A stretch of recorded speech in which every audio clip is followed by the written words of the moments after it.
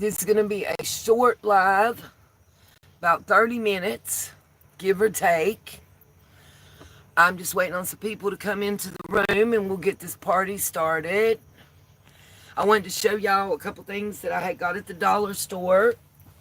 So y'all could see what was on sale for 50 cents each.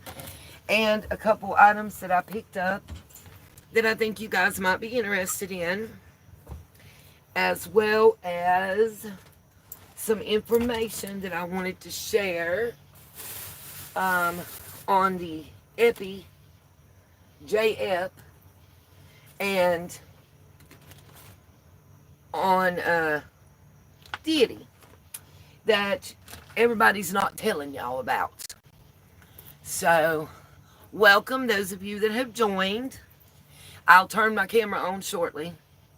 Right this minute, I am getting dressed after being undressed. I went back to my Dollar Tree to get another one of those voice-activated lights I was telling you guys about. They're sold out. They get a truck, she said, Tuesdays and Thursdays. And hopefully they'll have another one. And I'm going to show you guys that. As a safety mechanism for me, it's awesome. You can actually, it's anything that's a USB, or you can plug it into like the phone cord, USB. I'll show y'all that. Or like a little battery power pack, that you charge your phone with.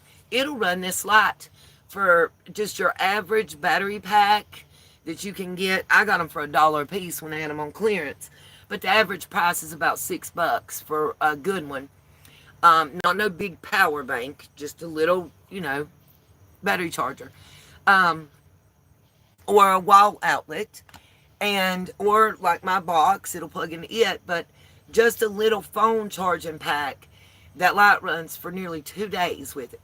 And I can leave it on or turn it off. But what I like is like, when I come back to the camper at night, I don't have lights on, because I'm charging my box that runs my lights.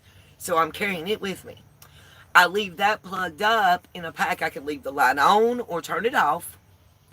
And what I found is, as I open the door, I can say the phrase, and it's going to turn it off when I say it. But and what I have found also is you have to say the phrases exactly. It will get on your nerves. Because you can't say, turn the light off. Nope. Turn light. You have to say it exactly. I'm going to cut this square out of the box and tape it on the bottom of the light in case I forget. I'm looking for my glasses, of course.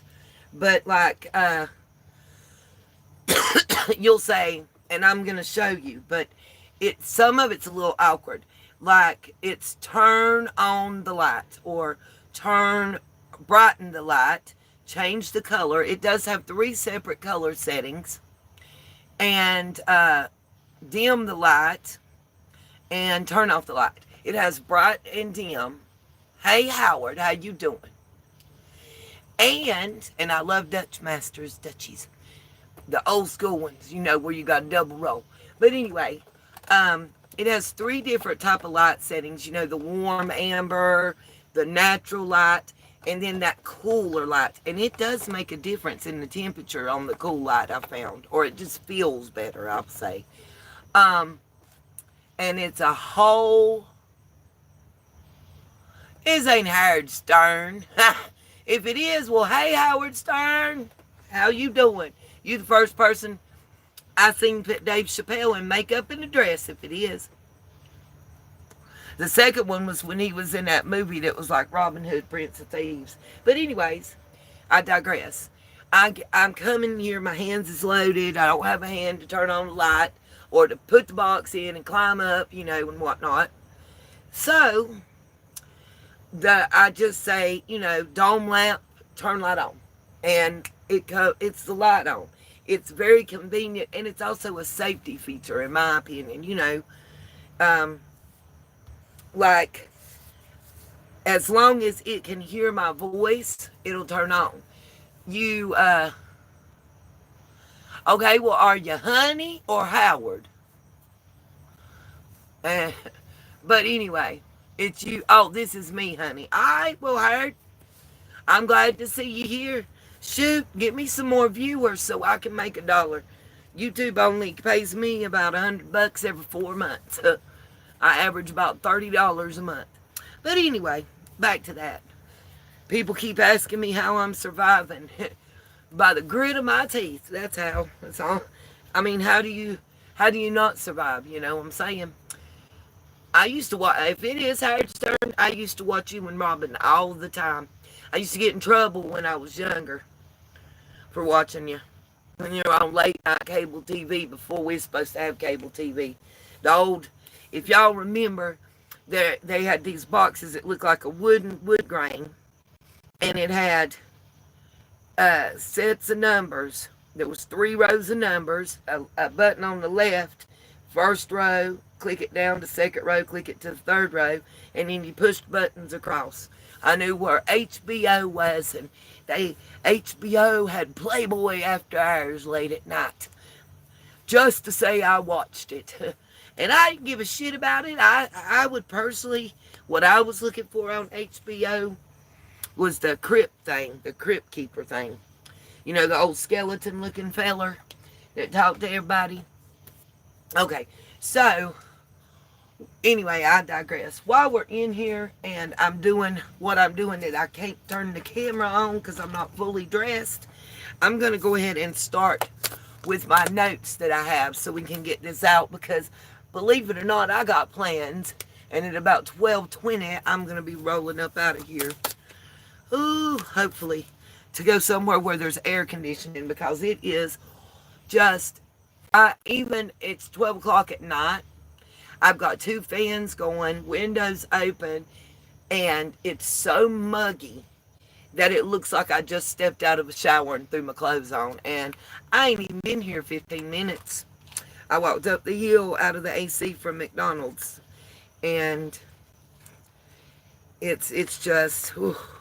I've got to got to get stuff done so I can plug up and actually use my air conditioning, or figure out how to fix and work the, I have if anybody knows anything about generators, please reach out to me. It's got to be a 94 or 95 model, and it is an Onan Cummins 4000 generator that's made in my camper. My daughter says, I can't remember what it starts. I thought they said it was the points. She's telling me it's something else that starts with the P that they said had to be replaced. But I thought that the people I bought it from said that it needed points.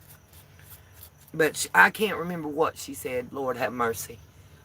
I'll call her and ask and post it.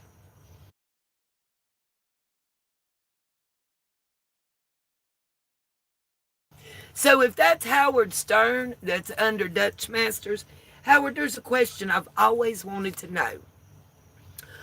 Why did Dave Chappelle dress up, and it was more of a prosthetic chest because it was kind of rubberized, silicone looking? What was the purpose in that? A lot of people said that it was a humiliation ritual. I just want to know if that's really you. Tell us, what was the purpose in having him dressed like that? Was it just a skit that people thought was going to be funny? I only ask because it seems like that it actually kind of proved all the naysayers out there about Hollywood and whatnot. It proved them to be right.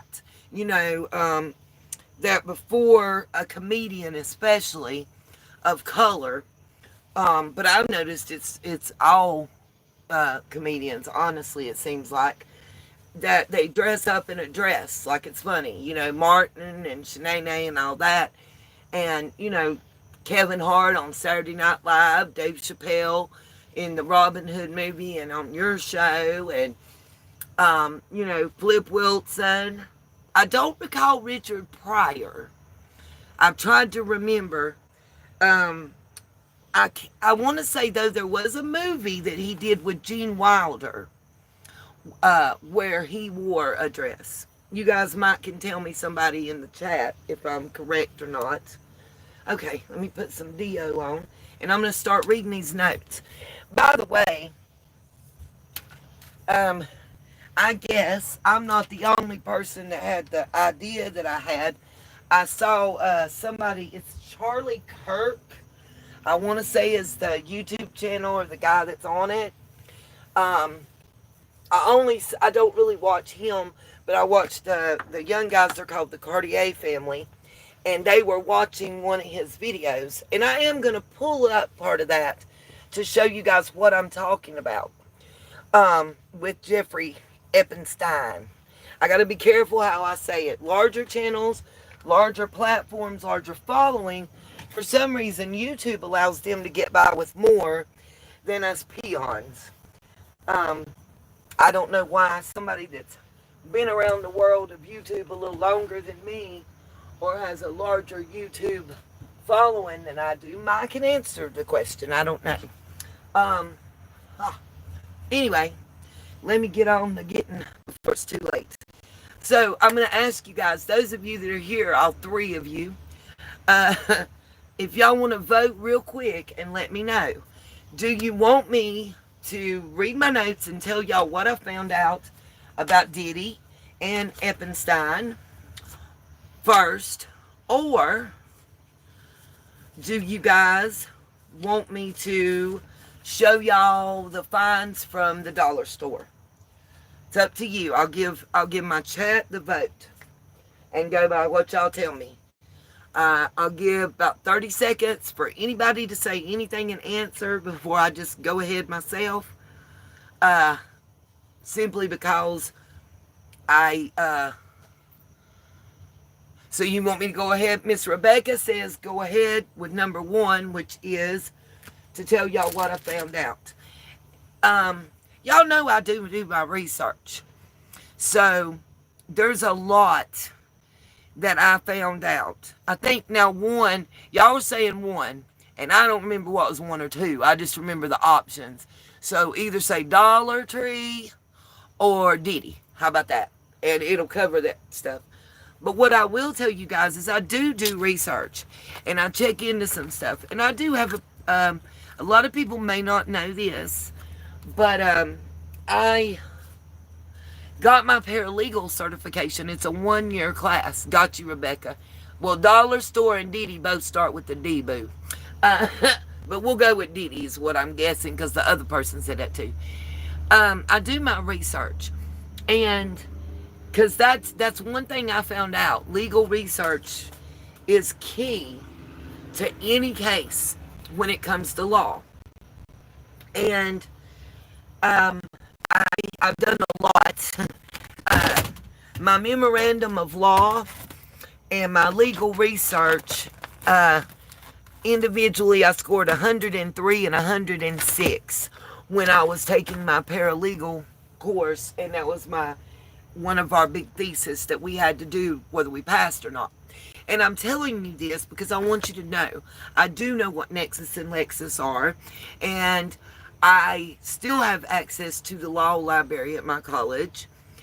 And one thing that I have found that a lot of people may not think about is, let me think, how do I want to word this? Okay, when you have a case that has been adjudicated and is tied to other cases, and that case that's been adjudicated already, in other words, let me just be blunt. You've got Jeffrey Epps and Ghislaine Maxwell. I'm probably not saying her name properly. But Jeffrey's case was being adjudicated when he passed, however he went. There's a lot of discrepancy. I have lost all respect for Cash Patel and Dan Bongino. Sorry, not sorry. You, above all, gave promises to folks. I believed in them. I supported them. I was so excited that someone who was a homegrown political commentator from the YouTube genre that started off similar to myself had made it to the White House, had made it to the upper echelon, to the top, of the top of the top. I was very excited and hopeful that they would at least try to keep their promises. And dude, y'all punked out like some straight bitches the first time that came. I don't know if y'all seen two specific interviews, but they look scared to death. Now, what I will say is they probably should be scared. There's a lot of people that can hurt them. But they knew that before they ever took the job, before they ever campaigned for it, before they ever considered it. I would have known it, and I'm not as up there and as have the ability to see stuff that they can before they took those positions. And I'm telling you all this because it really pissed me off. And I'm telling you now, they have to take the stand and put their foot down and say, I'm going to quit if this don't happen.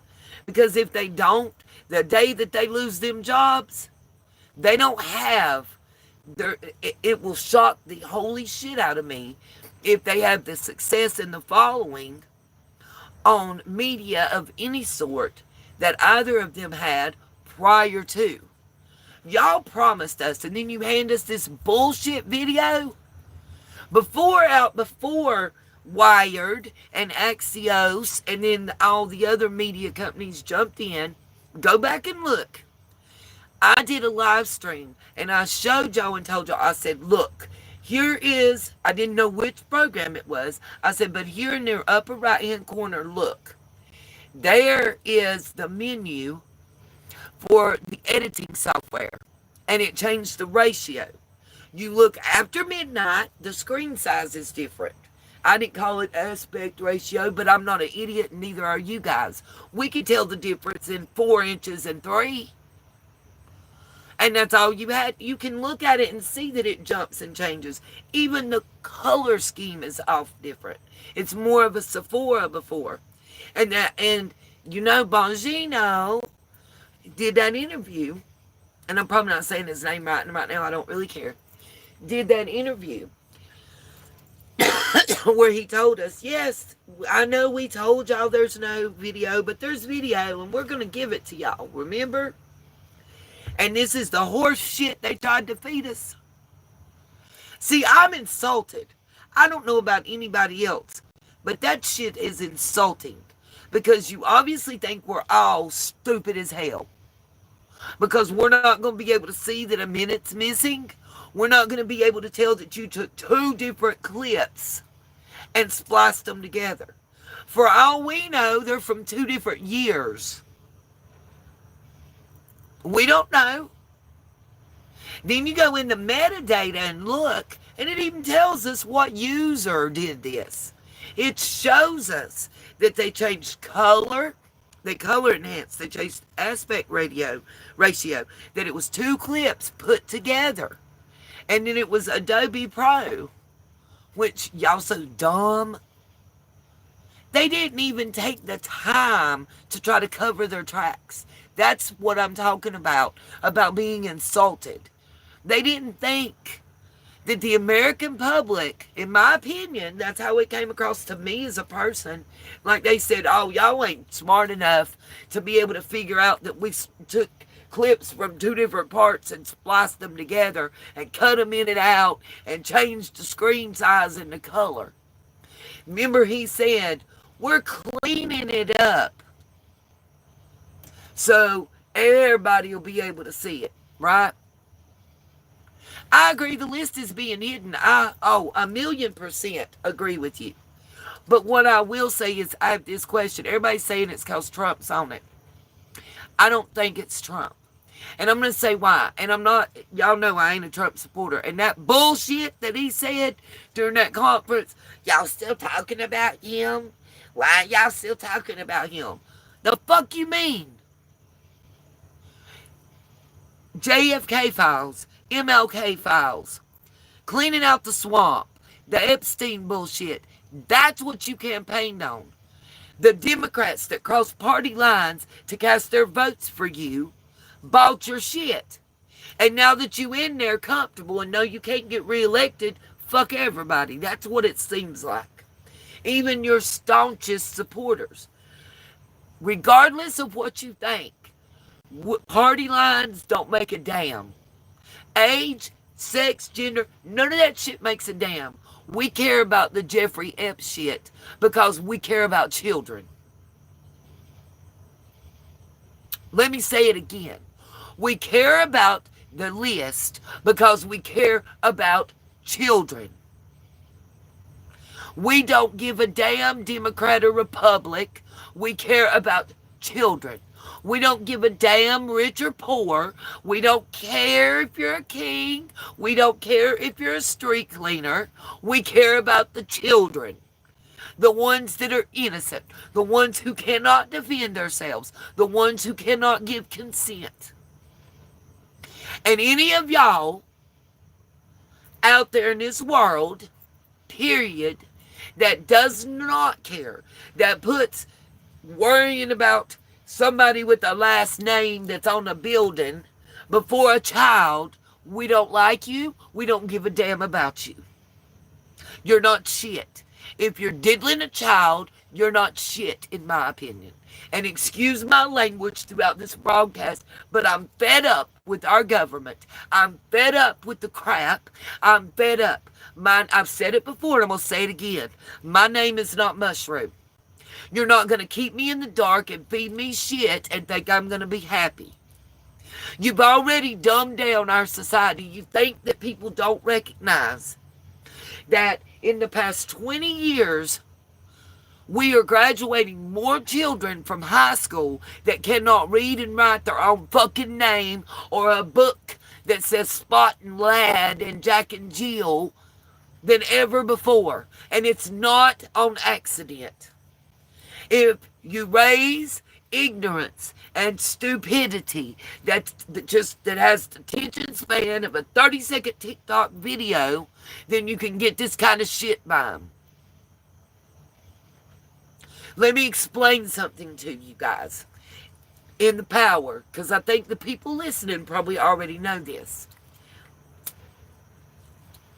A lot of us are Gen Xers. What does that mean? We're used to opening a door and walking in by ourselves. We're used to being self-sufficient and figuring out a fucking way to make it work. Most of our parents were at work. We left school on the bus or in the ride share.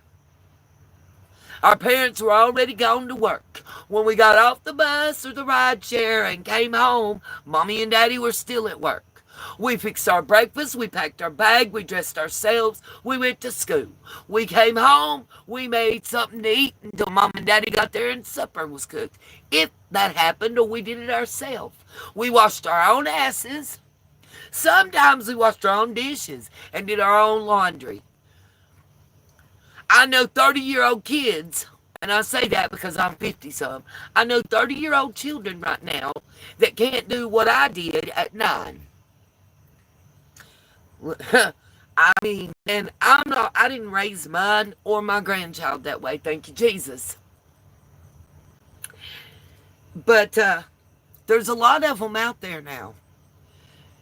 I guarantee you, take 100 of people between the ages of 18 and 30. Give them a sock and a shirt. Okay? Half of them a sock, half of them a shirt. Have a hole in the sock and a button off the shirt. Give them a needle and thread and tell them to sew it on. I bet they can't. I bet they can't. I bet half of them, when Helene came through, this proved to me I'm right. When Helene came through, half my neighborhood was at my house that were in that age group because they didn't think of building a fire. They didn't think of taking some rocks or a paving stone and making a ring around and taking all the wood that Helene threw out in the yard and the leaves and making a fire and even putting an oven rack over it like I did in cooking. Because they don't have those problem-solving skills. They don't have those reasoning skills because they're not teaching them no more. I guarantee you, I asked my daughter, do you know what the law of supply and demand is? Nope. Never heard of it till I talked to her about it. 34 years old. Went to college. She wasn't in marketing and finance or accounting, but she should have to be because in ninth grade civics class, I learned that. My bad. Sorry, Mr. Setzer. Eighth grade civics class. Supply and demand was my favorite thing. Because if you don't have the demand, it don't matter how much supply you got, you're not making a penny. And the supply and demand has to do with what you can get for it. I learned that early on. Remember Cabbage Patch Dolls? That was a good supply and demand lesson. If you don't know, Google it. Now, back to what I found and what I was talking about. So, Jeffrey's case never got to finish being adjudicated because, for whatever reason, he's no longer with us. Some people say he's in hiding. Some people say they hit him. Some people say they unalived him. Some say he did himself. I personally feel like he probably did himself, but he was given that phone call that they didn't want to tell us about. You know, everybody's supposed to be in their cell by 8:40, and at 10 something, he's getting walked back to his cell because they made an exception to allow him to make a private phone call that they've not released who he talked to. But whoever he talked to encouraged him to no longer be with us. That's my opinion, or gave him the plan and the layout for him to get took out. Whether it was took out permanently or took out somewhere else. You know, because you ever heard of the man that knew too much? He knew too much. And in my personal opinion, I believe, in my personal opinion, that he was a Mossad / CIA asset. Probably other governments as well. If you, let me put it this way. If there was a king of North Carolina, okay?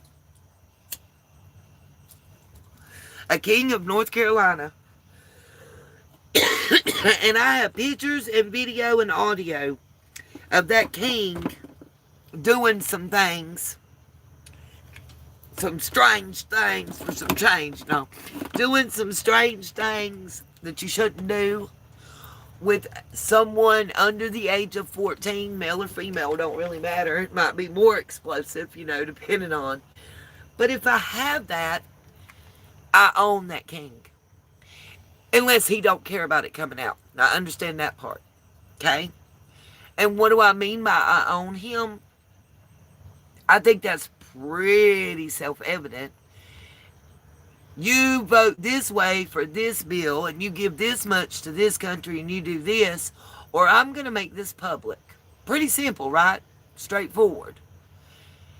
Now, how many info did they have like that? And in the Diddy situation, it's the same thing. Call me crazy, I'll answer. But I personally believe in the Diddy situation, it's the same thing on a lower level. If you'll recall, it's been about a year ago when it first came up. It was right around the time of the raids that I showed y'all. I believe it's called Article 40 or something 40. I can't remember. But it's a paperwork where a specific FBI agent picked Diddy up in New York and took him to Washington, to another FBI agent. And by the way, it's awful interesting that that agent that enacted that Article 40 to pick Diddy up in 1995, prior to the incident that happened at the college, very close prior to. So what did he do before then we don't have a record of? I don't know. But in my opinion, I believe if you look at time, and time is important, the agent, and I've shown this in that video, and I'll tag it, I'll put it in the description box, that one and the other live I'm discussing of mine. But in that video, I showed you guys, the agent that did that Article 40 in 95 had contact with Diddy on and off for many years. And right before They ran in his house in March.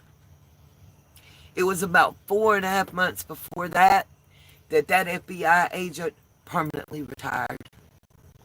So, let's say they were best friends. His FBI buddy that was his best friend retires. And then all of a sudden, Cassie does the lawsuit and the ball gets rolling with the feds.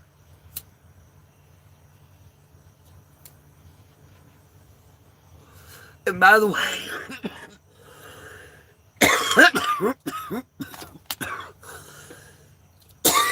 sorry, y'all, just got strangled. Get a drink. Oh my God. How do you get strangled on your own saliva? Oh my God, I can't get the drink box open. Are you serious right now, Pepsi? Good Lord. By the way, Dollar General, if you have the app, 18 packs of Pepsi products, $8.50. A 12 pack is $9.98. Just throwing that in there. Thank you, Renee. She bought an 18 pack and gave me half. Because I didn't have nothing to drink or eat right now. Till the 17th. But anyway, let's get back to this.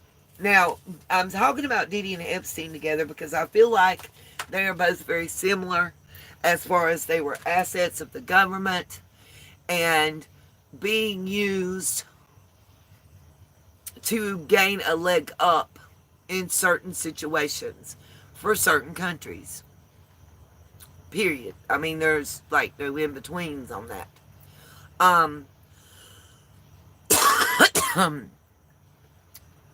Hold on. I'm trying to find the video I wanted to show y'all. Got it right now. I'm gonna pull it up. So when I start talking about certain stuff, I'll have it in the background without sound. But what also, I want to make this clear. So a lot of people are coming down on Trump. I'm not a big Trump backer, supporter, whatever you want to say. Right is right and wrong is wrong. Fox News has came out. The interview where Trump said, yeah, I'll declassify the EP and the MLK and the JK, whatever. Fox has come out and said they edited his answer. There was more to his answer that they did not show, which was, he said, there were a lot of false allegations in the Jeffrey, I'm going to say Jeffrey Epps paperwork, and that he would have to think about it because it would tarnish the names of people who were falsely accused, and he didn't want to do that. I'm paraphrasing, that's not the exact words, but that's very close to it. Now, that being said, I call bullshit. Put it out there. I don't give a damn. You can say, listen, you can tell people I hung from my toenails in the middle of downtown square. That don't make it real. And if people really know me, it's not going to matter. And if I'm somebody that's a public figure and you're saying that I did something that I didn't do, won't I have proof that I wasn't there? I mean, if I'm in Florida, I can't be on his island at the same damn time. Oh, in the chat, how many of y'all think Jay-Z is really that Ramir guy's daddy? Just wondering if it's just me that thinks when you deny them, they look just like you. Okay, I got to read my notes. Because my ride will probably be here shortly unless they fall asleep again like they old and they did last night. Let's see. Rump and Epstein were good friends. I agree with you. Yes, they were. And I'm not defending. I don't want nobody to think I'm defending Rump. What I do think is, and you guys probably have to agree, the only caveat is, well, they had something to lose too. Number one, my understanding and what we know from flight logs is that the Clintons and the Gores and the Obamas all were also on the island, okay, if we're going to be honest, okay, just Clinton, I would say, equally to or more than Rump, okay, that's number one. And number two, I just feel like the first election he won and this one, if they really had something in those files on him, it would have got leaked out and been used. especially in this most recent election. I mean, I can't think of a good reason they wouldn't have used it. And that's the one holdup I have. I believe it's someone very close to him that he's protecting. I'm not sure who. Could it be, is their sons maybe? Or son-in-laws? Brothers, sisters, best friend? I mean, I'm just throwing it out there. Because it can't be parents. Some of you in the chat may have an idea. I just feel like that the other side would have used it if they had it. Right, not if it was CIA or Mossad. What, you don't think that they would have used it to keep him? The CIA definitely would have found a way to use the information to keep him from being elected again. Or the first time. I just can't. I've ranked my brain. Now, maybe somebody, has a good point that I'm not thinking of, and I'm open. That's why I'm here discussing it. Because I can't think of a reason. But you guys might. It's entirely possible. Okay, I want to talk about some things, okay? All right, Diddy. And some people are going to argue with me. But here we go. I'm going to run through this pretty quick because I want to get it all out before my ride arrives. And I've got my do not disturb on. Don't forget, if anybody would like to help support the channel, I've got the Cash App, the PayPal, the Venmo. It's all in there. Also, Facebook, Instagram, Patreon, TikTok. I only need 5 more TikTok followers, by the way, to get TikTok monetized. Go over there and check it out. Make it worth my while. I have 2 upcoming job interviews this week. You guys please say a prayer that one of them works out for me. I don't want a handout. I want a hand up. I want to be able to help myself. And being judged because I'm over the age of 50 and you thinking I can't do a fucking job that a 17-year-old can really sucks. Because I'm too young, just like the checks that the big beautiful bill sent out. I fall through the cracks again. I don't have a kid. I'm too young to get the stuff for seniors. I'm too old to get the other stuff. So I'm the one category that's poor as shit and don't have 2 pennies to rub together that doesn't get any help from the big beautiful bill. Welcome to my world. Okay, so here's what I had about Diddy. I'm going to start with my page 1. I've got notes and I'm going to read from those on Diddy and Epi so I can get everything out. And I am going to show y'all some video when we get to the Epi part. So let me get Diddy out first, okay? I got a call after my last live on Diddy and Epi. Here are 3 facts on Diddy that I believe, I have to state it this way, in my opinion, this is what I believe. I believe that more charges from Fed and state are forthcoming unless there is a backroom agreement reached. Okay?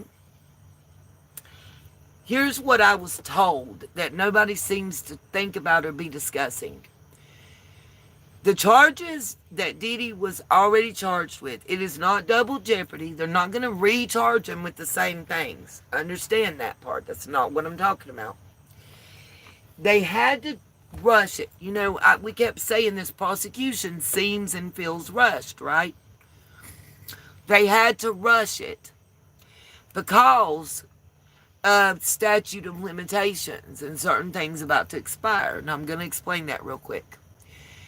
So, they had, for the RICO charges, they have certain things called predicate acts. And those predicate acts, some have 5 years, some have 10 years, that they have to occur within, like, you're doing it in 2025. It had to be 2015 or 2020 and up that these things happened for him to get charged with. So a lot of, if y'all noticed, there was a lot of stuff that was 2014 and 2015 that was being testified to in the courtroom. The 2014 was working because of when they filed the charges was in 2024. They had to do those for the RICO. The Schmeck's trafficking and the other things for that RICO, the arson and the midnapping and stuff, all that was going to expire December 31st. As of January 1st, those could no longer be used as predicate acts, is what I have been told. Now, if my information is correct, I apologize. But upon information and belief, the phone call I received, and it was legal counsel, this is what they advised me. They said, because for RICO, it has to occur within the last 5 years. On some things, it's 10 years. Okay? Allegedly, that is why,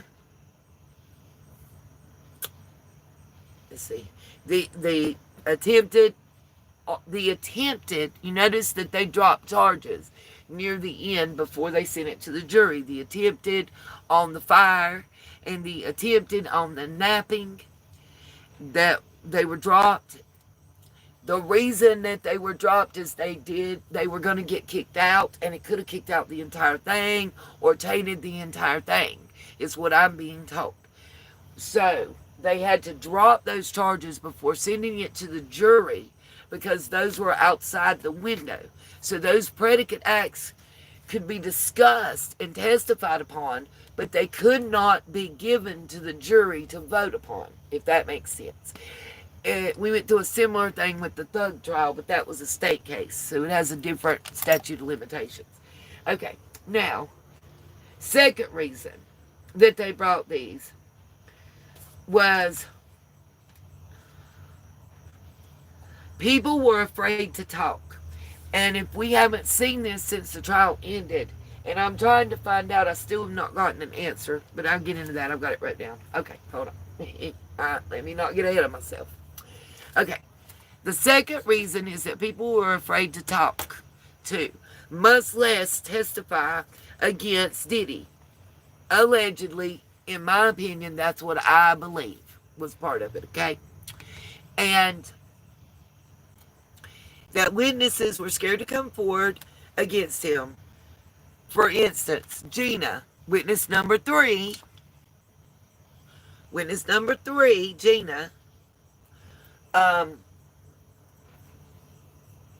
she ended up not testifying. And ain't it really freaking interesting that the day before the verdict came out, the feds couldn't find her to get her into court to testify, right? Nobody couldn't find Gina. But the afternoon before the verdict come out, she's coming out of a place that looked like Walgreens, to me, in my opinion, I believe. And TMZ's got her on camera talking to her. TMZ with Harvey Levin and Mark Garagos. And ain't Mark Garagos' daughter Diddy's main defense attorney? I'm just saying, just things that run through my brain, I believe. Common sense should rule the day. Don't know what y'all think. I'll read it in the chat, though. Okay, and let's see. From there, Gina. Oh, and we've seen the chef that came forward. Now, I'm not sure. This is what I'm waiting on because I don't have the name of the chef at this point yet that wrote the letter. What I do know is that one of Diddy's chefs, and it may have been the same lady, filed a lawsuit, an employment lawsuit, and won, as I understand. They settled out of court. But she was alleging similar things as to what the one that refused to testify did. Being called into the room to bring food or asked to, call you in there so they could order up something they want you to cook. And they're laying there naked and crap everywhere and all kind of stuff. Asking to be carried rugs in a pouch to hand out like the rest of the employees. Being groped and inappropriate things, in her opinion, said to her by Diddy and several other employees. And by the way, had he been found guilty on the RICO charges, there were at least 3 co-conspirators that were going to be charged. Also, point of note, I have not found, and I went back through the transcripts and I don't see it anywhere. The first person that they told us that was granted immunity was the male that was Diddy's assistant, one of the first assistants that testified before Mia and everything else, but after the workers. Um, Several of the entertainers for hotel room nights never stated that they were given immunity. And a big one here.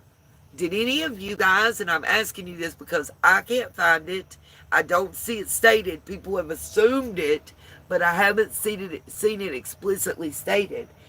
Um, did Cassandra Ventura have immunity? Because I haven't seen anybody tell us that she did. Not the press guy, what's his name, that was tweeting from inside the courtroom. None of the official documents. Rabbit has been reading the court transcripts. Nowhere in the court transcripts that she read directly on the days that Cassie testified, nowhere in there did it say that she was given immunity that I could recall. Now, that's my opinion, and I can recall. Also, another thing that I was told by this source that called me was, I think they, in my opinion, they wanted Cassie to testify while she was about to pop Prager's for a sympathy factor. In my opinion, at the very minimal, it played against Diddy in their eyes. Let's see. Okay. And that chef was also suing for unpaid wages. It's amazing to me how he could make people work 36, 40 hours straight, make them work 14 to 18-hour days, be on call 7 days a week, 24/7, but never wanted to pay no overtime pay. Sounds like my last job. Yeah, you work Christmas Day from open to close, 18 hours, and they didn't even want to pay me for over 14 hours. But anyway, I digress. Okay, let's see. All right, that's page 3. Okay, make sure I'm on the right one because I've got notes. Okay, so in closing, looking at the big picture, here's what I think we should see happening. Now, this is my prediction on the Diddy tape. If things proceed as they should legally, let me put it that way. If there's no backroom deals made. And there's stuff coming out now saying the jury was stacked and rigged because of the government personnel. The guy, Creepy Creeperton George, whatever his name is, he's an alternate juror. He did not deliberate. He knew he was an alternate from day one. And it is being erroneously reported that he took Juror 6's place when they were removed. That is false. It was a scientist. It was not the guy that did this, the juror that looks like a fucking weirdo creep they're calling Mr. Beans. It was not him. He is not the alternate that deliberated and stepped into the place of the ousted juror. That is incorrect. I have checked and triple checked. So those people that are reporting that, tell them to get their shit together because it's incorrect. It was not him. He is not the one. And let me emphatically state that again. He claims to work, I want to say, for a division of Homeland Security. I don't believe it. They've kind of verified it, but I think he's full of shit.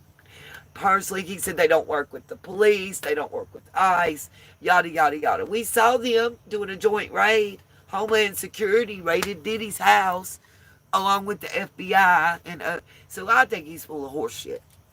My opinion. I think he made reference to 300 and some pages of notes. I think he wants to catch a paycheck. And okay, rightly so, he missed work, whatever, write a book, whatever he does. But just don't lie. Stop the lies. Because you should not know what other jurors felt about someone's testimony or thought about the case because you never were able to deliberate and you guys were not supposed to talk to each other or anyone else about what y'all saw in court. So when Dawn Richards got off the stand, there wasn't supposed to be y'all talking about we believe her or don't believe her. That was something you're supposed to keep to yourself and talk about it when you were handed the case and told to deliberate. But he wouldn't have been involved because he was an alternate from day one and he left an alternate. So whoever's saying, if it's him even, that he took the place of juror 6, the one that was New Jersey, supposed to be New York, pregnant girlfriend, blah, yada, yada. No, it was not him, and I have been able to verify that fact. Let's see. So, where was I at? Because I'm trying to hurry and get through this, and I'm wondering my ride's late, so they might not be coming. Hell, I don't know. I might pause for a second. Hold on. Let me find out where they're at, so I see how much time we have. If it starts buffering, stick with me. It's just because I'm sending a text. Trying to find out how close. Can y'all hear me? Is everything good? Trying to find out how close. Can y'all hear me? Is everything good? It says it's back. Okay. Anyway, y'all be able to catch it on the replay. If not. Okay. I'm trying, y'all. Okay, the big picture. What I think we should see happening is I think we're going to see, some people call them superseding indictments, new indictments, whatever. Diddy's going to see new charges, in my opinion. I think there's a larger investigation than we're thinking of, and I'm going to explain real quick. I think they will come out before October 3rd sentencing. I think there's a reason that they're holding it off till then, even the defense team. I think there's some backdoor negotiating going on, and they need that time. Plain and simple. Also, sorry, y'all got the hiccups. I guess they went to sleep because I ain't getting an answer back. Oh, well, we'll talk till I hear then. Anyway, we may have more time than I thought, but that means I don't get food tonight. Thanks a lot, Todd. Okay, anyway, I'm so tired of people just lying to me and let me down. I might need a minute. I might need just a second.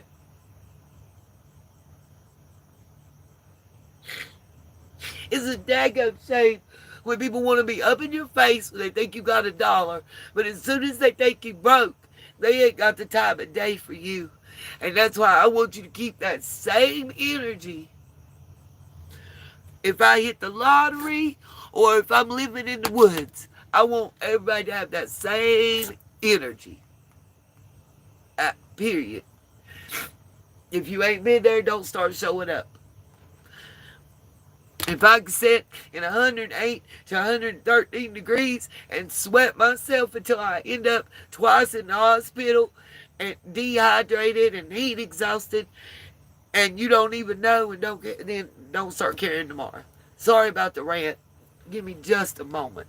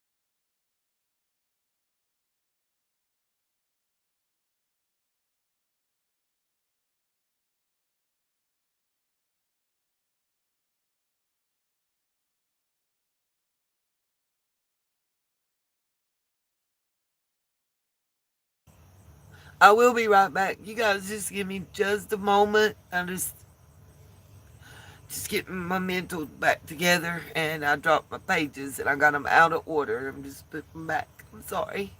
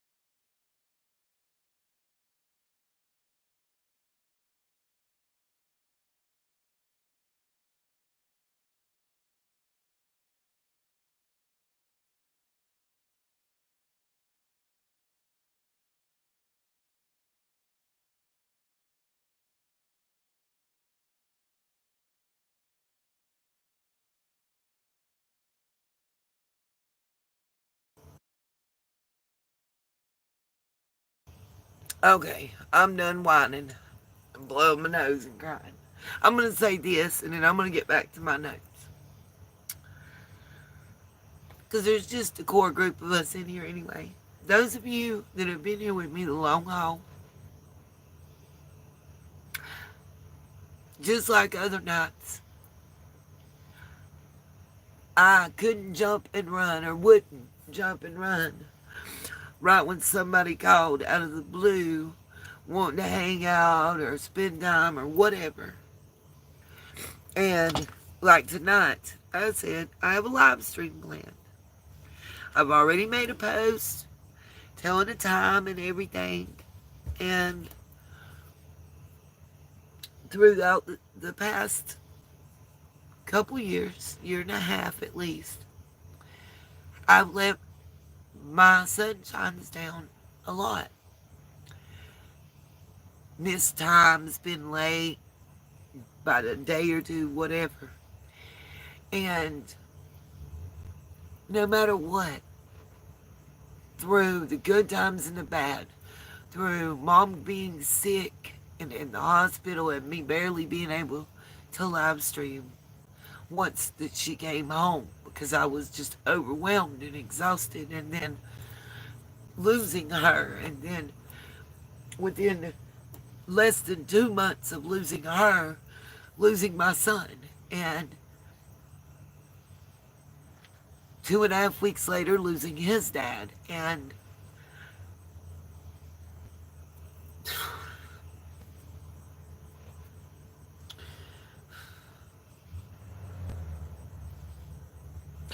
3 months later losing my stepdad, and 3 weeks after that losing my dog, and then for the next 14 months fighting to settle mom's estate and with this company and that company. I still, by the way, let me explain this. People don't know. I had to go ahead and do a small estate and settle mom's estate. I had to sell the house and be homeless until I got my portion and everything was adjudicated and paid and done. And being in the camper might seem like nothing to some, But it's more than what I had, which was nothing. So that part, and it's paid for, and it's title, and it's free and clear in mine. And still, to this day, haven't gotten mom's whopping, the Social Security payout that every citizen's supposed to get or whatever. Still haven't received that, by the way. Okay. Also, still battling Capital One. Of course, I had to pay a lawyer for that. Still paying the lawyer. It's more every time something has to be filed or done. But where there was $51, basically, I'm rounding up to the nearest dollar. $51 left owing on my mother's Nissan Rogue 2017 model. And they sent a repo company out of Georgia, I believe they said Augusta, but I might be wrong, to do an illegal repossession. Number one, it was outside the statute of limitations that they were supposed to. There apparently was a clause. Please, anytime you guys buy a house or a car now, triple check if you are over the age of 38. This is per Capital One, and what they said to me when we were asking them, did you tell my mother that this was in the contract?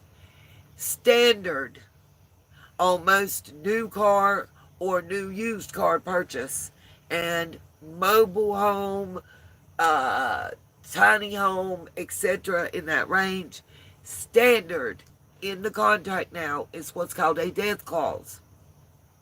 No matter if you have money or not, doesn't matter. Payments made or not, doesn't matter.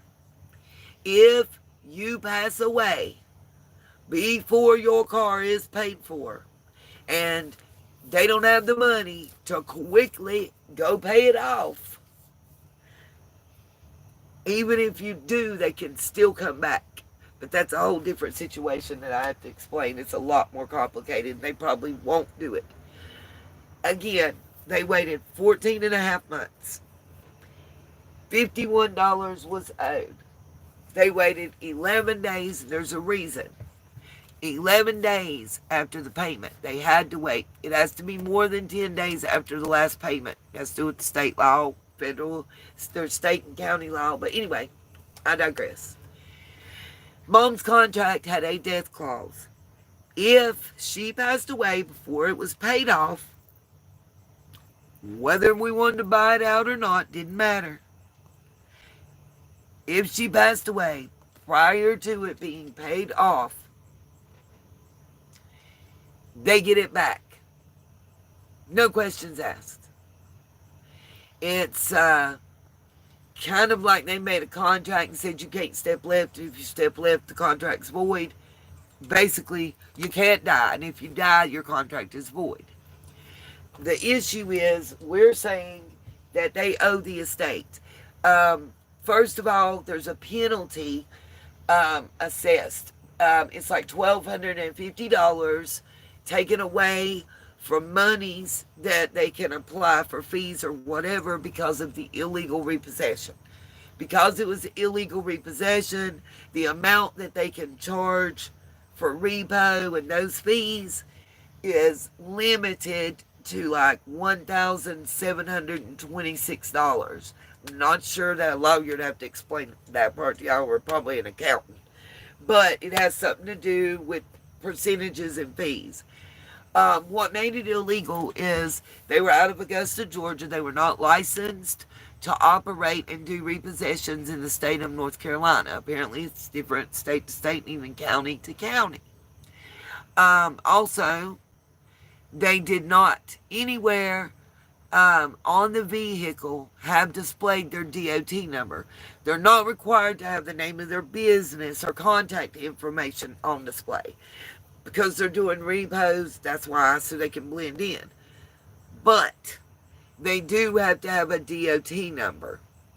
And it doesn't even have to say DOT number. They can just have the set of numbers somewhere. I have video. Well, the attorney now has it. But Anyway, I digress. Because I was trying to give them the key fobs. I unlocked the car for them. Why? Because I wanted to get it back. But after they repoed it, I didn't want it back. It was all-wheel drive, and it was set to front wheel. That's why I was trying to give them the keys, because it was pulled in. They tore up my aluminum carport. They dug up and tore up my gravel driveway, the entire length of it with ruts, because they wouldn't listen, because they knew what they were doing was erroneous and illegal, so they refused to interact at all. They never knocked on the door. They never asked nobody for shit. They had never been there and tried to repo and somebody ran off or nothing like that. It was parked at the residence that was on the paperwork from day one. When they took it, it was at Mama's house, you know? That's where it had been. So, no. And they grabbed it from behind and nose down, drug it the entire length of the driveway. And mind you, he's going forward and it's backwards. And instead of going just up to the top of the hill where it's flat, or, you know, and coming off the road, if they were scared and afraid of repercussions, what they did makes no sense. Because they literally didn't go out of the subdivision that has one way in and one way out. You go down to the cul-de-sac and turn around and come back up. They didn't go out, which is what you would do if you're trying to go to safety. Because it was a shorter distance out to the top of the road with an outlet than to go to the cul-de-sac at the bottom. It was a greater distance. They drug it the length of the driveway and all the way down to the cul-de-sac, turned around, pointing up to go out, dropped it, and fixed it at that point. Well, y'all just screwed the whole, transmission and front end. It's a front-wheel drive. You can't do that. I mean, you can, but you're going to screw it up.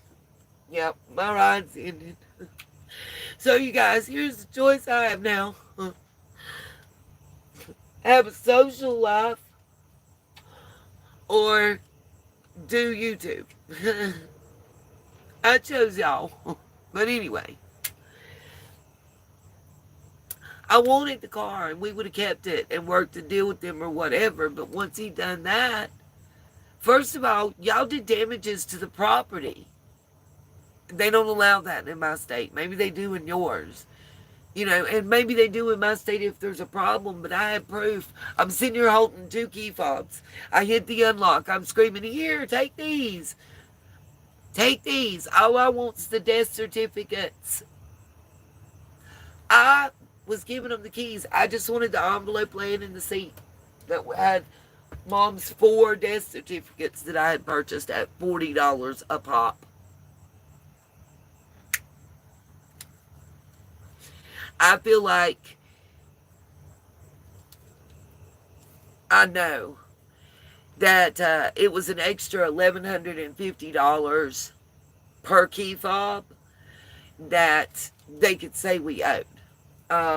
Long story short, the car, we owed $51. I'll round up again. We owed $51. $1,800 could be billed plus the 51 for the repo fees, and another $385, I think they said, for attorney's fees, because of the nominal amount that was still owing on the vehicle. That was if they were in the proper window, but because they exceeded the 12-month window by 2.5 months,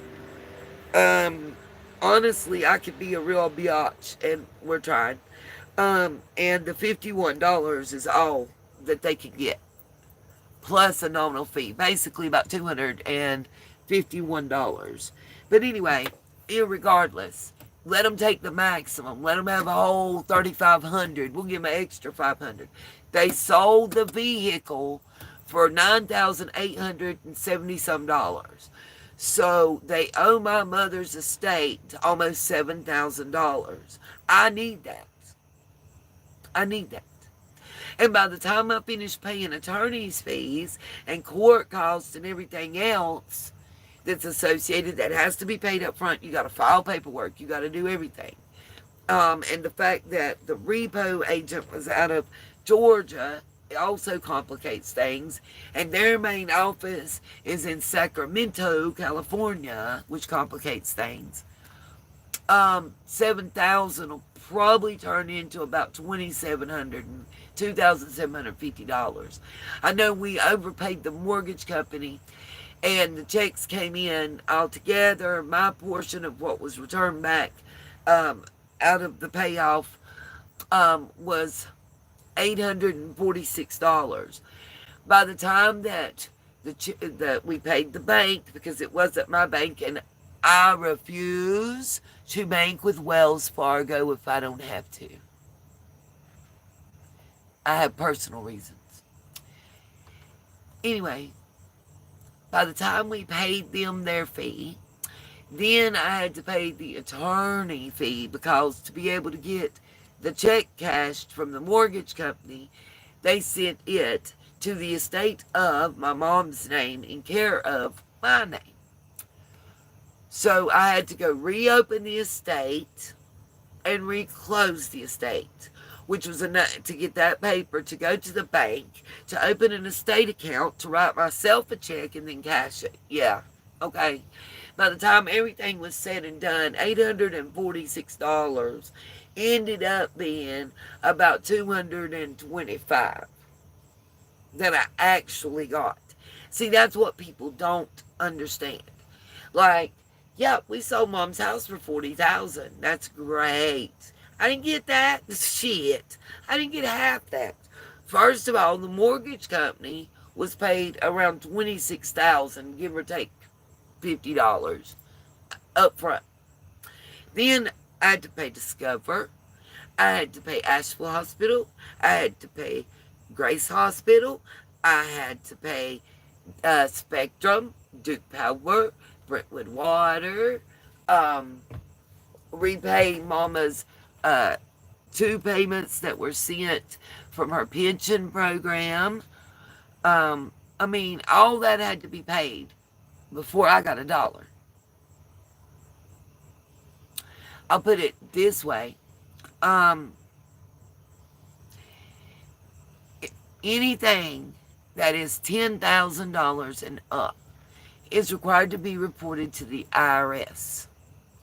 Everything added together that I received, even the overpayment check added back in, everything added together that I received doesn't reach that $10,000 mark. Done. And remember, I spent $1,700 on batteries, light bulbs, oil, and transmission fluid for the motorhome when I bought it, and the filters and stuff to do the oil filter. $223 to the mechanic. Right there's $2,000. $750 on the jackery and other supplies to go with it. The cord, the extra cord, the cord that plugs to the cord that comes out the motorhome, that changes it from 50 amp to 30 amp, and a regular standard wall outlet so that I can plug up anywhere and get power when a source is available. And just to name a few things, up front. And I have really gotten off topic, and I apologize. Okay. Sorry. I apologize, you guys. Don't shoot me. Okay, let me get back to the Diddy sphere and finish this so we can talk about the Epstein pin. The Epstein pin. Y'all ain't commenting either, It makes me feel some type of way. Say something in the chat. Everybody shout out where you from. Represent.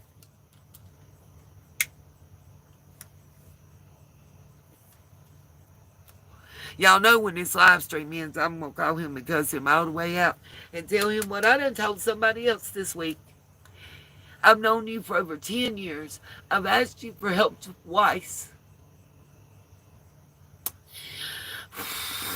In those over 10 years. Both times was for $10 or less. And you said yes. And then the next day, when you were supposed to get paid, believe it or not, out of over 10 years, those two occasions are the two that he did not get paid on the day he normally gets paid. Was when he was supposed to loan me. One time $8 and another time $6. Can I tell y'all a secret? Both times was a damn test and he failed. He failed. So don't call me when you're bored and you're on the road and you just want somebody to chat and keep you occupied and awake while you're driving. Call somebody else. Keep the same energy you had when I asked you for help. And I humbled myself.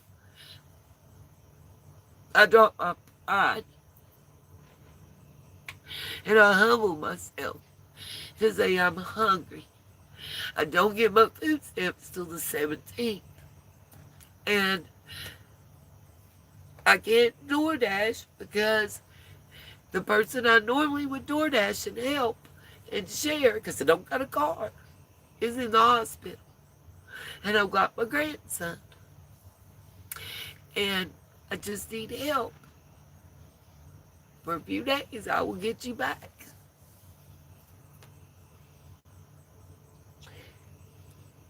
Newsflash, I'm still hungry. Or I never saw the $8 or the $7 either time. And I don't want y'all to think it was like 1 week and the next week. Oh no. No. There was a year in between times. You feel me? So, is that really a friend? And I want y'all to understand it's not that he didn't give me the money. It's not that at all. I mean, I would have been okay with him saying, I just don't loan friends money. I don't loan people money. I found that it causes problems. Cool. I would have been okay with that. Like, I'd rather somebody just be real with me instead of lying to me to placate me. Because when you lie to me, you insult my intelligence. And that's what I have a problem with. You're thinking that I'm stupid. Here, and we're coming full circle as to the Epstein shit. You insult my intelligence with that video and what y'all put out there and said. That's why we all mad. Okay, let me get back to my notes. Hold on, let me say hey to somebody. Hey, Miss Kathy, how are you? Welcome. Okay. So, back to what I was saying. In the next few months that we should be seeing, as far as Diddy goes. I said the new charges, and I'm going to give y'all a couple reasons to substantiate why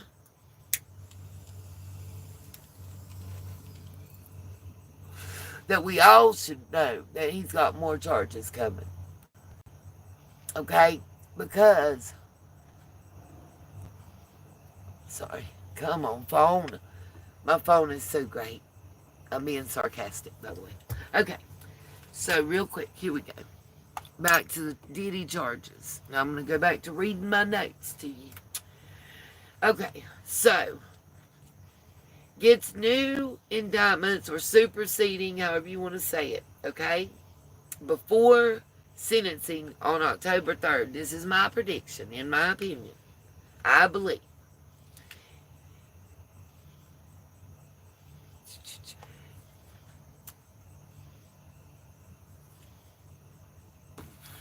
The reason that they're not letting him out and that they're holding him in until sentencing, I think, is twofold. I think whether we, the public, have been told, I feel like the defense, the judge, and the prosecution know things we don't know. Well, we know they do. I feel like they know there's more charges coming. Because during the arguments against bail, the prosecuting attorney said something to the judge about what was coming. And in that, something was said about minors. It was quickly edited It was not typed up and reposted, but I have been able to confirm it through 3 sources, independent sources that actually don't know each other, 2 of them, that were in court and heard it that day. It was also very rushed, ended quickly. Now, there's a couple things going on that could change everything, and we'll talk about that too. Let me get through let me keep reading my ish. But remember, we did talk about the number of letters that have come out. People, Cassie was one of them, but people saying they fear retaliation if he's allowed out on bond pending sentencing. And I will say this, most legal professionals that I've spoken to find it very, very peculiar. And it has, okay, I talked to 3 different lawyers, and all 3 criminal attorneys said to me, I've never done a RICO case before, but I've also never seen someone not get bond on the Mann Act slash prostitution charges between the time they got found guilty and sentencing hearings. That was the way it was stated. That they've never seen it. And that they have, one of them had a Mann Act case, and several of them had just regular illegal solicitation and set up a solicitation. Interesting fact, if they had done something like Corn Pub with the recordings, even set up an LLC, he wouldn't have faced the charges he got found guilty of. Let that marinate for a minute. So, trying to hide shit and not talking to your lawyer got you hemmed up more than effing with any Tom, Dick, or Harry that come along. Y'all know them people got to have some crotch crickets. They got, as Mama used to say, they got some shit Ajax ain't washing off. I bet you that. Watch, the suits is coming. We already saw Jonathan Audie. Nobody believed him. Nobody believed him. Thought he was a wackadoodle. And out there, he's still in jail. He didn't testify, but he's still in jail.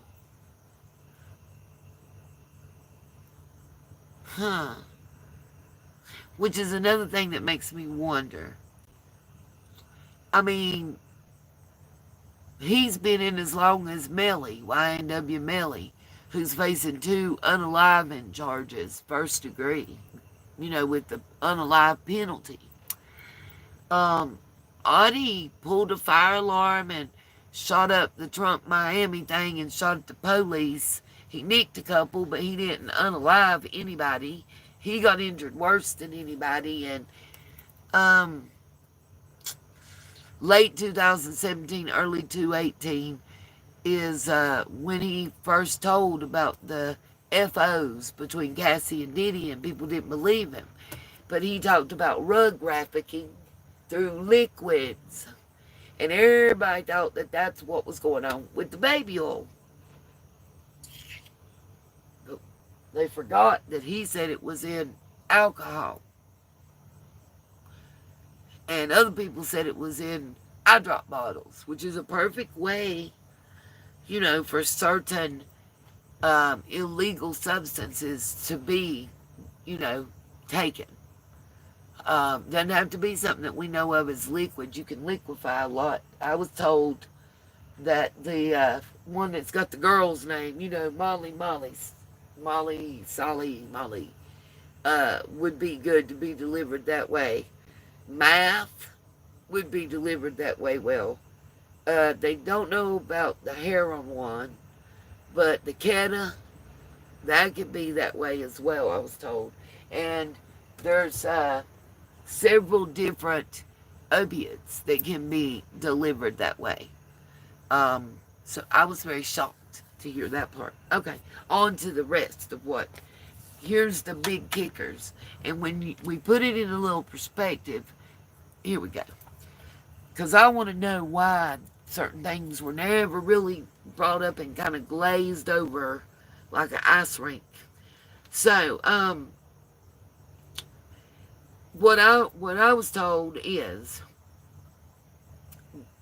that certain witnesses that they need to testify about the other things were like this chef and like Gina, and not wanting to testify because of fear of repercussions from the Didster. So they went ahead and done this knowing ahead of time that it was possible that they pretty much had him lock, stock, and barrel for what he got convicted of. But that the other was kind of reaching in a toss-up. But that they had to try, if they were going to try, simply because of the statute of limitations creeping up and not being able to even take the chance if they didn't do it quickly. And then also,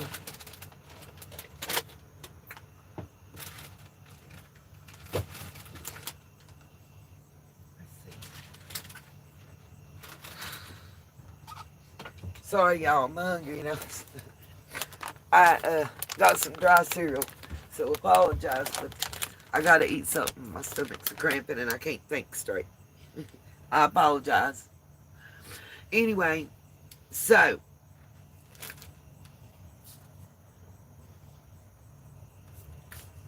I'm missing a page now.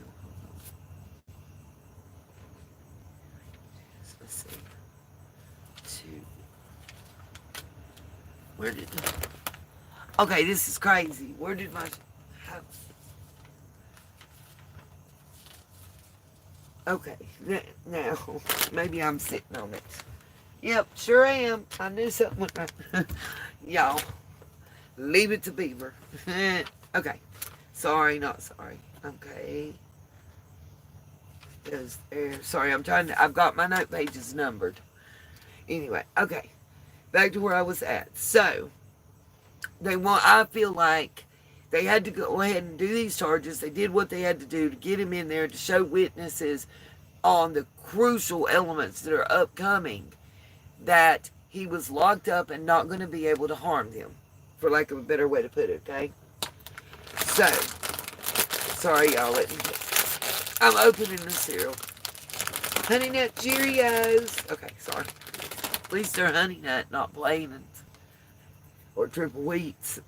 Got a little bit of flavor. Anyway, so these charges were picked first, in my opinion, I believe, to get him locked up because the predicate acts to convict on Rico were about to exceed the statute of limitations, and they wanted certain witnesses to feel comfortable in testifying in some of the upcoming court cases. Okay.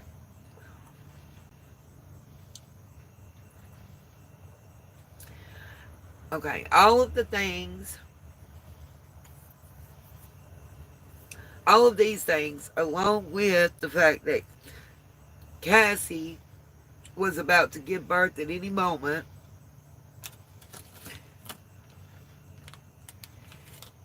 is why I believe that they went forward with prosecuting these cases, and is also why I think us and everybody else felt like it seemed rushed. What's up, Spider B? I like that name. Spider B? What Spider B? Okay, sorry. Okay, that was so good.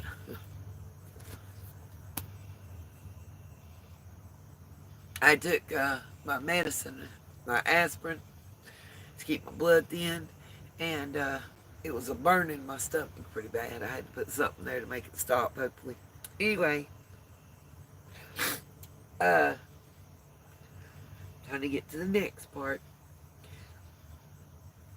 But that's why I think, a lot of commentators in the nationally syndicated media, a lot of lawyers, a lot of people in the YouTube world that have been through cases like this and watched the Fed cases before, we were all in agreement that this case seemed rushed and not well put together and thought out, not like what we're used to, you know, from the feds with their 98%, plus conviction rate, which most of them plead out. I will say, in studying and looking, 95 of that 98% plead out to something prior to trial. That's, I think, how they keep that conviction rate all the way up there. And then that last, 3% should have pled out, apparently, because they get found guilty. Now, like Diddy's, how's that going to affect their percentage rate? I just wonder. Just one of those things that I'll be thinking about, because, it was a 50-50 shot, basically. There was 4 things that was guilty, not guilty. They got 2 and lost 2. But the 2 they lost was the biggest, and the 2 they got was the least. So I don't know how that factors in. Again, that's something one of y'all might know. Let me know in the chat. And anybody that has any questions or wants to comment anyway, or tell me something, or send me something, my email is also in the description. I try to answer everybody. Usually within 48 hours of the email being received by me, I will respond. I love to communicate with you guys. There's quite a few people, through Facebook Messenger, through email, and other, text, whatever, that through YouTube land I met, and we communicate on a regular basis. Several are closer to me than family, and I trust and believe in them to talk to them. Hey, Miss Lisa, welcome. Okay, wrapping up Diddy. I'm on my last page of notes on Diddy before we start Epi. And the Epi's where I've got some video and stuff for you guys as well.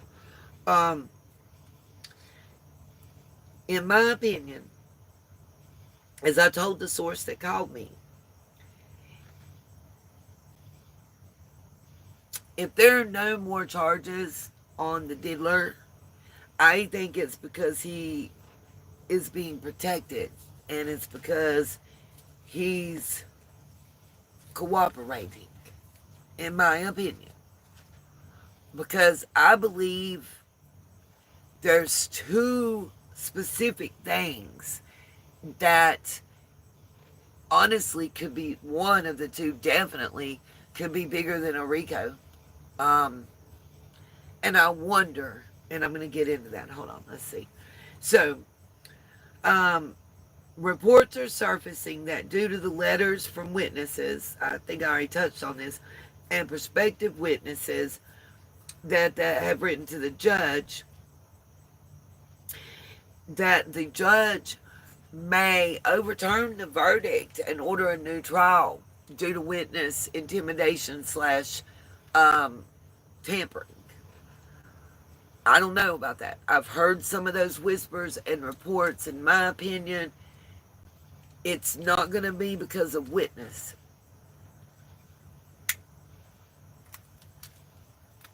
Intimidation. I mean, because nobody's come forward and said that a lawyer or somebody has come to them and said this or said that on Diddy's behalf, or even intimated they were on his behalf, as we know of at this time, in my opinion.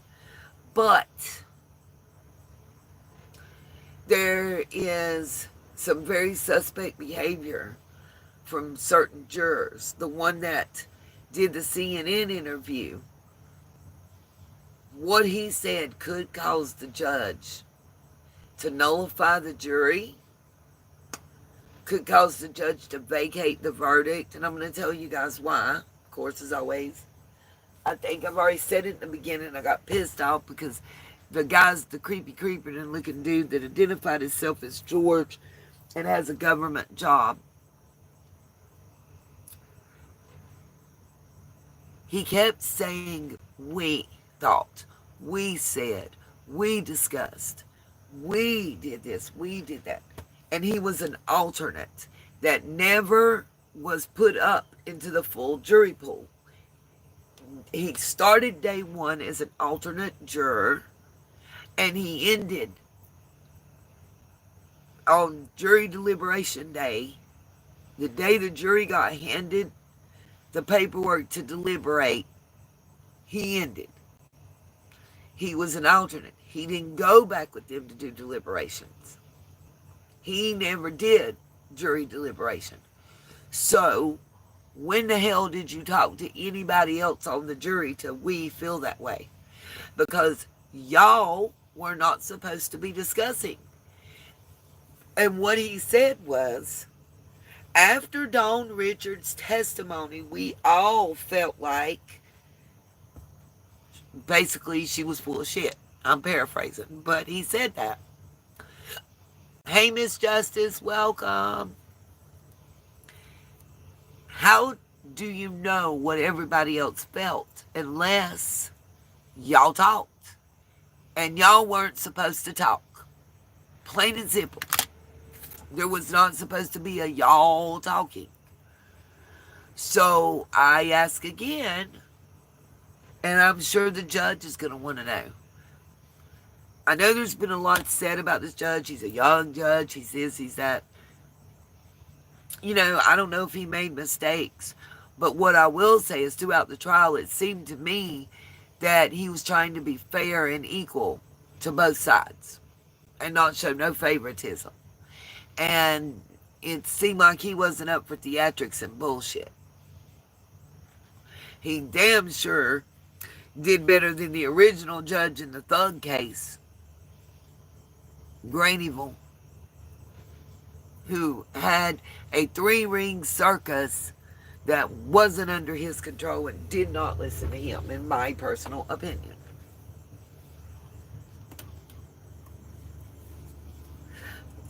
Just to do the YouTube things before I go back to my notes, please don't forget to hit that thumbs up. You know, ring my doorbell as you come in and wipe your feet on the mat. So hit the thumbs up and the subscribe, please. That's free.com. Go watch some other videos, live streams, and shorts on various topics that I have covered on the channel. Believe it or not, I have quite an extensive amount of videos on various topics throughout the years on YouTube, and it would be great if you would do that. Anybody that would like to support, we do have Patreon, Facebook, Instagram, TikTok, all the above, you know, all the social medias, X and whatnot, as well as CashApp, Venmo, and PayPal. You'll find those all in the description. Check them out. Go visit. Show some love. Make a comment. We don't care. Have fun. Tell me I have a gravelly voice. Interact. I don't care. As long as you're being honest. Thank you, Miss Justice. As always. Always. Okay. Back to my paperwork now that I've done the YouTube prerequisite once an hour. More people than we expected have written to the judge saying that they fear for their safety and their family's safety if the diddler is released. It's kind of scary to think of, honestly, that they feel that way. Let's see. Talked about the jury alternate, interviewed George in quotes, where he said, we all felt, we all said, we all thought, but he was never supposed to be a part of the discussion with the other jurors. And he is talking about it, not in real time, not after they got up and said whatever. He's talking, the way he stated it was he specifically spoke about different people that testified in different points within the trial, even Jane Doe and whatnot. He gave the we thought, we said, we felt opinions. And in the time frame of real time as the person testified, not in a culmination at the end. That's not the way he conveyed it in his interview, I'll say. Whether what's true, I don't know. Um, let's see. Oh, and what struck me was we've heard reports, and I've heard them, I'm going to say this, from news outlets as well as YouTubers that were on opposite sides of the spectrum. There were those that were pro Diddy and those that were con Diddy. One thing that was in agreement was that the videos, as certain jurors were watching them, that there were several that made faces that looked away from the screen, looked to be in pain, blah, blah, blah, when they were having to watch some of the freak-off videos that weren't released to the general public. And it wasn't, inner city press. Let me say this, too. A lot of people commented, well, he didn't write everything that was in the transcripts because Rabbit's been reading them and there was a whole lot left out. And it did give a different context and perception. Not one single person reporting, whether it was the Washington Post, the New York, whatever, not one person was verbatim with details. Inner City Press was in there, and he gave you an outline. But if you noticed, at the end of each week, there was a book or booklet posted that you could buy. Those had the full notes and the full testimony. And it makes sense. He works freelance for profit.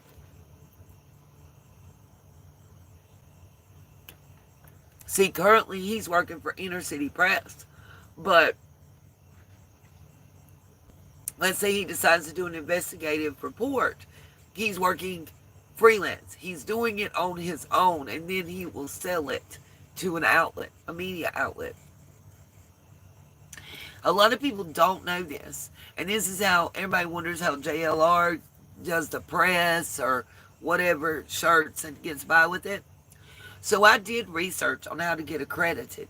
And by the way, I started in high school, actually junior high to be real, because I was doing assistant editor and editor of the paper in junior high. And in high school, I was taking mass media and news. I was part of the audio video gang. I did not have a pocket protector, okay? But I was part of the AV and forensics and debate and whatnot. So when people say that you don't have media credentials, I beg to differ. I am published. I'm published in the Reader's Digest. I'm published in Teen Magazine, 17 Magazine. Yes, it might be short stories and poetry. So what? I'm published. I'm published in six library and college, the National Library of Lord, my brain just went blank. Anthologies where I won contests and was published in an anthology that's the National Library of Congress puts out yearly. Several of my poems, one of which is My Facade. The World Today is another one, that are published in those anthologies over the years where I won and entered contests. Most of them, again, are short stories and poetry. I've had a couple articles published in local news outlets, again, sold freelance. So, though I'm not registered to get a press credential and the little pack and clip it with my picture and all that, and saying I work for this agency or that agency, or I'm an NAAA certified reporter, the difference between me and them is I'm not paying you nearly $600 to give me a little badge that I can print up myself. There's two different accrediting agencies for journalists. Both of them you pay fees. One, it can range as little as $500, depending on what you're getting, all the way up to $5,000. Um, One requires that you have proof that you've worked and done so many hours worth of this and published so many stories for this kind of publication and that kind of thing. The other one don't require that you do shit except pay them the money and write them the paper. There is no recognized national accrediting agency for journalists. Period. Say what you want to. There's not. And if you work as a freelance journalist, and I say this because a lot of the people that do the audits, the amendment audits, are freelance, independent reporters, right? And a lot of places around the country don't seem to understand that there's not a national recognized accrediting agency. Like if you want to be a lawyer, there is a board that accredits attorneys. There's a board that accredits doctors. There is a board, even if you're a paralegal, you have to take a test and pass it and be certified. Hell, if you're a CNA, you go to school for 18 weeks, unless it's less now. I had to go for 18 weeks. Go for 18 weeks, you take the state board, and you pass or you fail. But you're certified and you're on the registry. I know because I've been on it for now probably over 30 years. Last time I looked, it was 24 and a half years. And I let my certification lapse. But I can, at any time, challenge the state board and retake it and get my certification back. I just am not, because the driving while license revoked non-impaired charge, due to that, I cannot, in the state of North Carolina, work as a CNA. Well, I couldn't for 15 years. It sucks. But it's life. Bottom line is, bitch stole my identity. My kids was hungry. I'm a single mama. Because some trifling hoe that is criminal stole my identity, worked under me, and got a ticket in a town I still ain't even been to. I should have to suffer, or my children should have to go hungry. No, not happening. At all. Just no. So anyway, I want to finish the Diddy because the videos that I've got up, the video that I'm wanting to show y'all some clips of keeps trying to play itself, and I'm gonna lose it. And I'm already a little irritated and frustrated because I guess, you know what though, here's what I'm gonna look at it like. Whatever the good Lord wanted me to do and wanted to happen, that's what happened tonight. Oh, and please, you guys, sorry to interrupt this, but prayers for those all over the state of North Carolina that are facing flash flooding and landslides and mudslides and rock slides all around, especially those that were previously adversely affected by Helene. I guess in my area, we're luckier than most. We had some yesterday, but we got like a 4-hour break, which was great. And it started back today. We had heavy at sometimes, even with pea-sized hail and 40-mile-per-hour winds. But all of it ended between 9:30 and 10 p.m. tonight, and it didn't start until about 8:30, 8:45. So we were lucky. Probably got close to 3.5 inches of rain just in that little short time span. But our dam has been good, knock on wood, and I will give Duke Power this. They have been awesome even during Helene.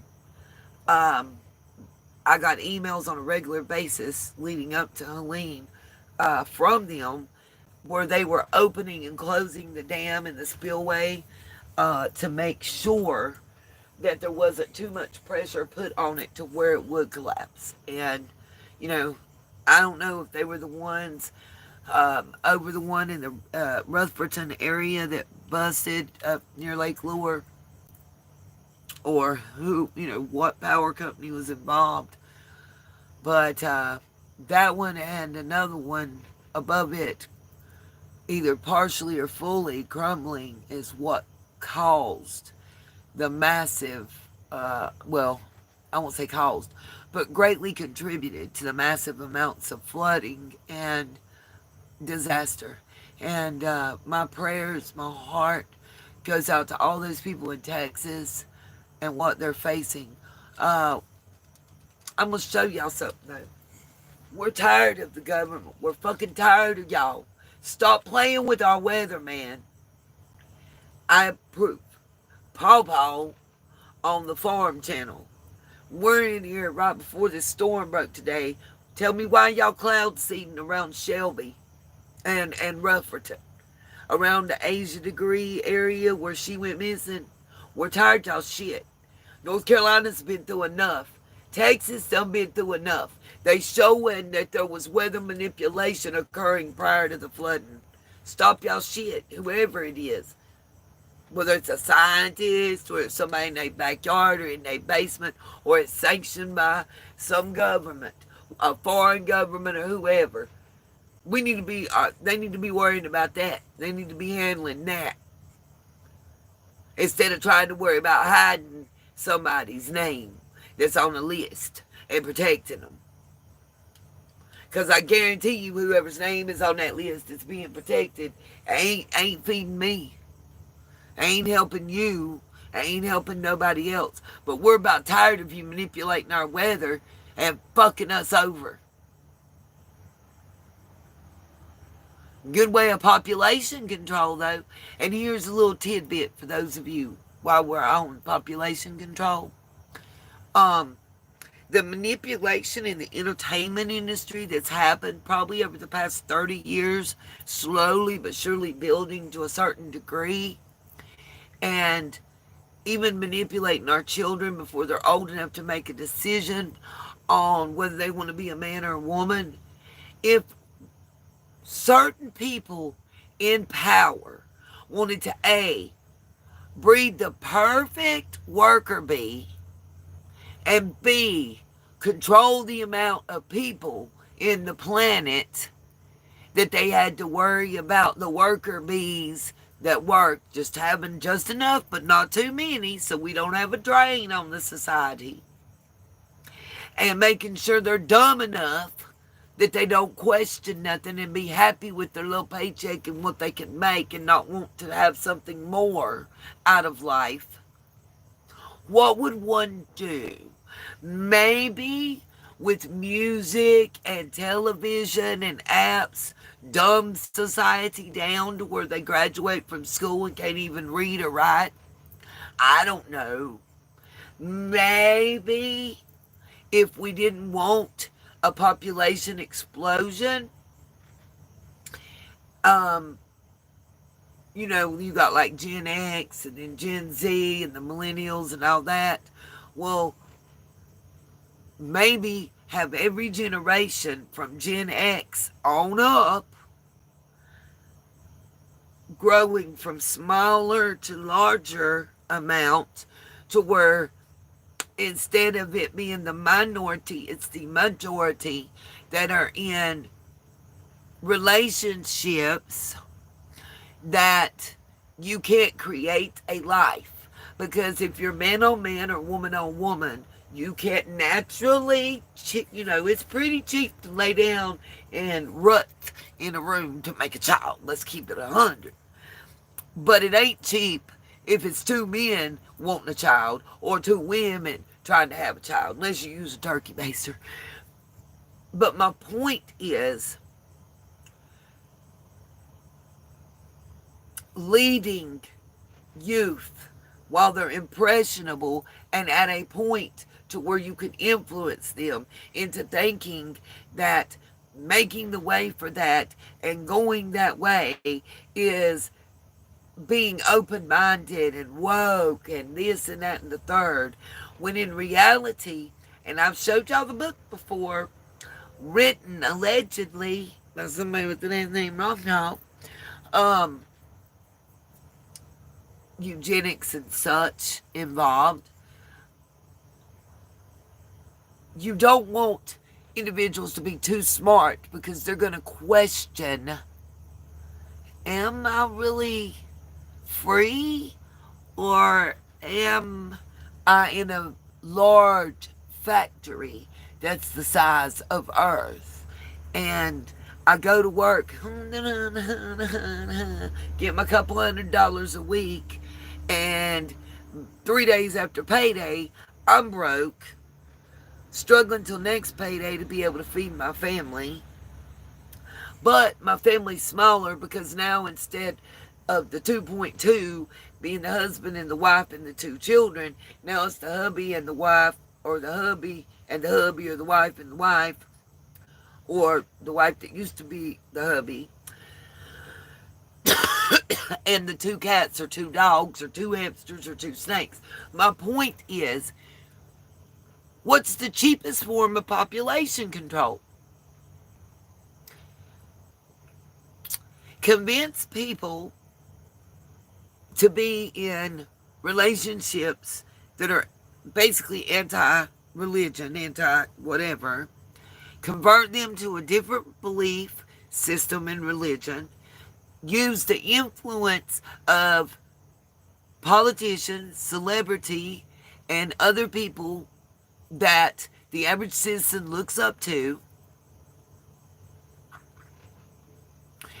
create generations with a growing number each year of persons that cannot produce a next generation, and make them think it was their idea. I didn't believe it until I was showed some videos back from my day in music history. You know, Biggie and Cameo, where, guess what, you guys? There was guy on guy. There was guy and trans, which is fine. And understand this. If it's truly your heart and it's truly your choice, I'm down for it.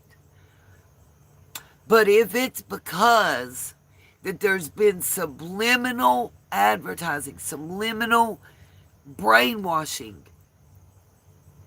since early youth that's influenced, changed you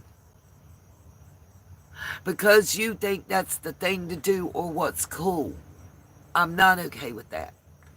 And I do have reasons and case studies. One of the most publicized trans youths, and I'm not going to say her name, but she had a TV show and everything. She went from a guy to a girl. She was only 14.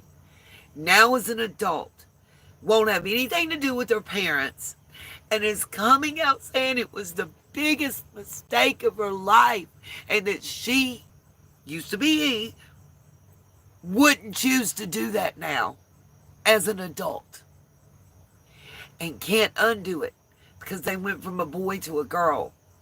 You can't put it back on years later. And think about it. I've said this before and I stand by it.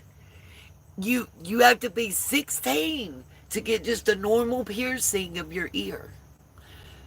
You got to be 17 to go see a rated R movie. You got to be 18 to fight for your country. You got to be 16 to get a permit to drive a car after classes. You got to be 21 to smoke a cigarette or drink a beer. You got to be, I think, 18 to get a body piercing or a tattoo. But they want you to be 8 or 9 and change your sex. How come? Why? Why? If you're not adult enough to vote until you're 18 or to drive a car by yourself, until you're 18, or watch a rated R movie until you're 17, or smoke a cigarette or drink a beer until you're 21, then how in the hell can a 5-year-old or a 9-year-old decide they don't want to be a boy or a girl anymore? Just questions that I have to ask as a mother and grandmother. I'm not trying to be disrespectful to nobody. I'm asking questions for understanding. I'm asking questions to make you think outside the box sometimes. Our government never does anything nice unless it benefits them. So to say, well, we're going to pay for this. They won't pay for your braces. Let me put something in perspective. When little man was born and now, Medicaid, Medicare, any Blue Cross or Half Cross or whatever that is supported by your government insurance, okay? And they have it for pregnancy and when they're first born. It don't pay for a circumcision. It don't pay for that. And there are real beneficial health reasons to have that, from infection to certain diseases and bacterias, and it's gross to talk about, but it's true. Besides ethical, moral, religious reasons, I get it. But they won't pay for that. But they'll pay to change your child from a boy to a girl. The fuck? Make it make sense on that one. If the government's willing to pay for something, there's something in it for them. Now, I'm telling you, I'm saying that in the same vein as I said about the Obama phones. If they're giving it away free, there's something in it for them. That's all my point is. Just step back and look at the big picture sometimes. Because that's where we get lost in the sauce. Back in my day, and please don't think music and entertainment just started doing this in the 70s and the 80s when I was born. Because before, I know from about 66, 67 up to about 86, 87, there was a thing called backward masking, where subliminal messages were played in the music. It was a big old thing. You play them in reverse. There's a whole lot of data about that. Even CIA experiments and declassified documents talking about it. So, and y'all, right now, inside where I'm at, it is still, at this time of night, we are still at 91 degrees with a 51% humidity. Pray for me, please. Okay, let me get back to this because I'm tired. I'm pissed off because I can't win. Y'all remember that cartoon, The Born Loser? I'm his twin sister. That's what I feel like sometimes.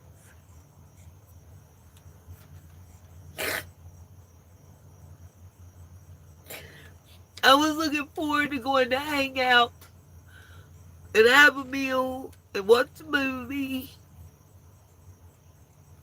And because of 15 minutes that I asked for, I'm sitting here still. But at least I'm with y'all. I guess that's what pissed them off. But I just said when y'all wasn't there, when nobody else wasn't there, y'all were here. So I'm not going to tell y'all I'm going to be here and run off. And if 15 minutes made that big a deal, then you didn't want to hang out with me anyway. There's some other reason you would, something else, whatever. I don't know. I don't care anymore. Hell, if I hadn't been hungry, I probably wasn't going to go anyway. And I'm ashamed to have to say, I'm sorry. Okay, guys, I'm going to mute for just a second, blow my snotty nose, and we're going to get into the Epstein stuff. I've got, I think, one more sentence about Diddy, and we're deep enough into the live that I don't think YouTube will hit me, because there's some stuff I'm going to tell you and show you that YouTube probably don't want out there. A lot of people's had it drugged down. Just like I can't talk much about Jay-Z and uh, what the half owner that Trump pardoned because she was a felon and a convicted felon cannot hold certain stuff that's traded on the stock exchange and such. So she got a pardon, old Desiree, the snitch that told on everybody, and now her daughter's suing her and all that stuff. Can't talk much about it.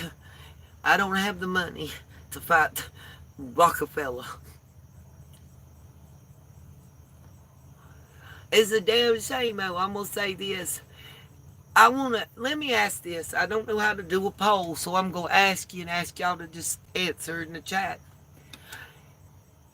So the boy, for I think either 12 or 13 years, has been trying to get Jay-Z to take a paternity test because Jay-Z had an interlude with his mother, and I think that part is not disputed. I haven't heard that.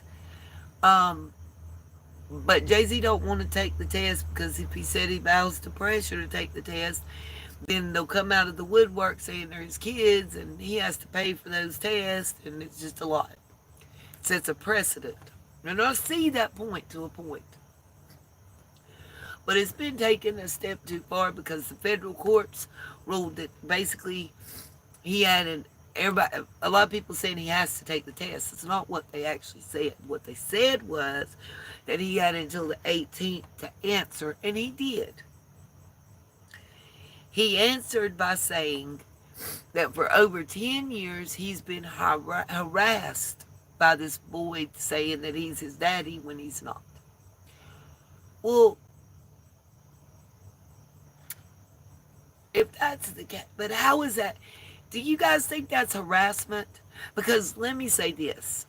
I firmly believe they look just alike. From youth pictures that I've seen of both side by side to current pictures I've seen of both side by side. Eyebrows, teeth, nose, cheekbones, ears. Ears is a big thing because they're kind of close to fingerprintish. Is it harassment to be asking someone that you truly believe is your parent biologically to take a blood test or a DNA test to prove that they are or they are not, if you're just kind of wanting to know who you are as a person? That's the question I'm leaving y'all to answer while blowing my nose. And thank you, Miss Sue. I love you too. And if I had to choose, I'd choose y'all. Period. Every time. Now I'm going to blow my nose and we're going to finish this.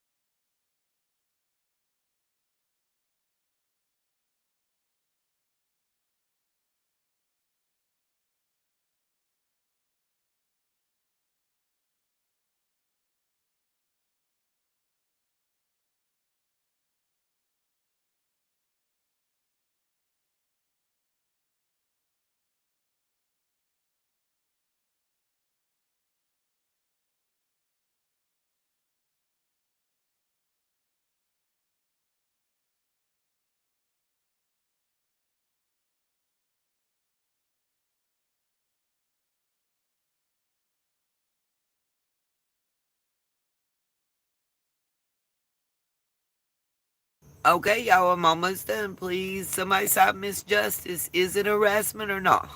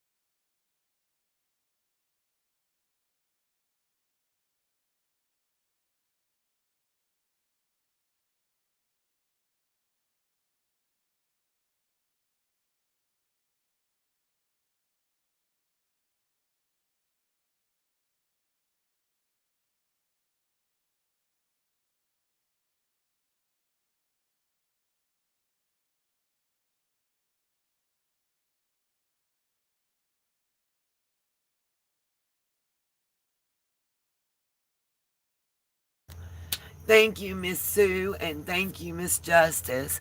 I don't personally believe that it's harassment. I mean, well, it's the Jay-Z case that I'm talking about specifically, Miss Sue.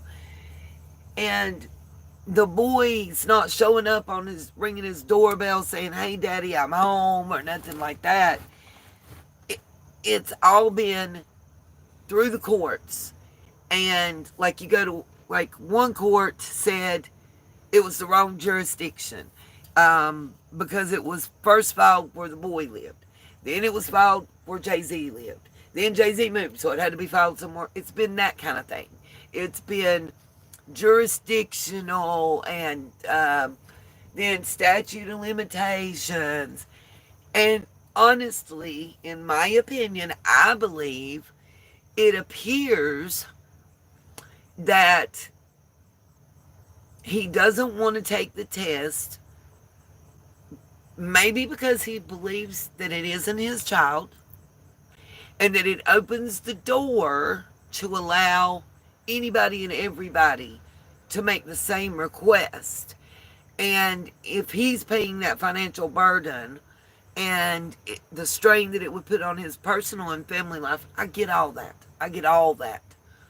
But in this case, it seems to be a little different because in nothing that I've seen, and maybe I missed something, so I'm going to say, in my opinion, based on information that I've obtained and my belief, I believe that it's not being contested that there was an interaction between this boy's mother and the prospective parent.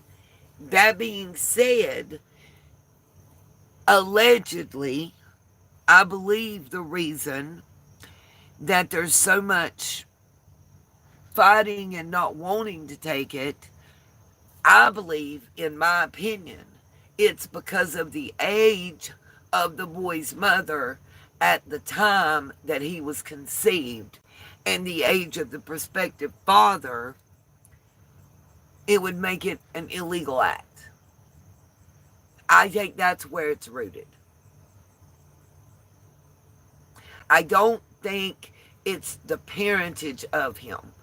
I think that's why that I believe, in my opinion, that the prospective father thinks that he could have fathered the boy, and that's why he doesn't want to take the test, because it would show that he's guilty of committing an act, a criminal act.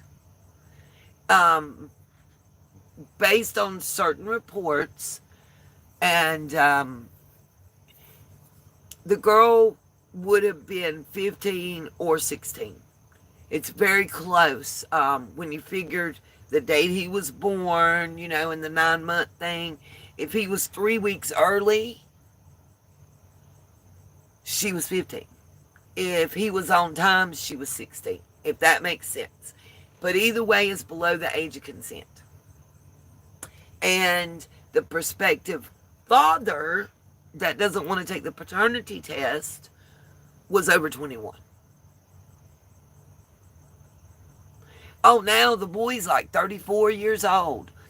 I'll pull up and show y'all pictures. Just let me finish this sentence on Diddy and do the Epstein thing, and I'll show y'all pictures. Reason I say I have to do it that way is I've already got video and stuff pulled up.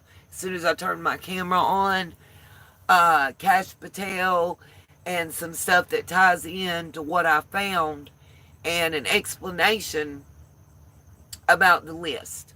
I know where the black book is. Oh, yes, exactly.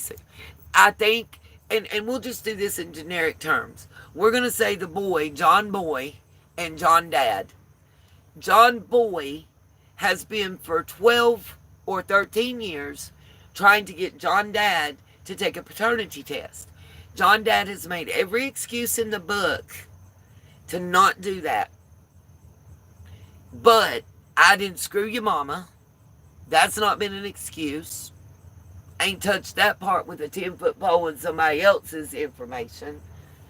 Um, and I don't understand if I had the money, if it was me, and I had the money. Let me see what you said.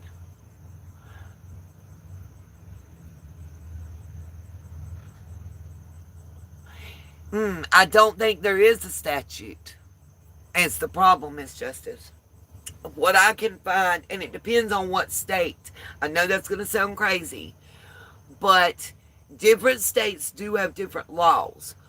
But in none of them, honestly, for what would consider being child diddling, um, especially if she was 15, there isn't a statute. If that answers the question for you guys. So yeah, I'm glad to see you guys talking back and forth in the chat with each other. I love that. I love that. And I'm loving the questions and the different opinions in the discussion. You know, everybody don't got to agree with my opinion. Let me say that. Yes. Yes, they do. As I understand, though, the lowest age of consent in any of the states that I can find, I believe, is 17.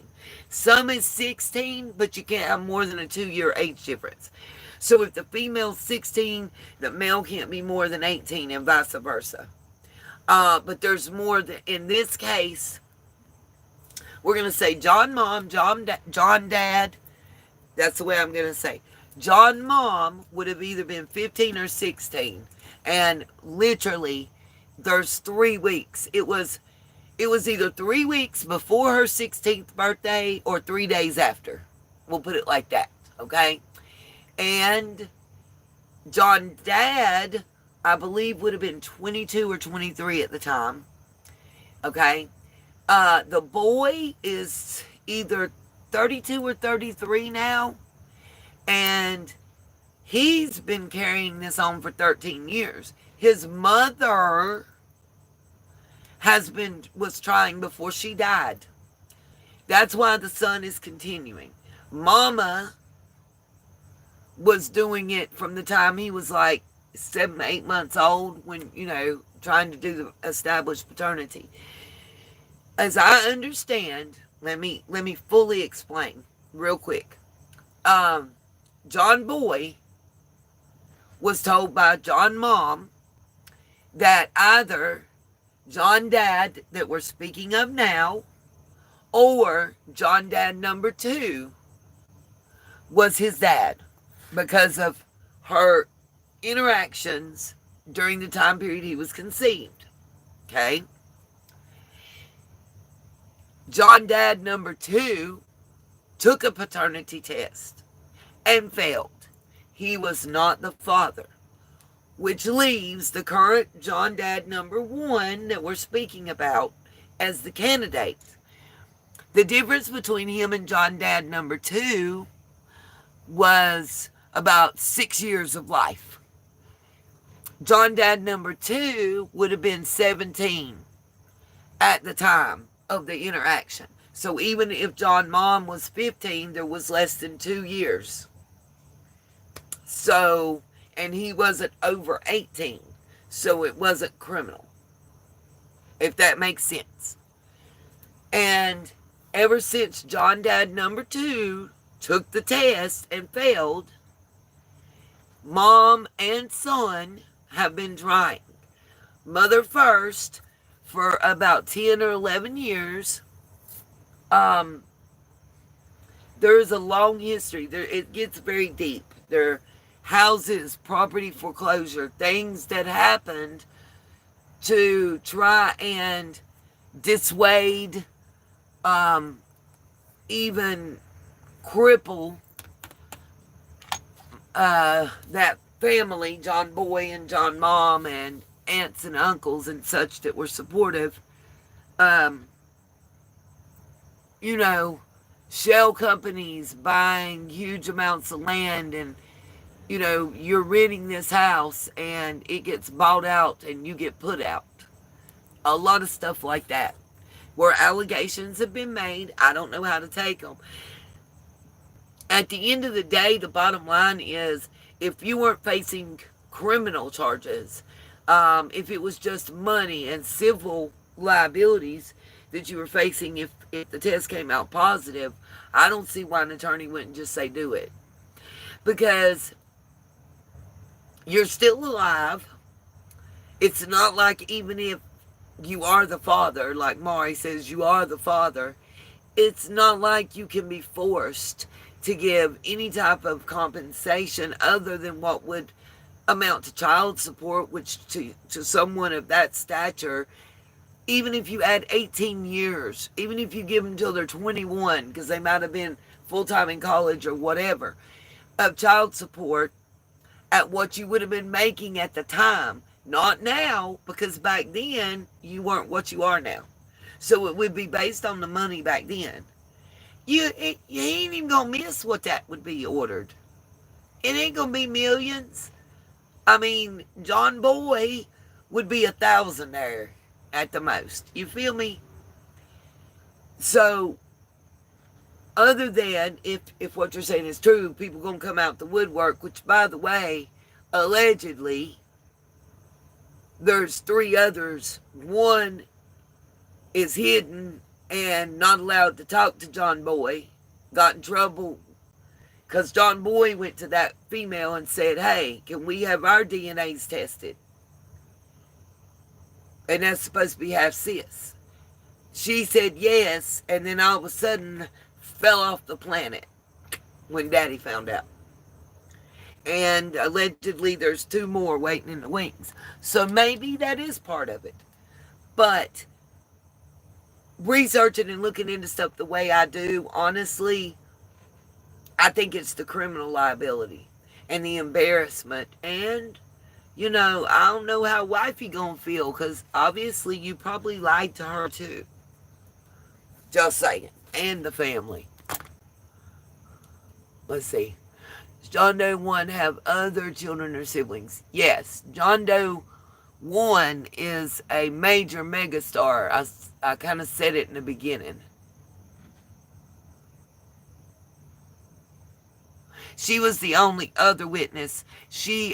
But with the fact, Miss Justice, she's deceased, she was able to testify in open court, and it's recorded. I'm trying to think of what they call it too beforehand. But due to the fact that she's no longer living, her testimony twice in court can actually be used in the court case. Current. It's okay, Miss Justice. It actually would if, because there would have to be proof to possibly presented to the judge of when they were able to do to create John Boy, if that makes sense. I did sue, try the J to the Z to the I. I love a zebra, J zebra. God is allegedly dad number 1. So we know there's 3 that you claim. The oldest daughter and the 2 twins that we won't name. Hey! But I bet you... What the fuck? Sorry, y'all. Hold on.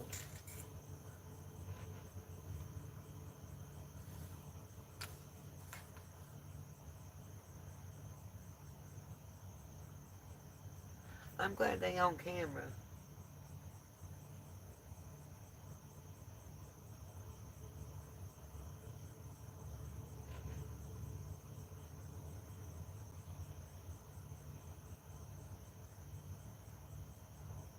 Okay, that just really, I don't like that.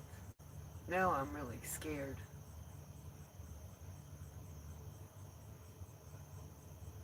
I don't know if I told you about the one couple that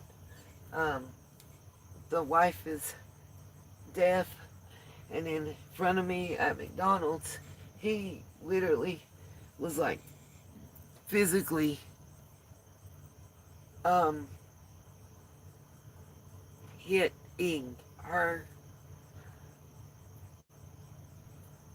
They just walked through by here. Oh, and do say a prayer. I don't know if I said this. I was talking about the flooding in Texas, and I got off left Um, the nursing home and rehab facility that's like half a block behind where I'm sitting right now talking to y'all, and the road that it's on are still closed.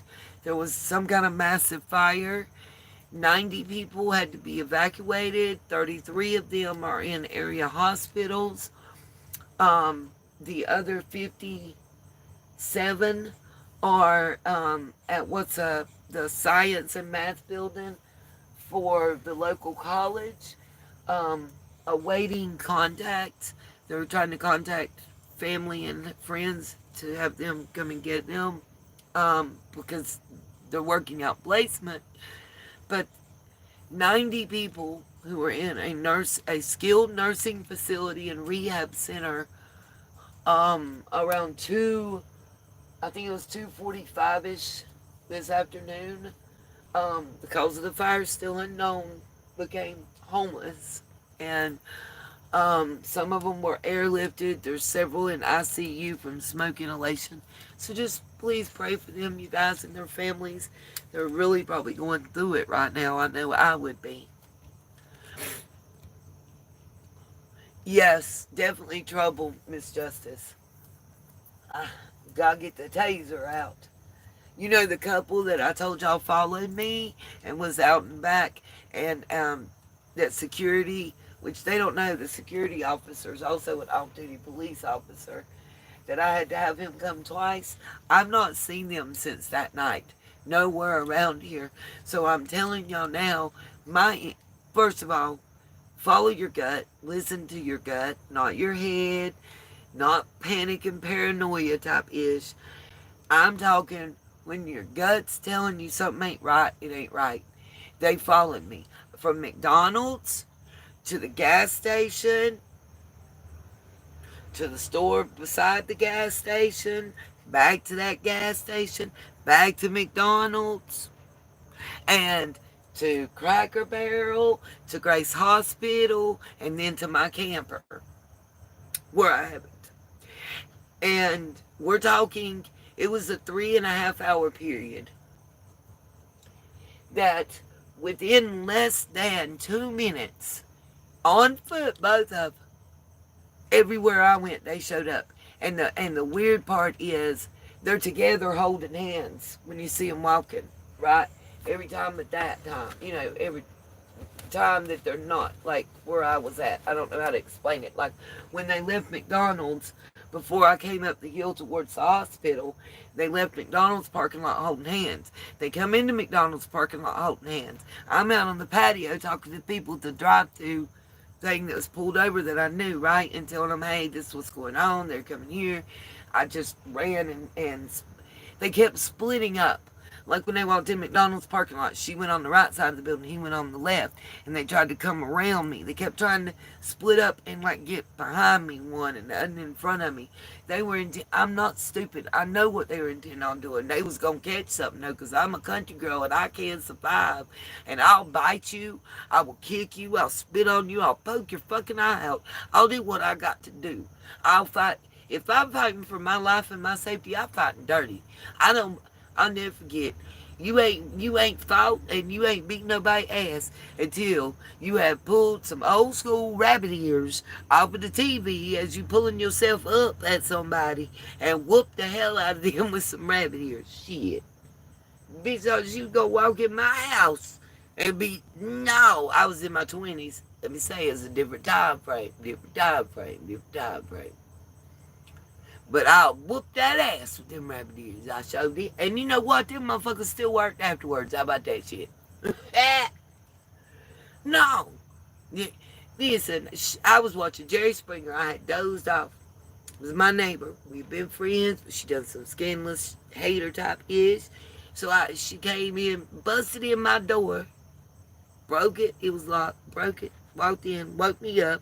I'm in a t-shirt and panties, laying on my couch, minding my business. This heifer says to me, what's your problem with me? So I told her, I think you a two-faced lying bitch and you ain't no friend of mine. Get out my house. I think that was pretty clear, right? Right. Okay. Well, she wanted to try to get me, like, over on me. Try to straddle me and have me up, on the couch by the hair of the head and one leg on each side of me. Okay. Try to fuck what you want to, but I told y'all I'll fight dirty. So I hit her with, the knucks on the throat, uppercut to the throat and the chin area. She bit the shit out her tongue. And then I hit her with a couple haymakers, And then she rolled back. When she got up, she tried to drag me by the hair of the head. I grabbed the side of the arm of the couch with my left arm and was pulling myself up off of the ground. It was an area rug sliding under my feet as I pulled myself up. And with my right hand, as it come around, I grabbed at what I could grab at. And it was the old school rabbit ear antennas on top, the two little make a V. You pull them out and in, up and down antenna. On top of the TV, I grabbed them bitches and I whooped that ass with them. She left her weave, what do you call it? And some earrings, that fell off, in a ring or two that fell off. And this bitch gonna call me like 3 days later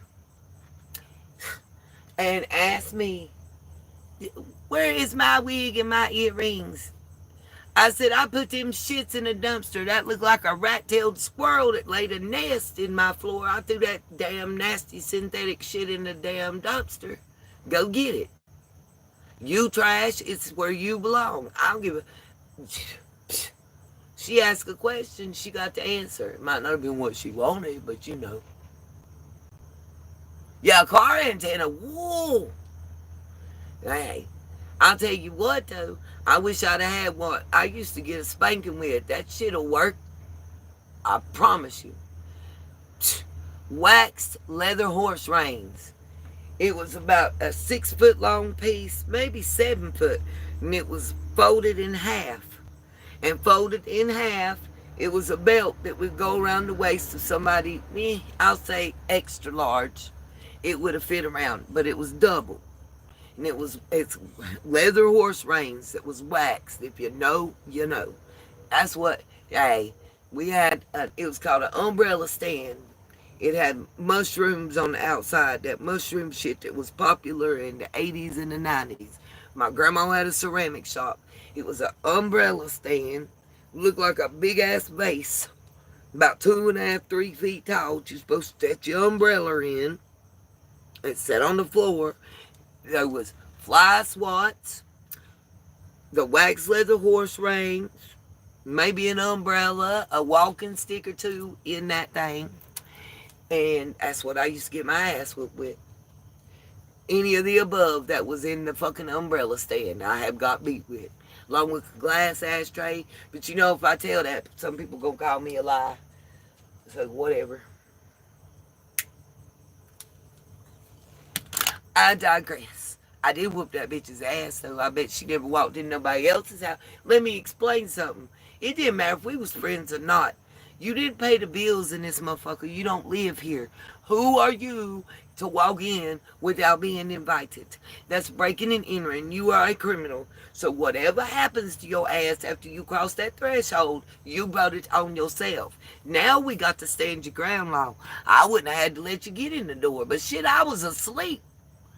See, you compounded by the fact that I was sound asleep when I got woke up. Yeah, you gonna get your ass whooped, Mr. Postman. Yeah, Pit City. Oh, I love that song. I just realized that, Sue. Listen, y'all, I did not know till I listened to that song. And I was watching a reaction channel. I had never listened to that one by Loretta Lynn. I mean, I even saw Coal Miner's Daughter at the drive-in. But I didn't know till then that song. Listen, Lindas. Loretta Lynn and Dolly Parton wasn't no joke. Loretta Lynn was taking your ass to Fifth City. Don't let the glitz and the glam and the lights fool you. She was a straight-up country girl. She grew up in the coal mines. They had to fight to have a scrap to eat. I guarantee you she's ate squirrel brain. I bet money on it. Rabbit and everything else. Shit, roadkill soup, deer stew, bear meat, and all. Hell, it ain't no delicacy. It's what you got to do to survive. If you can't call yourself country, if you don't know what a cherry picker is, and you ain't ever had an engine, a transmission, or a deer hanging from one, or maybe a bear, you damn sure can't call yourself country if you don't know what poke salad is, or rhubarb pie, or so many things I could name. Shit. I had to learn how to. I was the only girl. I'm gonna put y'all up on game. From until I was 15, 14, 15, I was the only girl in my neighborhood growing up. There was a lot of kids, a year or two older than me and a year or two younger than me, and my age.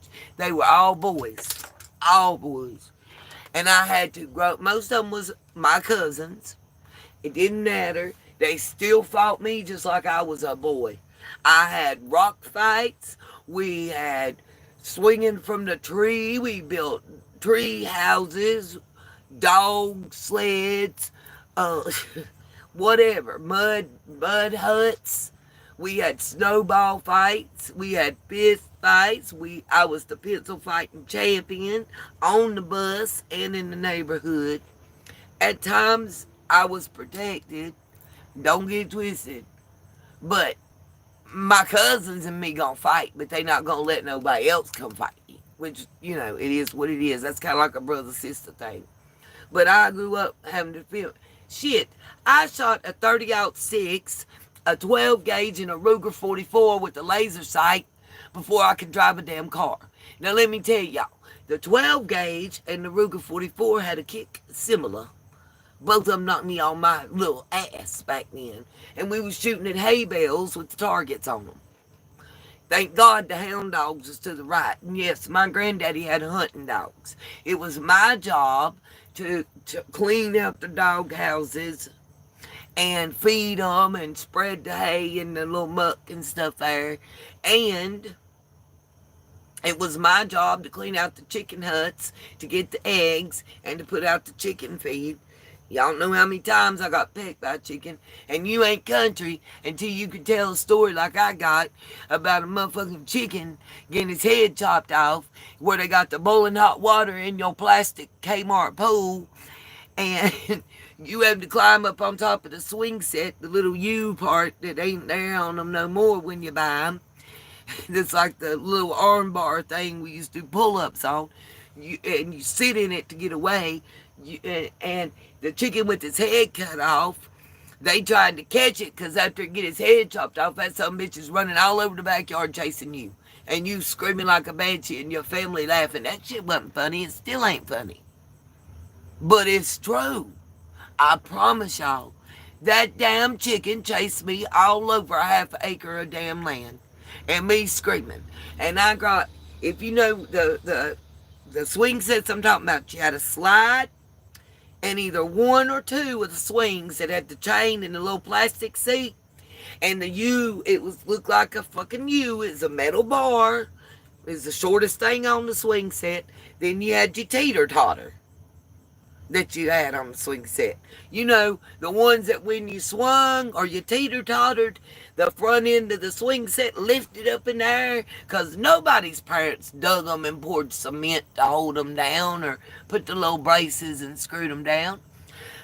I grabbed that U, I pulled myself up, my ace was sitting in it, and I was standing feet in the flat part of the U and my arms up on top of the big pole that went across the top of the swing set, screaming at the top of my lungs, "Get it! It's trying to kill me! Why y'all laughing?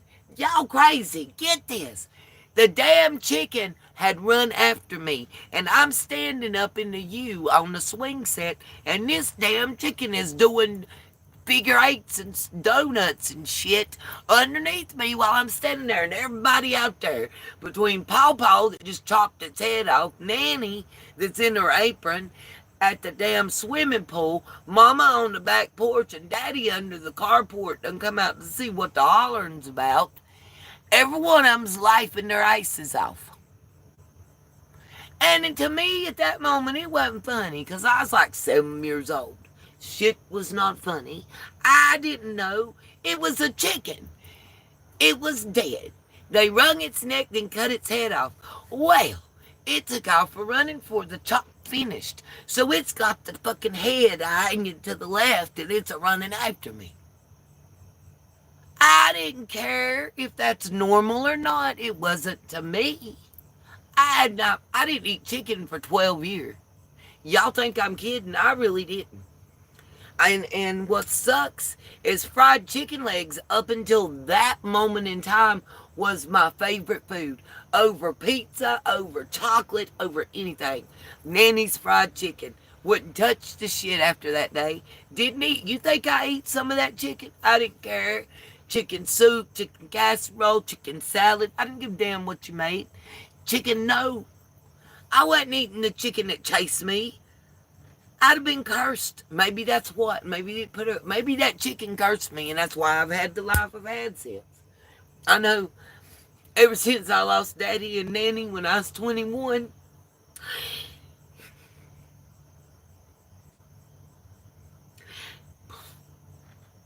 other than my children, I felt like I lost anybody that really loved me in this world. And that was back to back. Probably one of the hardest things ever in life was having to tell my nanny that her only child was dead at that age of 21. It was hard enough. I mean, my kids just...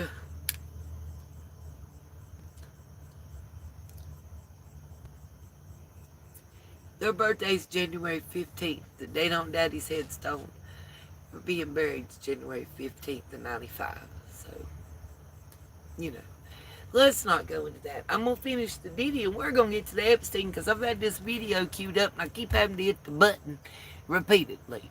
But it was drama. Yes, you are right. Let's see. I can't even get my glasses back on.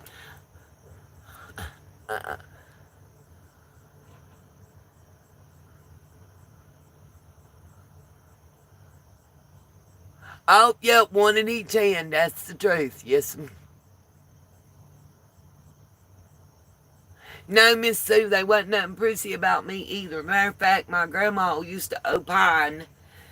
Because, see, my daddy was the only child, and my grandmother made dresses and cakes and stuff. That's, like, kind of how she made a living. And she, I was a blessing when I was born. She was so excited because she was going to have a girl that she could dress up all prissy and all frilly, and she got tomboy me. You know, that's in the fancy Easter dress with the white patent leather shoes and the socks with all the lace and the tights that's white and you can't see through, and it's even got the lace on the butt, and I got the pantaloons and the hat with the lace and the ribbons all over it, and the big poofy ass dress. It looks like I'm about to go square dancing. Got so many petticoats under it and fluffy sleeves with that old school rubber elastic. It was cutting into my waist and my chest and my arms, you know, right about where your bicep part is and ish. And and even the matching white square box patent leather, you know, pocketbook with the arm, the little short strap, you know, you just put your arm through, and it ain't big enough to put nothing in, but, you know, what's a 7 or 8 or 9-year-old give a shit? And then, God, I even had the matching little white gloves, you know, that match the socks with the lace, with the little pearl, you know, button that you put the loop over. Had all that shit. Now, mind you, my grandma could have sewed it herself, and everything but the hat and the shoes and the purse, my nanny probably did make. And I got pictures of that shit, but they're gonna stay buried. You want to talk about something that I hide? There you go. But, and I've got more than one. There's a yellow dress, you know, it's Easter Sunday type ish. Is what I'm talking about. Old school Easter Sunday. Okay? What I do after service, they're out there. You know how you parking lot pimp, everybody shakes the preacher and the deacons and everybody's hand, and they stand around talking. Before we went back to Nanny's house to eat the 10-course meal she was going to cook, you know, the preacher and his wife was coming every Sunday because They knew what kind of cooking my nanny did. That's who taught me how to make better than sex cake. If you don't know, you'll never know. But anyway, what did I do? They all out there talking and look around. My ass is in all that patent leather and lace and petticoats and elastic and pantyhose. And I'm climbing the damn tree in front of the church.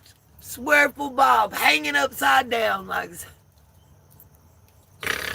like something wild. If y'all ever seen fried green tomatoes, the girl that don't want to wear the dresses and that's in the overalls and the shirt that's always in the tree that they got to talk down to dress up and to look like, she's not a boy. That was me growing up.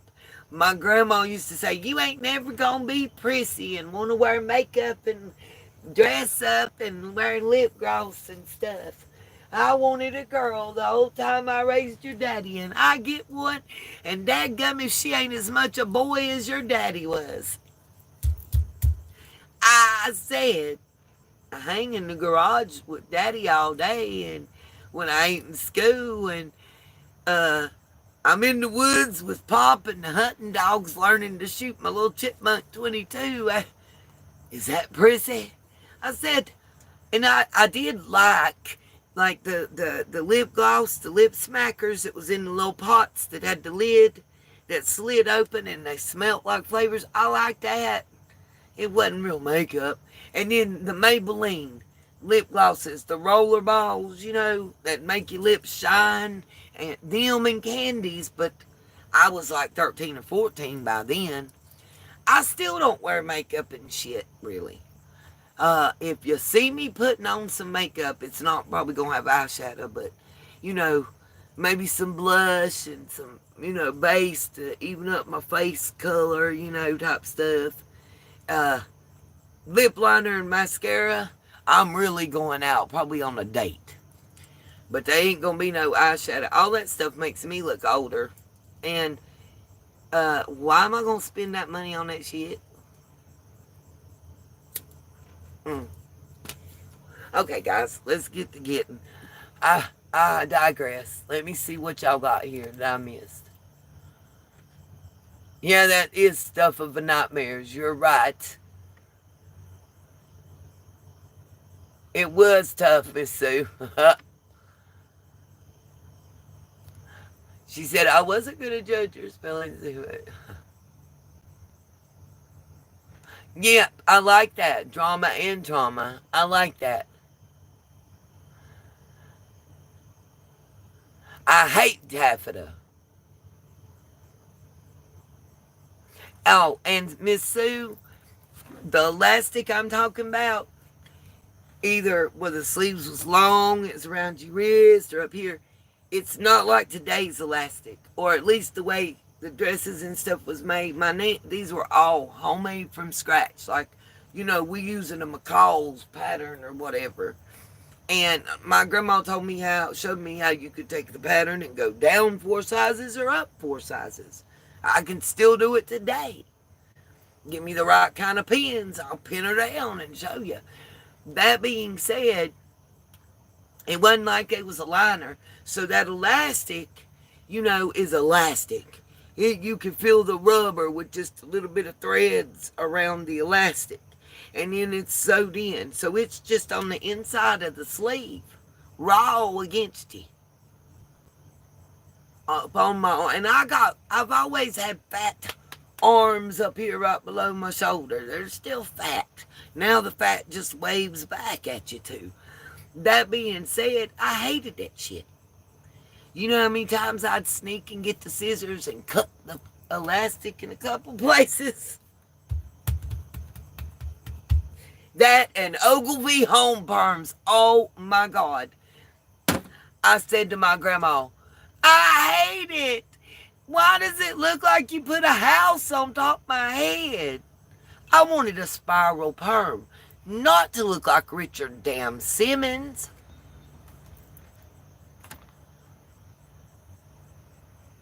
Okay, let me get back to what I was talking about.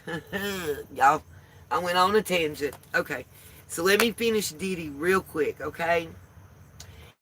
The juror that did the interview on CNN that was only ever an alternate, he never was in on deliberations, he was never a main juror.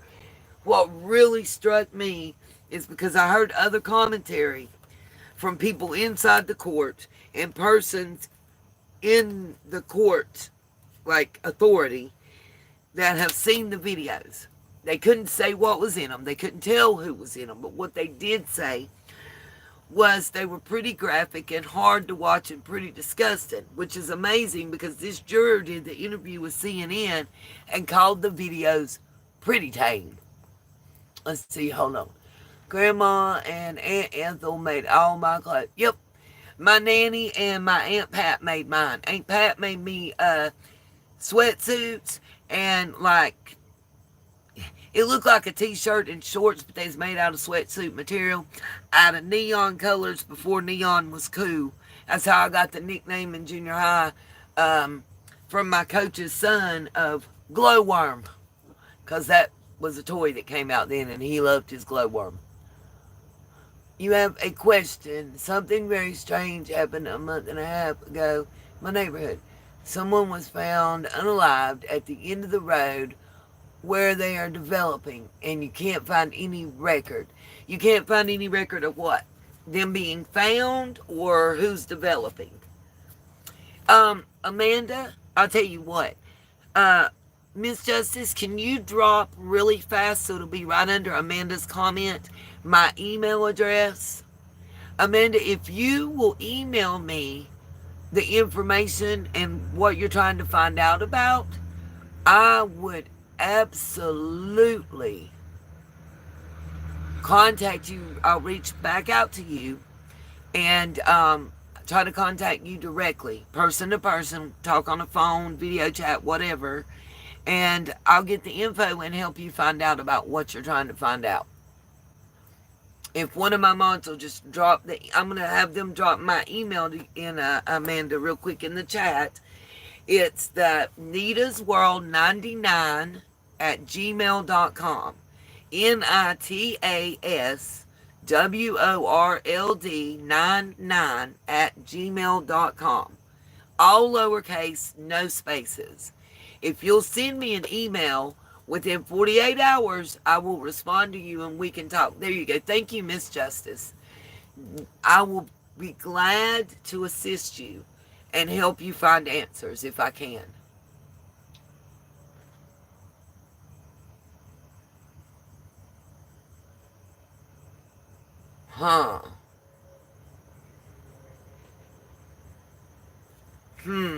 Amanda, please use that. Can you email? Are you able to send me an email? If not, there's links to my Facebook and Instagram, and TikTok and X, but you'll need to tell me if you send a message to any of those because I don't get to check them very often.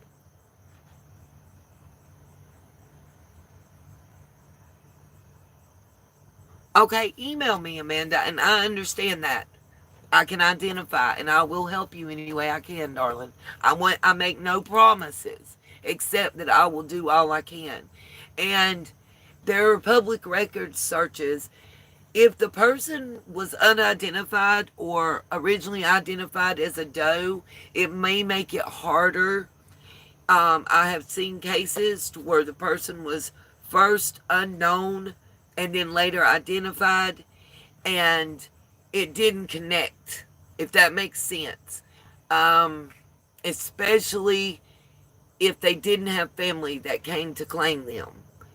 We're in a Potter's Field type situation. It didn't connect all the dots. I'll explain when we can talk.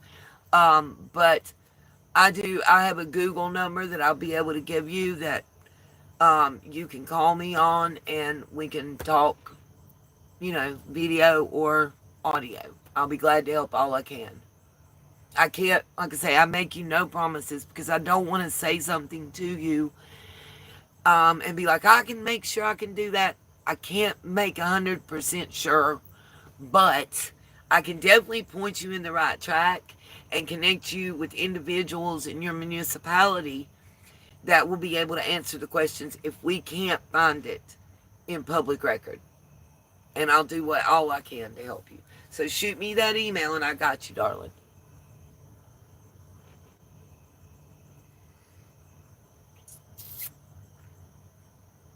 It depends on the situation and circumstances. If an autopsy, say, or if the look when the person was found, say it looks like they forgive me for the way I'm going to have to put this, but if it looks like there was natural causes, maybe the person passed out, OD, drowned, froze, heat exposure type situations, there wouldn't be a need to ask questions because it would be not look as if something or someone did something to that person. If that makes any sense. That's all I can think of right off the top of my head. I need to know more about the circumstances and situation. And there are some apps and websites and stuff that a lot of people may not know of, like Justia, and a few of them have just now come to where a lot of people know about them to be able to get information on court cases and stuff. And with me having access to the local college law library, there's also some software and some information I can access that just everybody can't. So we'll use that in our benefit.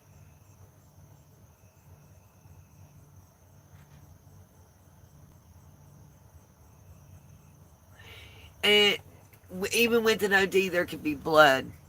For instance, if it's the Finney thing, a lot of people within under 3 minutes of taking it, depending on how they take it, because there's multiple ways, sometimes less than a minute, literally drop like dead weight. So if there's a sidewalk or a curb or a rock around and that person dropped like that, hit their head wounds are notorious for having a large amount of blood. And that could account for that and still be all, natural. Not making excuses, just going on what info you've given me at this point, certain circumstances that would fit in that box.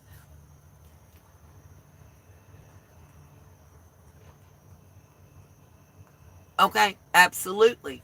You email me and I'll definitely get back in touch with you and we'll see what we can find out. Yes, it definitely could be an ongoing investigation. And they may think also that your neighborhood where the finding was is not where the incident actually occurred. That it's a secondary deposit. And therefore, other than time frame, there's not a lot that neighbors would be able, unless they saw a vehicle there, somebody there with the person, somebody dumped the person out, that kind of thing.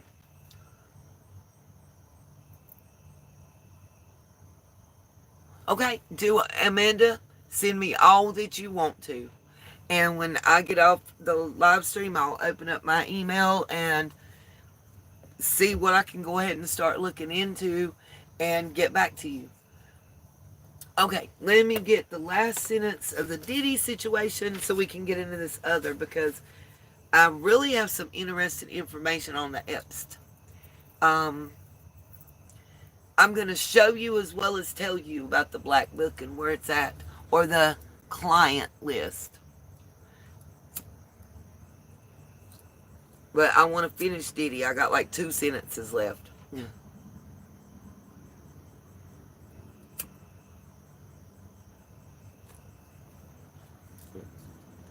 Okay, here we go.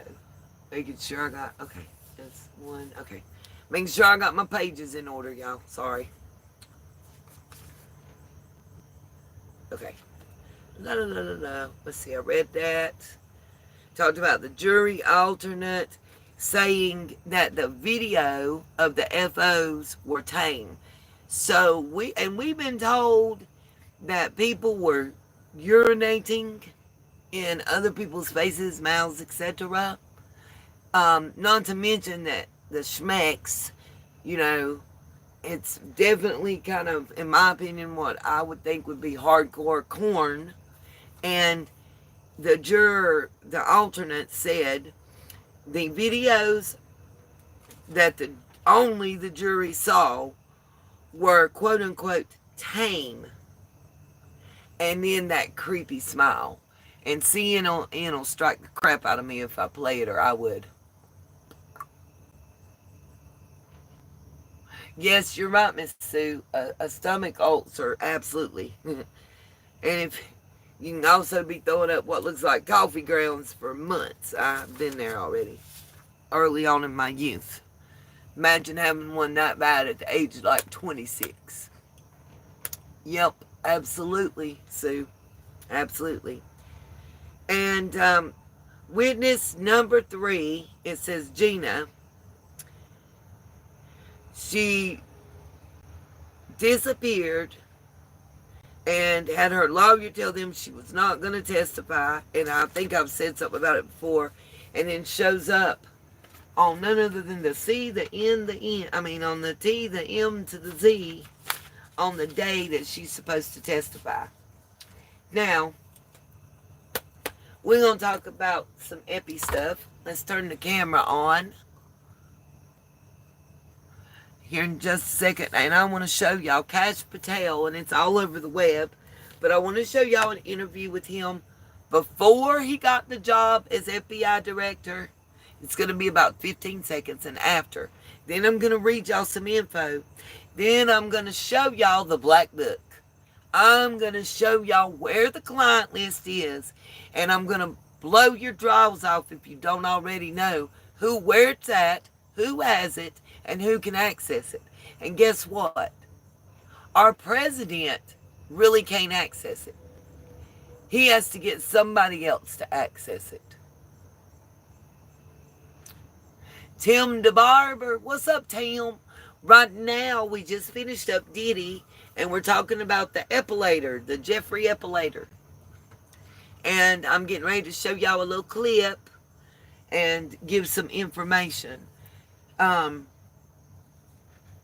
Where multiple items of evidence are. You know, VHS tapes, some DVDs, a picture that we have a picture of, but one photograph, we can see everything, and the photograph beside of it's all blacked out. Why? Don't worry. I've got time tonight, apparently, because I got stood up. Or, as they'll probably say, I stood them up because I chose to do my live stream with you guys and ask for an extra 15 to 30 minutes before they came and picked me up. So screw them. Give them the finger. Y'all have been here through the trenches. They're only here when they want something or the times are good. And guess what? I wouldn't care if I had $1 million in the bank. I'm broke. I've got the energy for everybody. When I've been hurt like I am now, these are the hardest days because I don't get my food stamps until the 17th. I didn't get a YouTube check last month. I ain't getting one this month. So whatever jewelry and art that I can make and sell until I find a job. And I got 2 interviews this week, y'all. Please say a prayer. I've got one on Tuesday afternoon at 2:32. I don't know how come 2:32 p.m. And it's my second interview at my first choice for a job in the area. And the other one, it's a first interview, and I scheduled it online. And I'm wary because the other place I did that acted like they didn't even know I had an interview, when I did that. But just pray. That's all I can ask for is pray that one of the 2 comes through. All I need is to catch 2 good paychecks. And, I said this to somebody today. I don't want to hand out. I want to hand up. Rather than have somebody hand me a few dollars, that the way this economy is, I go to the store, get a loaf of bread and a pack of bologna and a gallon of milk and a dozen eggs, and I'm broke, and I done spent $40, and I'm like, damn, I can't eat, I ain't got shit, you know. Um, Rather than that, which is nice, and I appreciate it, and I'm not downing nobody, please don't take it that way. But rather than that, I'd rather have a job cleaning toilets at McDonald's. I don't care. I'm not above anything. I even offered, when I cornered the general manager to ask about the lies that I was told, I even offered to work 2 days, full shifts for free to show them that I could do the job these 17, 18, and 19-year-olds you hiring can do. And I'm motivated to be there. I have a grandchild I want to be able to do stuff with. I don't want to have to tell him, no, you can't stay with Nene because I don't have food for you. Fuck. Sorry. I need a minute. I wasn't going to talk about this.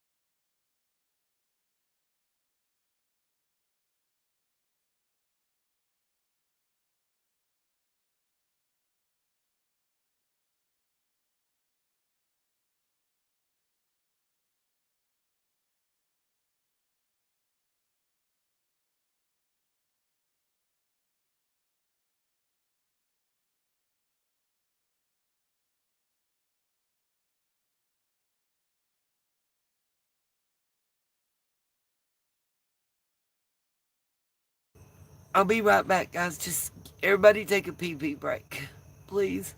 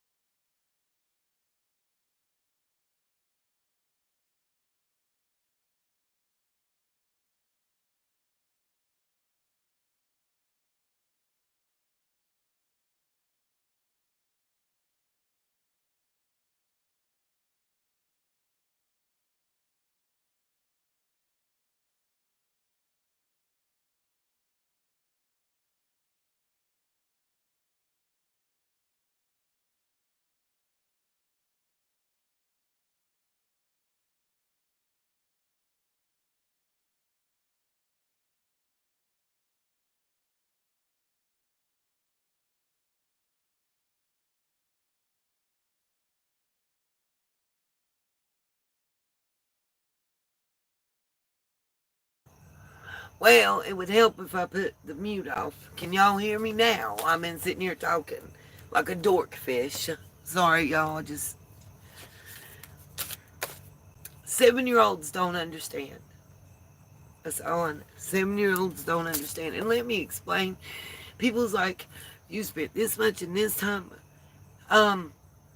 I don't have a car, so I'm walking to any store I can get to.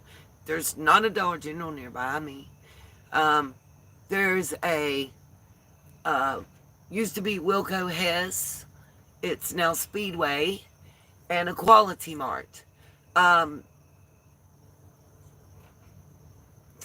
a little pint of milk is nearly $4. A loaf of bread is nearly $4.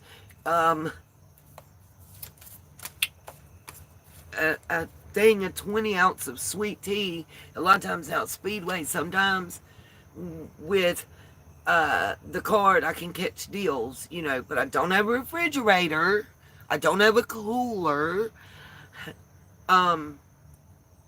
I can't use the microwave or the oven, so I'm very limited, like potted meat, Vienna sausage, the packs of chicken and tuna that's in the can, or the packs, I have to wait, and if I get a ride to the store, nobody's giving you a ride for free. Not even my own child. Gas money. $5 is not gas money apparently anymore. It needs to be $7 to $15. And then you're on everybody else's time schedule. And screw whatever you ever did for anybody. They don't owe you shit. They don't care. So you could have spent your last dollar to feed them, and they'll eat in front of you while you're hungry. I think the cruelest thing you want to know, having grown people walk past you like you don't exist, being called a homeless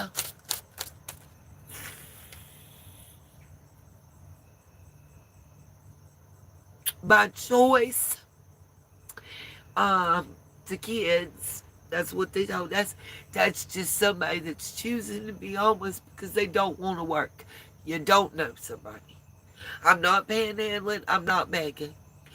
I tried to take my little fold-up wooden table and carry it with my stuff and set up my sculptures and my paintings and my sketches and my jewelry, and even tried to sell some things I didn't want to sell, that sentimental and whatever. So one, I can make the money to get my stuff out of storage before I lose everything, like everything.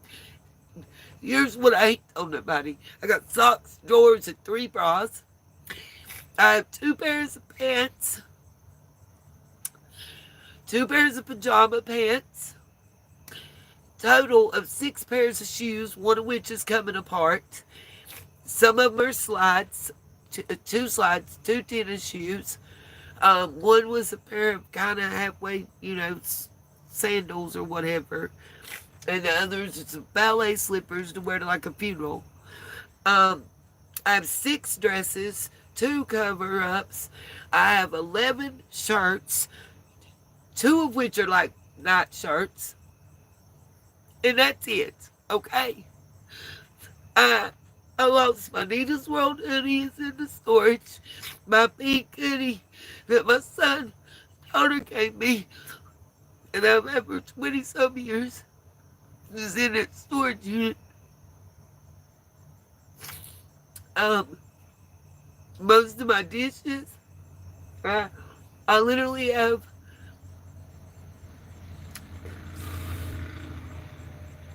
a total of 4 cups, glasses, whatever.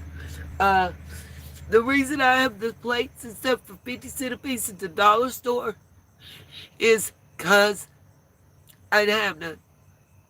And I think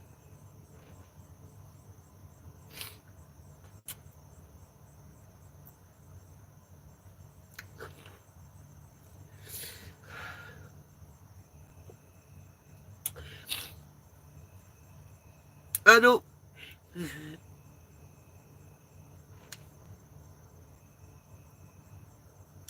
And I am one of the only close family members that I have left, other than my child and little man.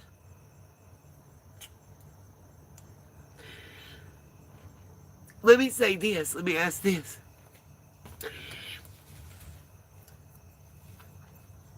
Can you imagine telling somebody, and I'm not talking about like a first cousin, I'm talking about like your sister, your niece. Can you imagine telling them the reason that you don't call and check on them after their parent and child died is because it's too painful? Because it's too painful for you to call them because it makes you think of the loved one you lost. So that's why they weren't included in anything. You know, they weren't even mentioned or asked to go to eat with you after their mother or their child's funeral that y'all went as a family and did, or family reunions, or just to see if they were hungry or alive or dead.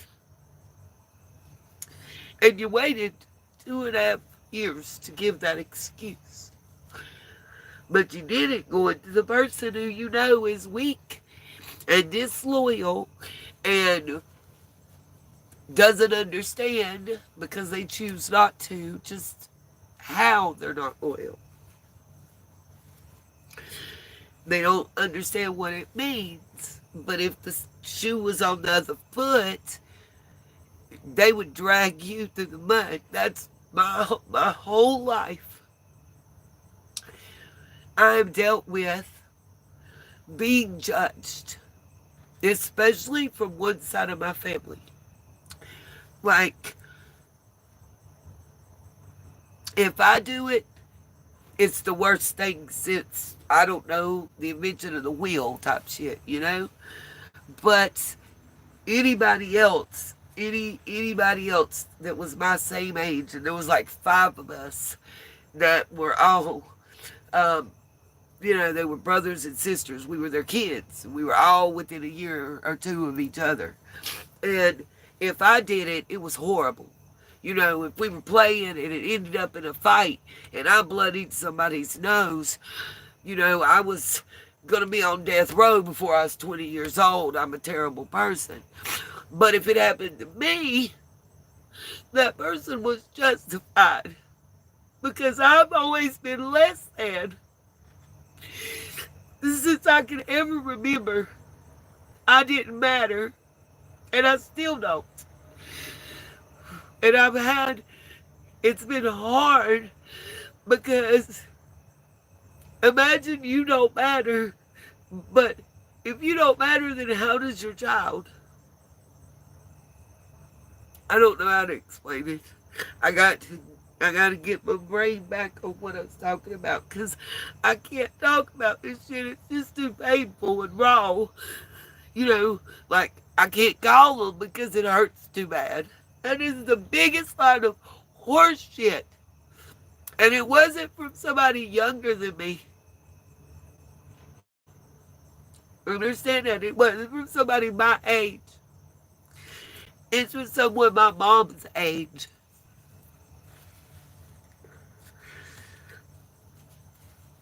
It's just things that were told over the years seem to be true in the way they're playing out. It's just very hurtful and very painful. And I'm not talking about money. I'm not talking about financial stuff at all when I say that. Because if we go there, woo, actually it's the same thing there, to be honest. Imagine you get a card and $5 from your grandma at Christmas, while the two that was born the same time, same day as you, gets 20 gifts. And if you're going to do that, you do that on the day that we all ain't there. Have them open something that's of equal value in front of all of them. It wasn't just me that felt that way, by the way, because I know y'all be watching, and I hope y'all subscribe and have to pay to watch. Let me say that. But it wasn't just me that felt that way. Like I said, there was 5 of us, and the 2 that got is the only 2 that didn't feel that way.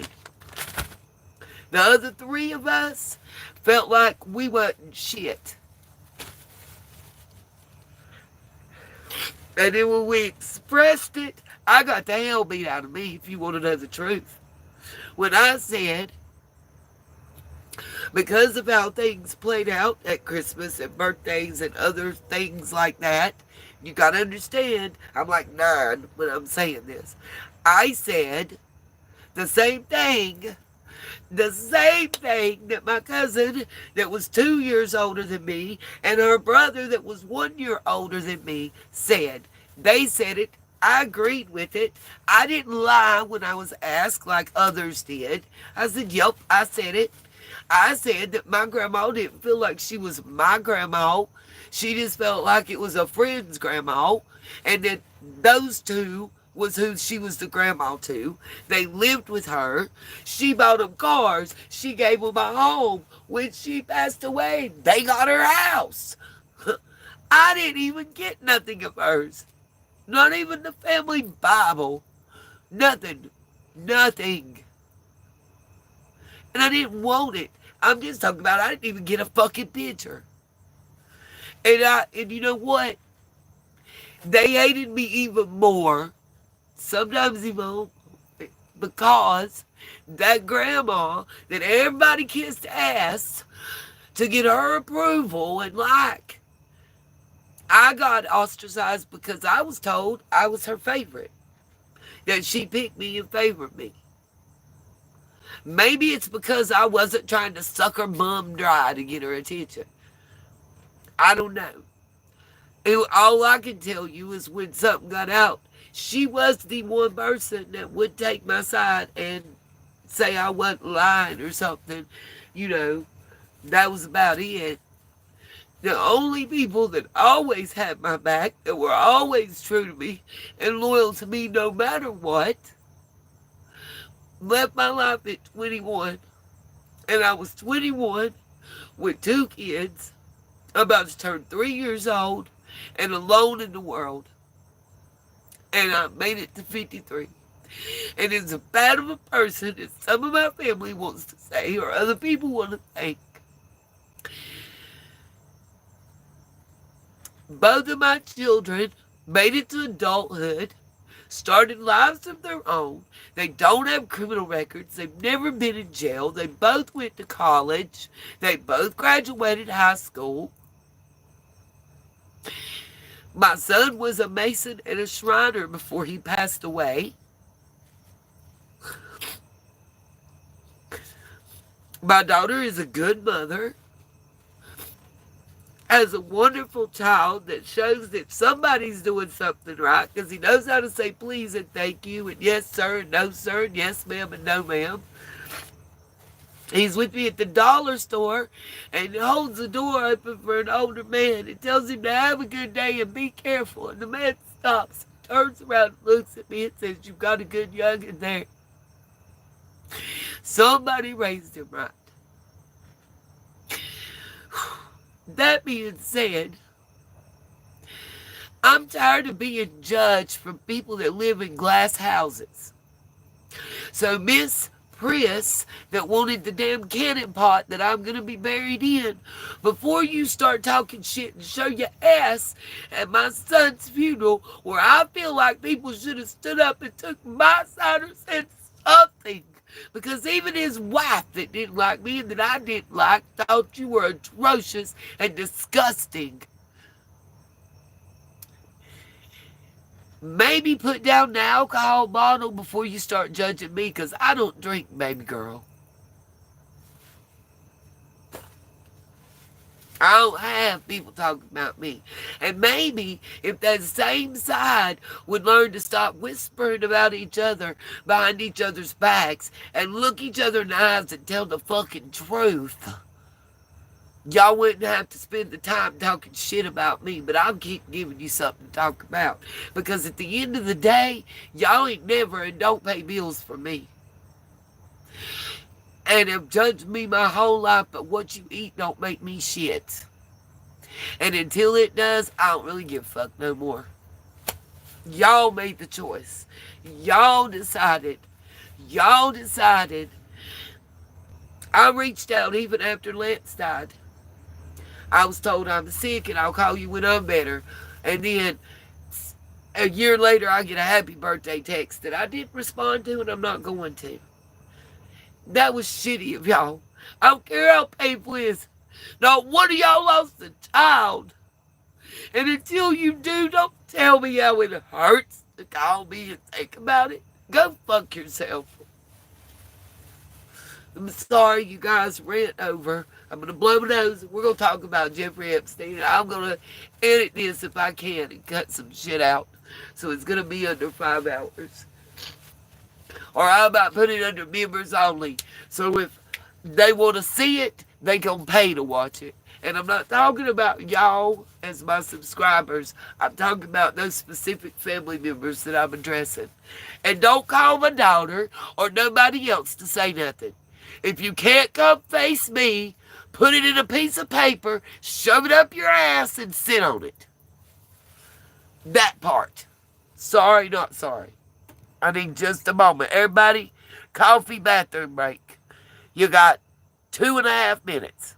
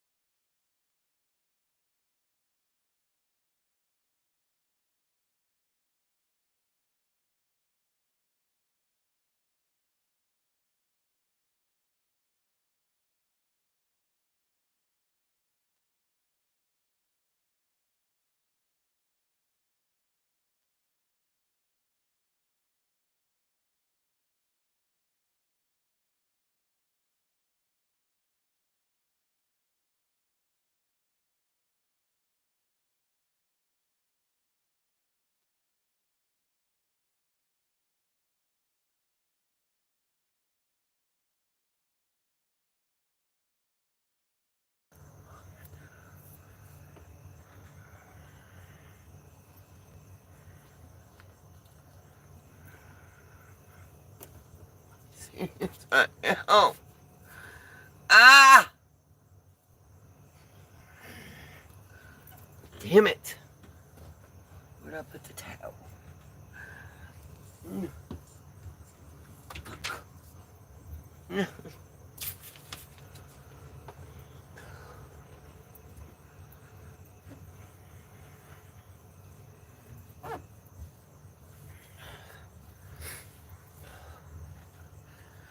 Oh.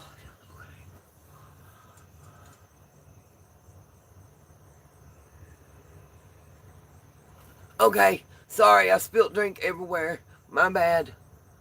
I'm fixing the camera and the video. Sorry.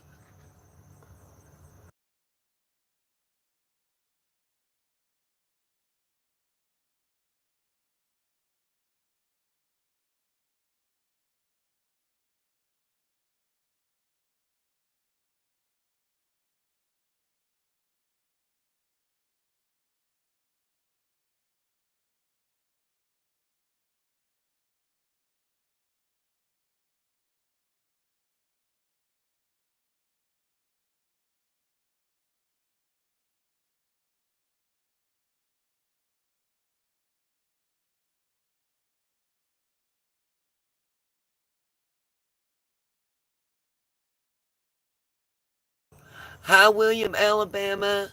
You guys, I am Miss Justice. You didn't have to delete it, baby. It's okay. And Amanda, I didn't mean to delete that message. I was trying to set up the camera. I don't know how to get it back. I'm trying to fix that. Please don't be upset. I knocked over my juice and it's all over my feet and my notes. So if you guys give me just a moment, I'm fixing the video and set the camera up to where it won't be all moving around. I just need about another 45, 60 seconds and I'll have everything set up and ready to go, okay? I do apologize. I don't know if y'all heard the part where I said, oh my gosh, where's the towel? I'm trying to, I spilled liquid, I've got electronics around, it's all over my feet. It's just a bad moment. I do apologize, but stay with me, I promise. I've got some important info to show you guys. Alright, thank you. Thank you. And Amanda, I got notification of your email. So as soon as this live broadcast is over, I'm going to email you back, okay? And I'll get that info for you and we'll do that research together. And in case you want to learn how to do it yourself, I'll teach you. I have no issue doing that. It's up to you. I'll let you choose what you want to do. Hey, Rosie W., God bless you as well. Thank you. You know, guys, if it wasn't for my faith in the Lord, I don't think I'd still be here. You know, that mustard seed of faith, I've held it so hard I've cracked it open sometimes. But at the worst moments in my life, I've sat down and I've prayed. And I will tell you this, I don't care what people make fun of. I don't care what they say. None of that. I'm going to say this emphatically. If you sit down and you pray to God, you ask Him to help you, tell Him you're open and you're willing, He'll be there. Just like that night that lady walked up to me outside a Food Line. Those of you that were here, you'll know what I'm talking about. It was a true moment. And I firmly believe He gives you what you need when you need it. Not what you want, but what you need. And I feel like if I'm willing and I'm able and I put forth the effort, He's going to see that. He's going to give me the job that I need, not the job I want. And He's going to do it in the time He wants to do it, not the time I want Him to do it. I was raised that if you're willing to get off your ass and put in a hard day's work, that you're going to succeed. And that's what I'm living on right now. I get up each and every day and bust my ass. I had so many people make promises to me, and then when I need it and I come, I get denied. You know, like right now, I had 2 people tell me, oh, once you get the camper and stuff, if you, before you start work, if you need to borrow the car and go DoorDash, and one said, I got an extra car. They still got it. You can go. You just got to keep the gas in it, put a little extra above what it had in it when you took it, blah, blah, blah. I'm begging and I'm pleading. I can't DoorDash on foot. And I can't. I just want a way legally to make money. To be able to do for myself and to not have to worry about 2 or 3 days in a row not eating. Because right now, I'm probably not going to eat until 5:30, 6 o'clock in the morning on the 17th. And that's my problem. Nobody else's. And I get it. But damn it. All these people out here saying, we got all these jobs and nobody won't work. I call bullshit. I don't know what the deal is. They got all these help wanted signs. But then you help wanted, open interviews, Monday through Friday from 2 to 5. We got a hiring freeze. Next day, you're hiring 2 new people. It's not their first day of work. You're doing orientation. They're filling out their fucking applications. But yesterday, you had a hiring freeze when it came to hiring me. You didn't run my name. It's not my criminal background. It's not my civil background. You didn't have time. I waited an hour and 38 minutes from the interview you scheduled. I got there 10 minutes early. So that wasn't the problem. I waited that 10 minutes. Plus another hour and 38 minutes. You gave me 3 fucking minutes of your time.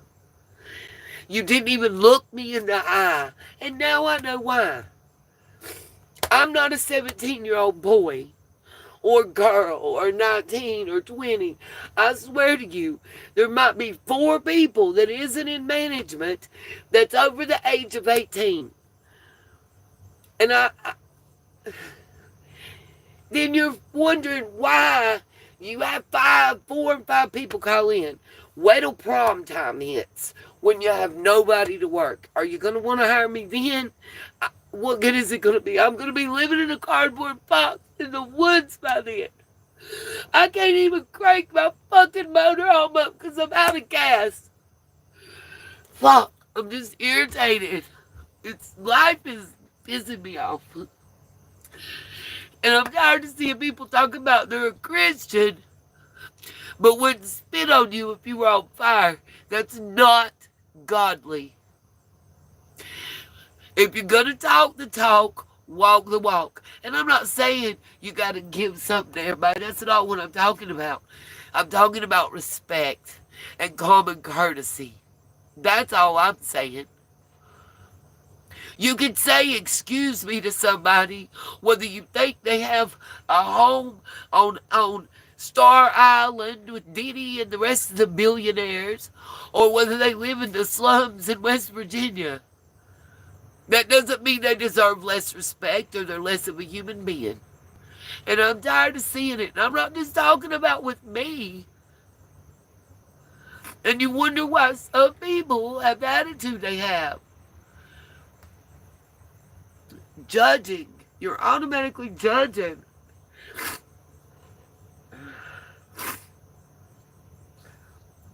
Assume that I'm trying to do something nefarious because I'm carrying my inverter box. Maybe it's because I don't feel the area that I'm in is very secure. And I really don't want to leave this sitting here because anybody that knows what it is knows that at the very minimal it's going to cost like $600 to replace it. So do you think they might could take it to a pawn shop or to somebody that's got an auto shop or owns an RV or something and maybe get them a quick $150? Fuck yeah. I'm not an idiot. Okay, I'm going to blow my nose. Got the video ready. We're getting ready to cue it up and get this party started. Even though my feet is... it was a bottled water with the little powder packets. I think it's Starburst or something cherry flavored. So now my feet and toes is probably cherry flavored. They're quite sticky. Alright, you guys give me a moment. I'm going to read your messages, blow my nose, and we're going to get it started. I just need a second to wipe my feet off. I can't take this stickiness.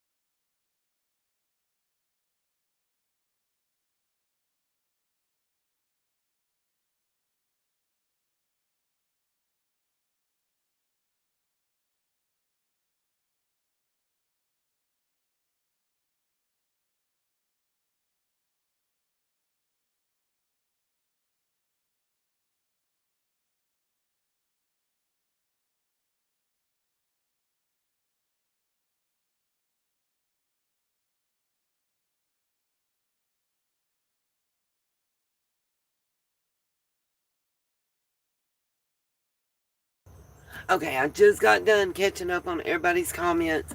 I apologize for not addressing them sooner. Let me say this, Rosie. My prayers will include you tonight. Darling, I'm sorry. So many of our young people and now older people, we thought crack was it back in my day. And I'm afraid that we're seeing the zombie apocalypse. We think we've seen the worst thing ever, the math and the heroin. And now they got all this other, this flocka stuff. And it's taken the minds of our youth.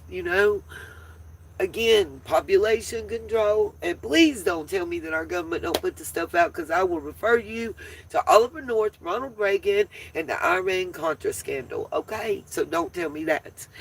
Rosie, I'm sorry, baby, because I know what a fight that can be. I think every family has had someone that's been through that. And my heart goes out to you, darling, and I will pray for you as hard as I can. And I don't need no names, because he knows the need. Hell, he knows what we gonna pray before we pray it. And I'm not perfect. I am a work in progress. By the way, amen, and won't he do it? Because little man went to Christian camp over the weekend. Thank you, Pastor Marty and Pastor Billy. Little man has a fear of the dark. I'm going to tell you this story real quick, y'all, because I think it's appropriate. He has a fear of the dark, It's bothered him. Not normal dark, but, pitch dark. Every light in the house off and it pitch black. He just, ever since Mama passed, he was in the bed when my mama had her stroke. And he was in the house when she passed away. We tried to cover it up and scooch him out. But the youngin' ain't dumb, And ever since then, he just doesn't like the dark. So, when he went to camp, I'm assuming something occurred, and he had to tell Pastor Billy. He had a keychain. Oh, and sorry, knocked my lamp over, just having a big ice. Pastor Billy had a keychain, and it's, just a little bitty light. Kind of, it's a flashlight light, but the end of it reminds me of a megaphone, And he took it off his keychain and he gave it to little man, saying, "This little light of mine, I'm going to let shine," type thing. And told him, he said, "Son, you got saved. You accepted Jesus Christ as your Lord and Savior and into your heart as your protector. And this lets you know that he'll provide when you need it without you even asking." He gave him the light and told him as long as he had that was a symbol that as long as the Lord was with him, he'd never be in the dark and he'd never be alone. He'd never be lost. That all he had to do was look to the light and pray, and God would lead him through and lead the way.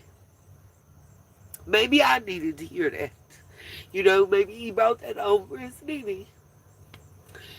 I will tell you that without prayer and God, I wouldn't be here. I can tell you that since I lost my child, I am different. I have changed. I don't think I would be human, have a heart and have feeling if I hadn't. So, people tell me, "You changed since Lance died." Yeah, who wouldn't? I've changed. I lost my mom, my son, my son's father, my stepdad, my dog, and my home of 34 years.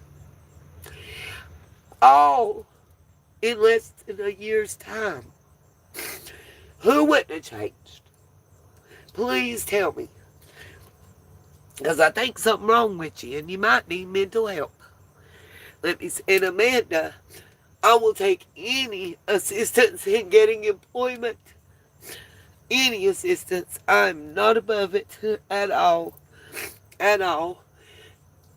In less than 9 days' time, I put in 137 applications, online and in person.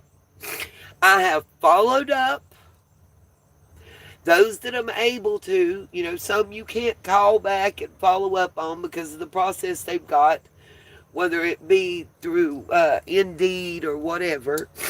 But those in person, I have called, and in person went back, given enough time and whatnot, usually 3 to 5 business days. And I get bullshit excuses, and we're waiting on HR. We got a hiring freeze. But you insulting my intelligence, because if you got a hiring freeze, you're not hiring people. Period. And I just want a chance. I even offered, like I said, to work 2 full shifts, like do one open and one close or whatever, to show. And again, I do not have a bad work history. And I'm not applying for jobs outside of the experience. I have total of 32 years restaurant experience, fast food and full service, no buffet, except on weekends sometimes at one restaurant, and 27 and a half years waitressing experience, 6.5 years retail, uh, 19 years on the job as a CNA, but I can't do that in this state anymore because it was stupid.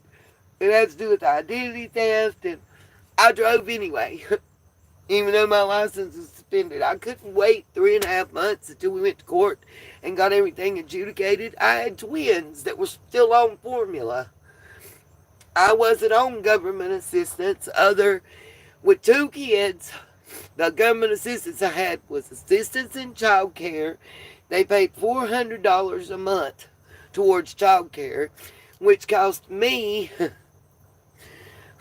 $181 per week when the kids were small and still in diapers. I got a discount on the second kid. And it was $181. I had to look to be precise, but I'm pretty sure it was right. And I got assistance with child care. I think I got like 118 and some change a month in food stamps. The children had Medicaid because as part of child support, their dad was ordered to pay it. He didn't. By the way, when he passed away, he died still owing them child support. And they were 32 years old, 33 at the time he passed.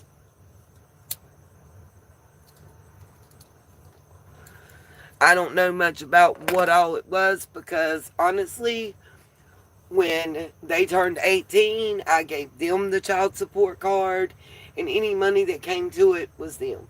It wasn't me. Even though they both still lived at home at the time. Just saying. But I forgot I didn't raise my kids. Anyway, let's see. Let me catch up on y'all's comments real quick, and then I'm going to play the video and stop. And Amanda, I'm quite able. Let me say this. I walk an average of 3.5 miles every day.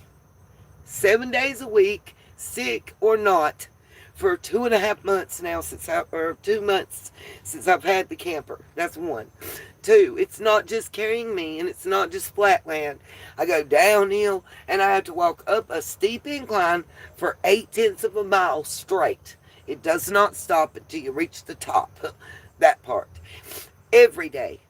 And while I'm doing it, I'm carrying the Jackery inverter box generator that I've got, which I was given bad advice. I even called Jackery.com. If y'all are watching Jackery, teach your people that answer your phones and run your website better.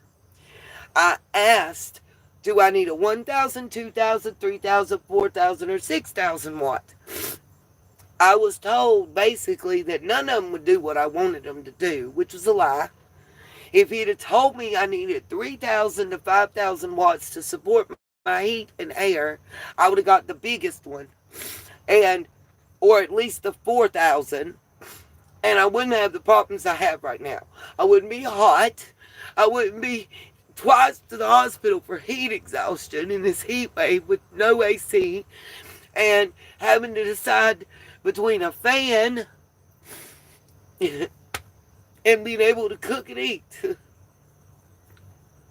But I have an experiment I'm working out, and I'm going to show you guys, because where there's a will, there's a way. I got tea light candles. I got the rack to set my pot on above them, and cooking oil and stuff that I'm trying to see if it's going to work the way the YouTube video I watched says it is. Okay, that was the street. I thought somebody was shining a light into my bedroom window back there. Lord have mercy on my soul. I'm also working on what they call never-ending candle, which during the wintertime works as heat as well as light and a cooking source. I'll show part of, if I can find it. I have 2 Pringles cans, the full-size ones that I've been collecting wood and using the pencil sharpener to do the shavings every day for a couple hours a day. I've got one Pringles can full and starting on a second one. And then I have the tea lights to use to cook with temporarily until I can actually melt the wax, which I'm going to try to do with the sun's heat. Hell, it's hot enough. If it's 98 outside, it's 113 to 117 inside of here. Surely to gosh, that's enough to melt the wax to have it put on top of them. But anyway, I found out what point I need on the... I'm doing stuff while I'm talking to y'all. 11 minutes. Let's see. Okay, the 10-minute and 6-second mark of this video. Okay, and then we're going to rewind to right here because I want to show y'all before and after on Cash Patel and Dan Bongino. And then we're going to show y'all the pictures of what I'm talking about. It's weird. So I do a video that nobody hardly in the world watches, right? Two or 3 days ago in the live stream, I said what I thought about the Epstein list and where they could find it, right? I just hinted at it. And the next thing I know, it's popping up everywhere with my idea. But it's cool. It's all good. Because you know what? It ain't who's first always. I could be Ricky Bobby, second's the first last. No. It's not always about who is the first one. Sometimes it's about who does it the right way and best, you know? First ain't always right nor best. That's all I'm saying. And as much as I've gone through and lost, let me say this. I still have my life. I still have my health. I still have a little man. I have this camper and it's paid for and it's mine and at least it's shelter. There's people around me that are worse off. So if I have to go 3-4 days without eating, and please don't ask me again about the food bank, Google Burke United Christian Ministries, when are you going to reopen? And you tell me. They were supposed to reopen no later than June the 9th. That's the food pantry, the soup kitchen, the homeless shelter. They had a new building. That's the one I was told to go park in, and I got woke up with a pew-pew in my face. So, miss me. They were really Christian there. And the old one closed in May, and it was supposed to reopen. That's also, thank God we can at least check my postal box and my shipping. And, you know, as one, at least I'm still able to get mail and everything. I have to find the bright spots, you know what I'm saying? Like, but as far as the food and getting, it's like, it's not there. I mean, I don't know what to tell nobody. And everybody's like, go to a cooling station. Okay, I will walk in the extreme heat, the 8.25 miles each way to the library, to the one uptown or the one on the other side of the county. I Googled it. I can screenshot and post it if people would like. There are 2 in the heat wave, 2 designated cooling. If you don't have a vehicle, or at least an electric bicycle, around this area, you can't get anywhere. The nearest grocery store is 6.32 miles from where I'm at. And I'm in town. I'm just not on the side of town where the grocery stores are. I'm on the side of town where the motels are. And the convenience stores, because it's right off the highway. It is what it is. There's pluses and minuses. No, we don't have public transport. There is Greenway Transit. But if I have to ask them to come here to pick me up, that's a special ride. I called. $25 one way. Now, I can take the one tag. We have Ace Cab, right? Google them if you want to in my county. It's $30 for them to pull out, plus your per mile. One way. Minimum. Yeah. And we have one. And by the way, they don't start running till 10 a.m. And then they stop at 9 p.m. I am not joking in the least. And forget the trolley thing. Now, Greenway Transit, I can walk about 5.5 miles, give or take, a quarter mile. And for 70 cents, I can ride a 3 mile radius. But I got to walk at 5.5 miles to get to the Greenway Transit. And if I'm going to do that, I might as well walk the other quarter mile and save my 70 cents. Because it's 70 cents. You get off, it's another 70 cents to ride somewhere. It's good, whatever. Right now, my immediate goals is job. And then the first thing I'm doing is saving my storage if I haven't lost it completely. And I might not be able to pay to get it out, but I can pay to keep it in enough that they won't, do whatever. And get a membership at the YWCA. It's less than $3. They have a pool. The gym's great. They got a gym, whatever. They also have classes, like strengthening that's heart smart and that would be helpful and wise at my age to take water aerobics and stuff, but just the pool in general and the fact that it's air conditioned and that I could take showers and do at least 3 loads of laundry a week, have a pool, have a shower, have a cool area to go sit and relax, be able to work out if I wanted to, and they have water workout stuff, for people with arthritis, it's geared to whatever. Used to be called Viper Wellness Center, it's now the YWCA. I've called. It would cost me $55 per month, which isn't that bad, I guess. 3 loads of laundry a week, no extra charge. You don't have to have my own stuff. Unlimited showers, unlimited pool time. You don't have to pay extra for the core classes. Now, they do have some stuff that I guess, that's specialty classes. From what the lady said, it's the ballet type thing, and it's not ballet, it's called something else where they stretch. It was real Pilates, and the one cycling class, some stuff like that. It's like a $3 to $8 fee per class, but I could give a shit about that. The water stuff, they even do water polo, all that's free. So that's one next goal, because it would save me 6 loads of laundry pretty much, and the cost it's going to cost, what it's going to cost me to pay somebody to take me to the laundromat and come back and get me and all the clothes and bring me back, to the camper, and what it's going to cost to do the laundry, at the laundromat. The laundry part would pay for it by itself. Hell, the shower part. Do you know how much that it's costing me to be able to get a shower because I'm out of water in my tank now? I got to pay a ride to take me, even to take a shower at their house. It's not free.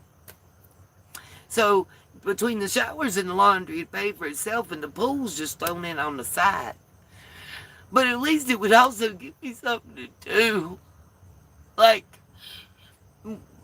researching and talking to you guys and figuring out how I'm going to eat for the day and charge my box. That's when I get up and go to sleep. Like, I wish I could sleep 12, 14 hours a day. And people don't understand with the heat and my living circumstances. It's like 9 a.m. to 4 p.m. is the best hours for me to sleep, because that's the best way for me to beat the heat. So being up late at night and early in the morning is the only time it's halfway cool. Right now, the temperature, according to my thermostat, has went down, y'all. It's 89 degrees. It actually feels comfy. I'm still sweating. Y'all be able to see it in a minute. But it's just frustrating It's like having a carrot dangled in your face every day. And you wonder, why am I here? What am I supposed to do? Why am I still here? I feel like I have no purpose, you know? I feel like there's something else that I'm supposed to be doing, but I'm not understanding. I don't know.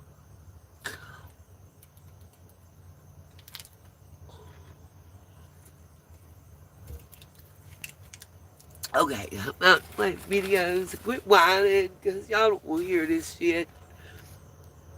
Let's see.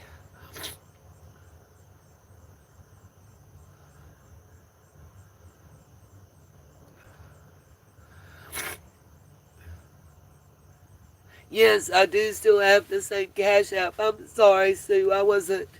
I can't see because I got sweat and tears.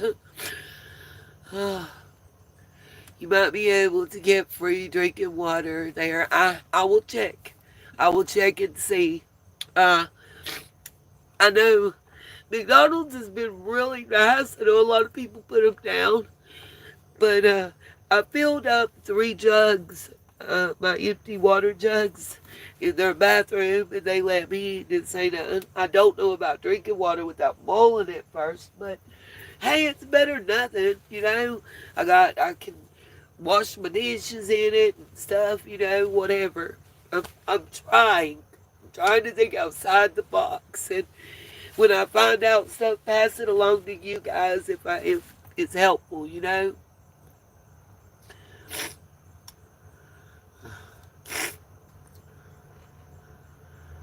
Yes, Sue. She posted my Cash App, I think, in there, honey. I'm sorry. I feel bad that I wasn't ignoring anybody. I don't want them to feel that way. I apologize. Ugh. Let's see. I've got notification of Amanda's email. If anybody sends something, if you don't want me to say the name it's sent under in the message, tell me who to thank, please, because I've got into problems with that before. People were mad that I didn't thank them, but I also don't want to dox somebody, and it's a very fine line, and I want to respect you guys. You know, y'all show me respect. I'm going to mute right quick, and when we come back, you're going to have video and be playing it. So you guys have 1 minute and 6 seconds.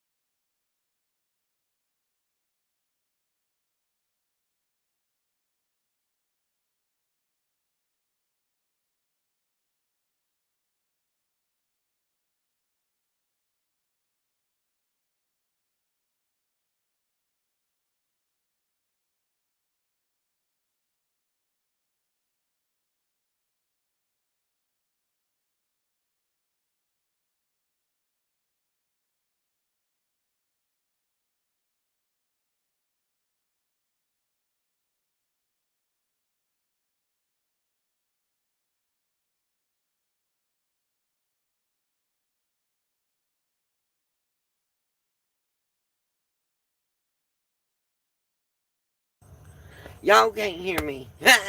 I've been talking. My bad, y'all. Okay, real quick. I was going to show you two things. Even though y'all said, just hold on. So this is the box for the voice controlled light. Okay. It's $1.25 at the Dollar Tree. Okay. What I want you to see is there's no app, nothing to run it. I'm not selling it for Dollar Tree. I have the light. This is what it looks like. This is the voice speaker part right here. But this is what it looks like. And here's what I've got it plugged into right now. This is just a little power pack.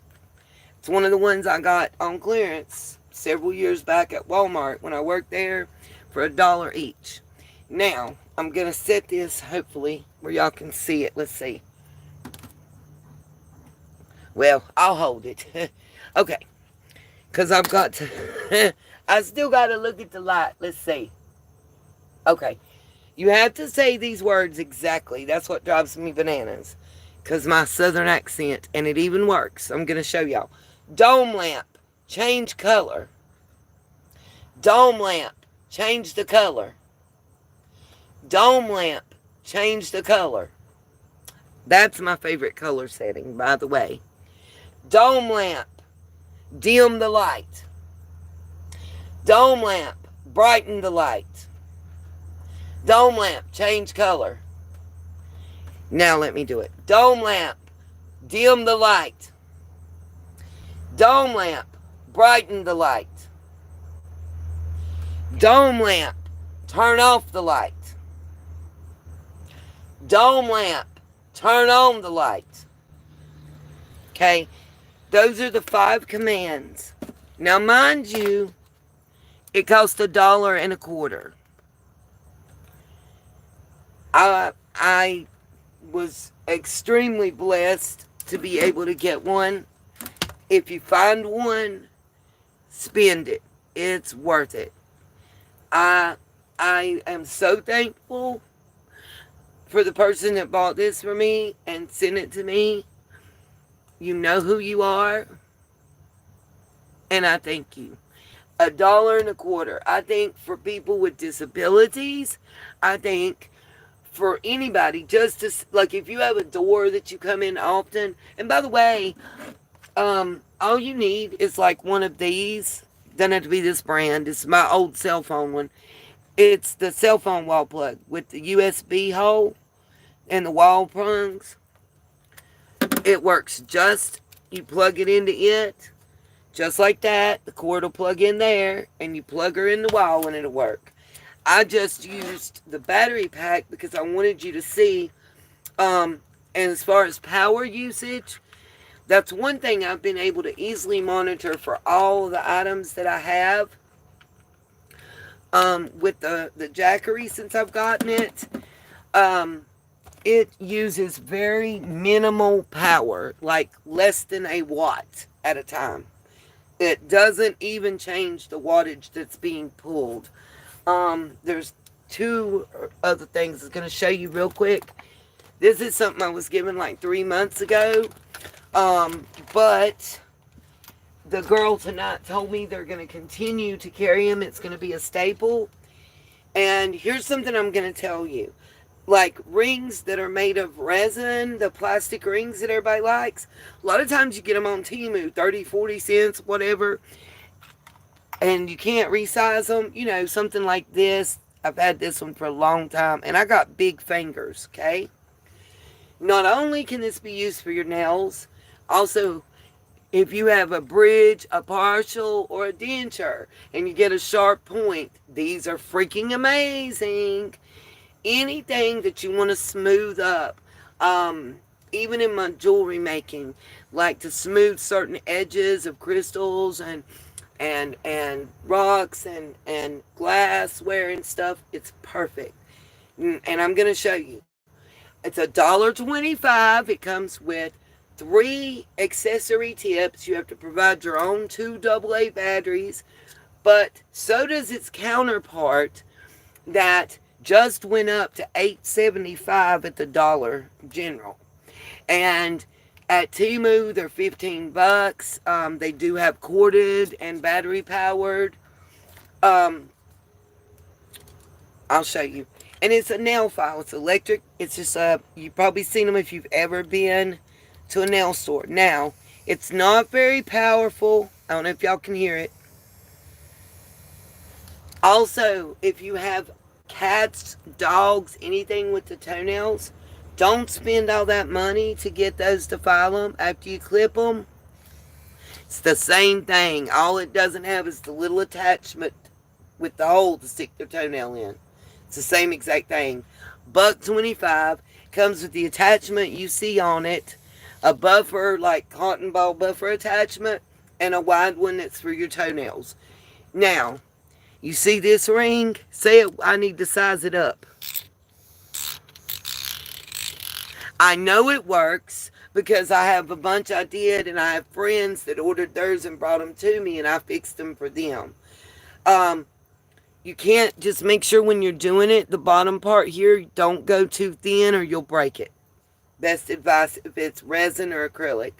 The extra things that this has come in handy for, it's been definitely worth the $1.25 that Renee, shout out to you sis, paid for it when she bought it and gave it to me. Real quick, I'm going to show you two other things. This is a vapor stick.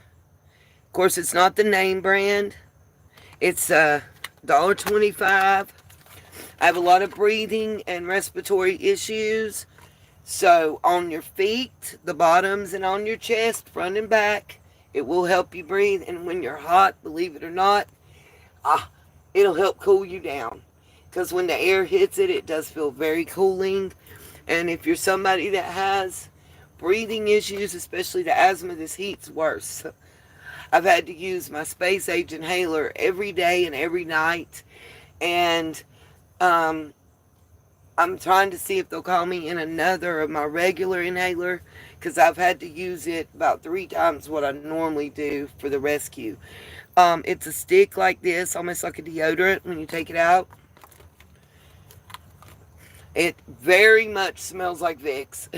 This is what the top looks like. You just roll it up and roll it on. For somebody like me, my hands go numb at times and I can't feel very good. It's easier to get to. It extends your arm to rub to places, you know. Again, thank you for the gift. Renee bought me a couple things. And I'm very appreciative. This is a same kind of stick. And it's a moisturizer. It's like lotion, basically. It's, I would say, lotion and Vaseline combined. It's great for your heels, knees, and elbows. Just a thought. Just another $1.25 staple they have. I want to show y'all the 50-cent things real quick. Yeah, my store, they only have them in gold, but it's the set of silverware, the 48-piece party pack. I wash and reuse. But since I lost all my dishes and all my silverware, I didn't have no bowls. I didn't have, I didn't have it. So, these plates here, it's only 4 of them, and they're plastic, but you guys, they're like thick. Like thick. Not those little thin ones that crack. These are nice. And they're 50 cents. They had black and white. Thank you again. That was a gift. I didn't have the money for that one. Actually, Renee spent $12 on me at the dollar store the other day when we got this.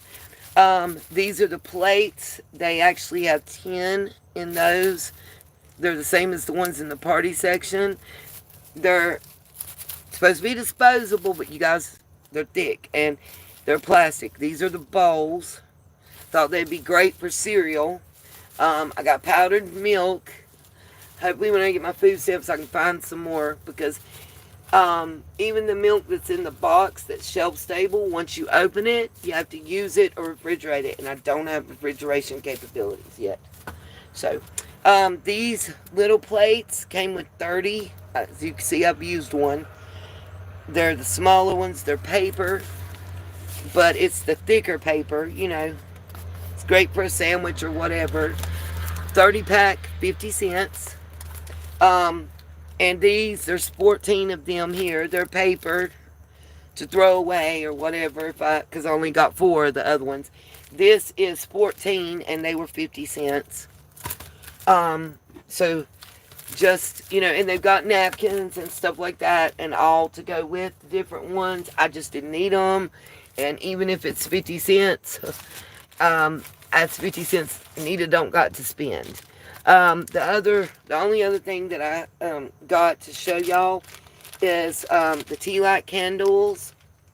There's 20 in this pack for $1.25. I actually got them on sale for 50 cents.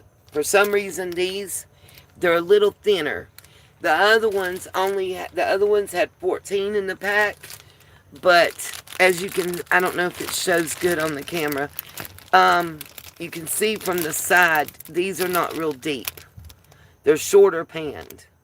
The other ones was like 2 of these, you know, top, that's $1.25. So I'm guessing maybe they're phasing these ones out. The same maybe with the other stuff. But due to the cheapness of the price, sis was, you know, looked out for me. And I greatly appreciate it. Because, and she's done a lot, let me say. And she's not one of the people that I'm talking about. She's had personal life circumstances that have changed and prevented her from helping. Her rent went up by $373 a month. She has a son that is causing a lot of personal difficulties emotionally and stuff, and he has 3 kids and girlfriend. It's a lot. She called me and is overwhelmed, and she also had someone very close to her lose their life. So there's a lot, but she has consistently been there for over 30 years and still is. You know, she wish she could do more. I wish she could do more, but we're doing the best we can, you know. She's tried to help me actually get a job where she works, and the only reason that I can't is even though the internet that I have on my cell phone is considered broadband and equal to house internet, her company does not see it that way. And long story short, I have to have a router and a modem, I think it's called. Well, I know it's called. It's a router and a modem, and you have to plug the Ethernet cable, which reminds me of dial-up internet, has to plug directly into that equipment. They send you a computer, and you have to plug it into them and use their equipment. And that's the problem I'm running into with the work from home. No, I cannot get one of the T-Mobile little square boxes and use that. That's the same as, it's a hotspot. It's the same as using my cell phone as the hotspot. It's not allowed by the companies, period. I've been fighting that battle now and learning that in the past 3 months. You know, I didn't know. I don't know what else to say. It's just, it is what it is. Now, let's get into the Epstein stuff. So, I know you guys can see on your screen, I had a light in a different place and it kept falling and hitting me in the head. So now I've moved it a little bit. You guys can see the screen. Let me see. I might see if I can make it bigger. I hope I don't knock it over. I don't want nobody to be offended or complain or irritated about the shoddy camera work. I do apologize. Again, my stand is from Temu.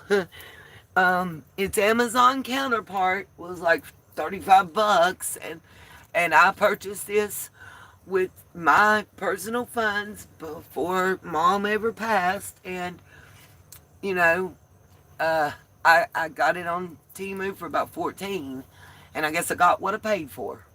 That's what my family would tell me, I reckon. Uh, while I'm looking at your comments, I'm putting on my glasses to read you what I was going to say before we start this video. I got to set the volume up now. Hopefully, as soon as I hit play, it doesn't go to a commercial. I will be stopping and starting. For those of you that don't know, I have to. I've had people complain about me talking too much. Can you not shut up and just let the video play? No, I can't, mouth. I'm not allowed to. YouTube has regulations, and they will shut it down with the quickness. They will copyright strike me in 3 of those, and I no longer have a channel. And honestly, there's been days in the past 2 years, if I hadn't had the ability to come and talk to you guys and get some things out, I don't know if I would still be here. So I need to thank y'all and tell you how much you really do mean to me, and what a difference mentally and emotionally you guys have made in my life. And I'm thankful. I do want to say that if I don't say nothing else the rest of the night. Let's see. She's Sue, welcome. Cool. I think Sue left. I don't know. Well, I guess we made her mad. I'm sorry if we did, Miss Sue. I didn't mean to make nobody mad or hurt nobody's feelings. I do apologize. Domeline is so cool. I agree with you. Let's see. I would love for my... I know, right? I mean, Miss Justice, for $1.25 plus tax, you don't get better than that, let me tell you. It really doesn't. I keep talking about it, but I honestly feel like that day that couple was following me, I had it in here, and I was outside, but the window was open, so I knew my voice would travel enough, and I said, "Dome light, turn on light," and it did. And I think they thought someone was inside of here. And I think it saved me. I know that sounds stupid. I love you too, Sue. I didn't want to hurt your feelings or make you mad. Thank you, darling. I do want you guys to know that just knowing that somebody cares on certain days when it's hard and I just wonder why I'm here and I don't even want to get up and go because I have nothing to get up and go for. You guys have kept me going, and I want you to know that I'm so thankful, so appreciative, and how much it means. People will never know how much it has meant. It's been a lot. It's been a hard, long journey since I lost my child. I don't care how old or young your child is. If you're a parent, you truly are a parent, you don't get over it easy. And 16 years from now, if I'm still living and talk about it, I'm still going to break down and cry. That's why Dawn and Candace are POSs in my opinion, and I'm allowed to feel that way as a parent that's been there.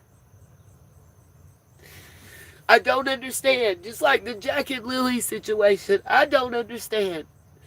Just like, I don't know if y'all watched the 90 Day whatever, but the Eric guy and his Lita wife, whatever, the 5-month-old baby, if y'all could have heard her, like, just matter, and I keep saying in my mind, maybe she's in shock.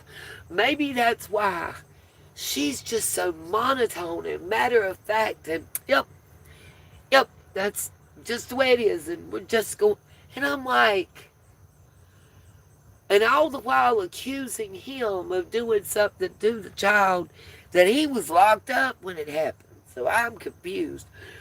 And if y'all don't know, it's hard to explain. But my point is, I, as a parent that lost a child to brain cancer, I can't fathom how I would feel if I lost a child to some violent act or something. I would probably be ready to hurt someone. I'm ready to hurt cancer right now. I'd like to just tear it to shreds. Cancer sucks. And our government in every country that knows how to fix the shit and cure it and is holding on to it and not helping people, y'all suck. And I'm going to tell you something. My God is a loving God. But when you hurt his children on purpose, he can be a vengeful God. And he doesn't like ugly. Some people call it karma, what goes around comes around, whatever. I call it Judgment Day. And we all gonna face it. I got shit of my own to answer to, and I'm willing to own it. I think that's part of growth too.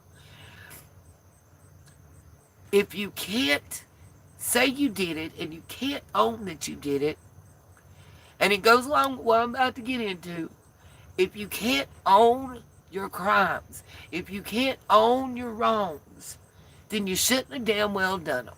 If you're ashamed of something you're doing, then you know it's wrong and you need to not be doing it. See, I'm not ashamed. I ain't never, when people ask me shit, I told you, yes. I wrote a bad check over 39 cents at Lowe's Foods. I was 39 cents short. My bad. I mathed wrong. I was 16 years old at the time. I was an emancipated minor. I had my own car, my own home, and I was working a full-time job at a hosiery mill in Drexel, North Carolina. I stepped up when I was 18, 19. I had twins. I worked at Drexel Heritage Furniture in the machine shop running a Nash sander. If you know, you know. I brought home my check for 41 hours was $118 and some change. My daycare bill for that same week was $181. My rent was $125. That didn't include lights and water and food for 3 people. How was I supposed to survive when daycare cost more than I could make? And I had a good job. That was a good job. We're talking 91. That was a good job. A very good job in this area. Furniture factory? Oh, that's what everybody strived. Honey, I grew up, if you didn't work at the furniture factory, the hosiery mill, or a state facility, you wasn't shit. If you worked at McDonald's, Kmart, Walmart, somewhere like that, you was a dreg of society. That's how people looked at it around here until NAFTA. I'm pausing, I'm blowing my nose again, and then we playing.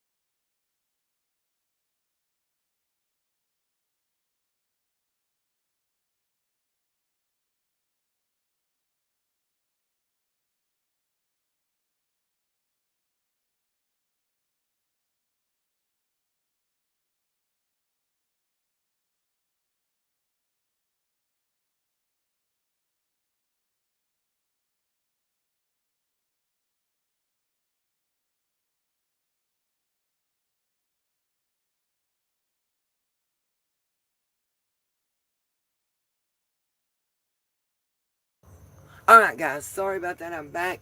Sue, I got your email and I got your Cash App. Thank you so much. You guys, please thank Sue for being kind and supportive. And I am humbled and thankful that anybody, you know what I mean? I'm trying to read what you said. What everybody said. I ain't mad.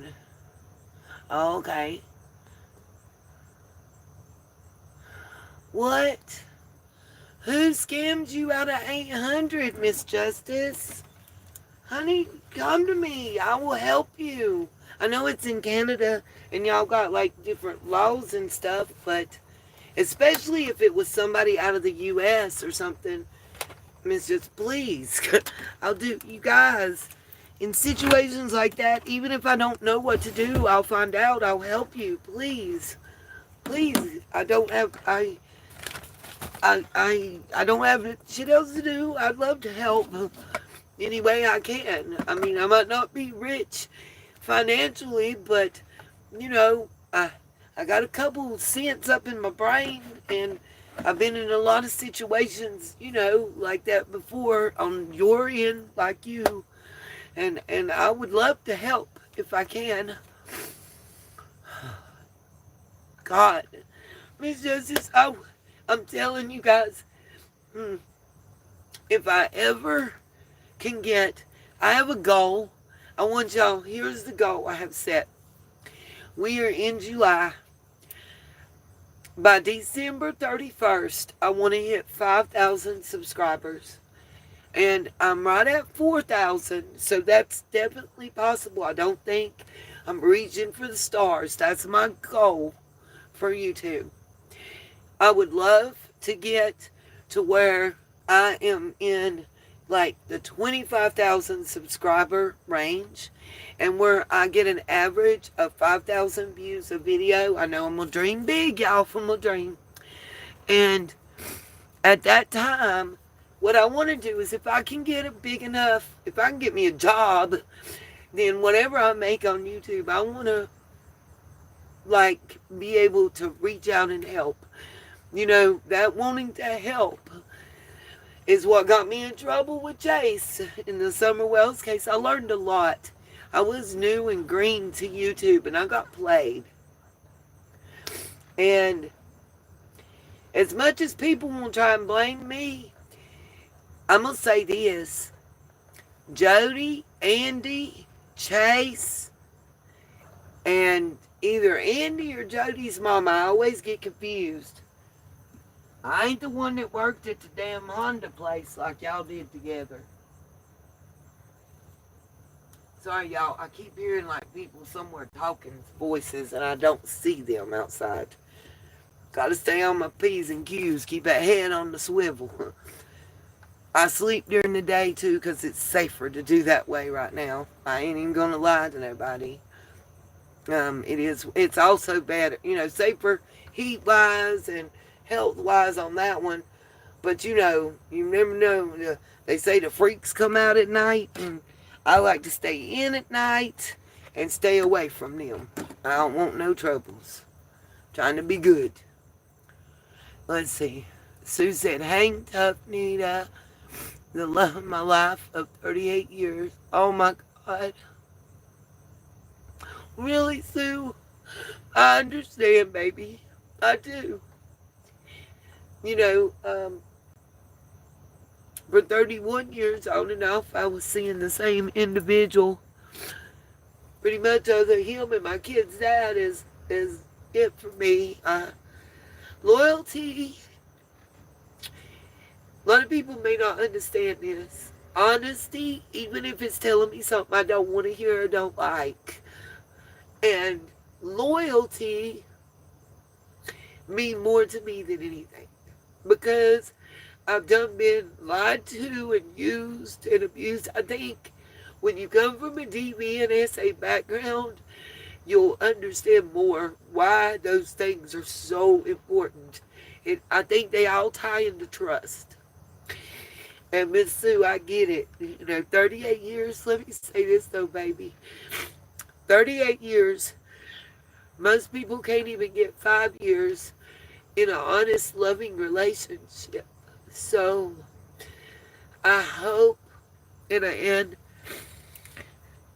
I don't care what nobody tells you, there is no way to prepare for losing a loved one. I would almost prefer that it would have been fast and quick with Lance rather than the long, drawn out 2.5 years of watching your child suffer. You know what I mean? Like, it shouldn't have been 5.5 weeks before he passed. Me sitting in his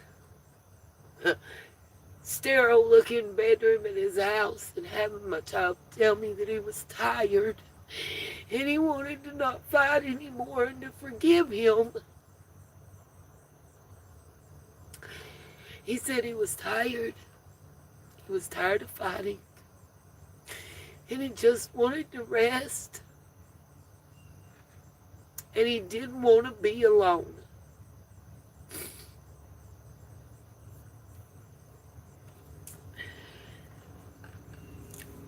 And it was almost like he was asking me for permission, you know. What do you say? I know what I said.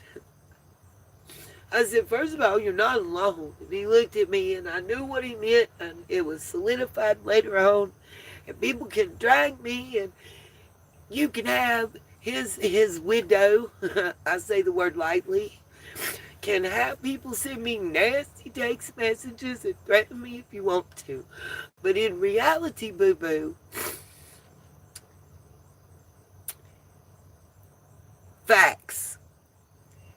7 months, less than 7 months after my son was interred into the ground,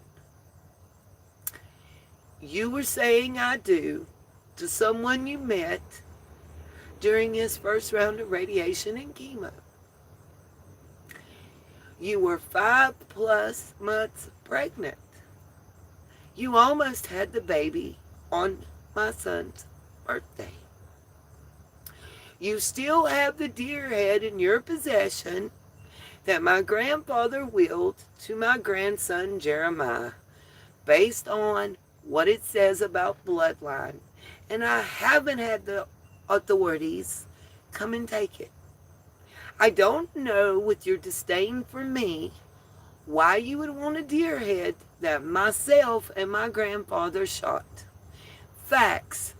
My son repeatedly, in the last 3 months of his life, tried to give possessions to his twin sister and his nephew.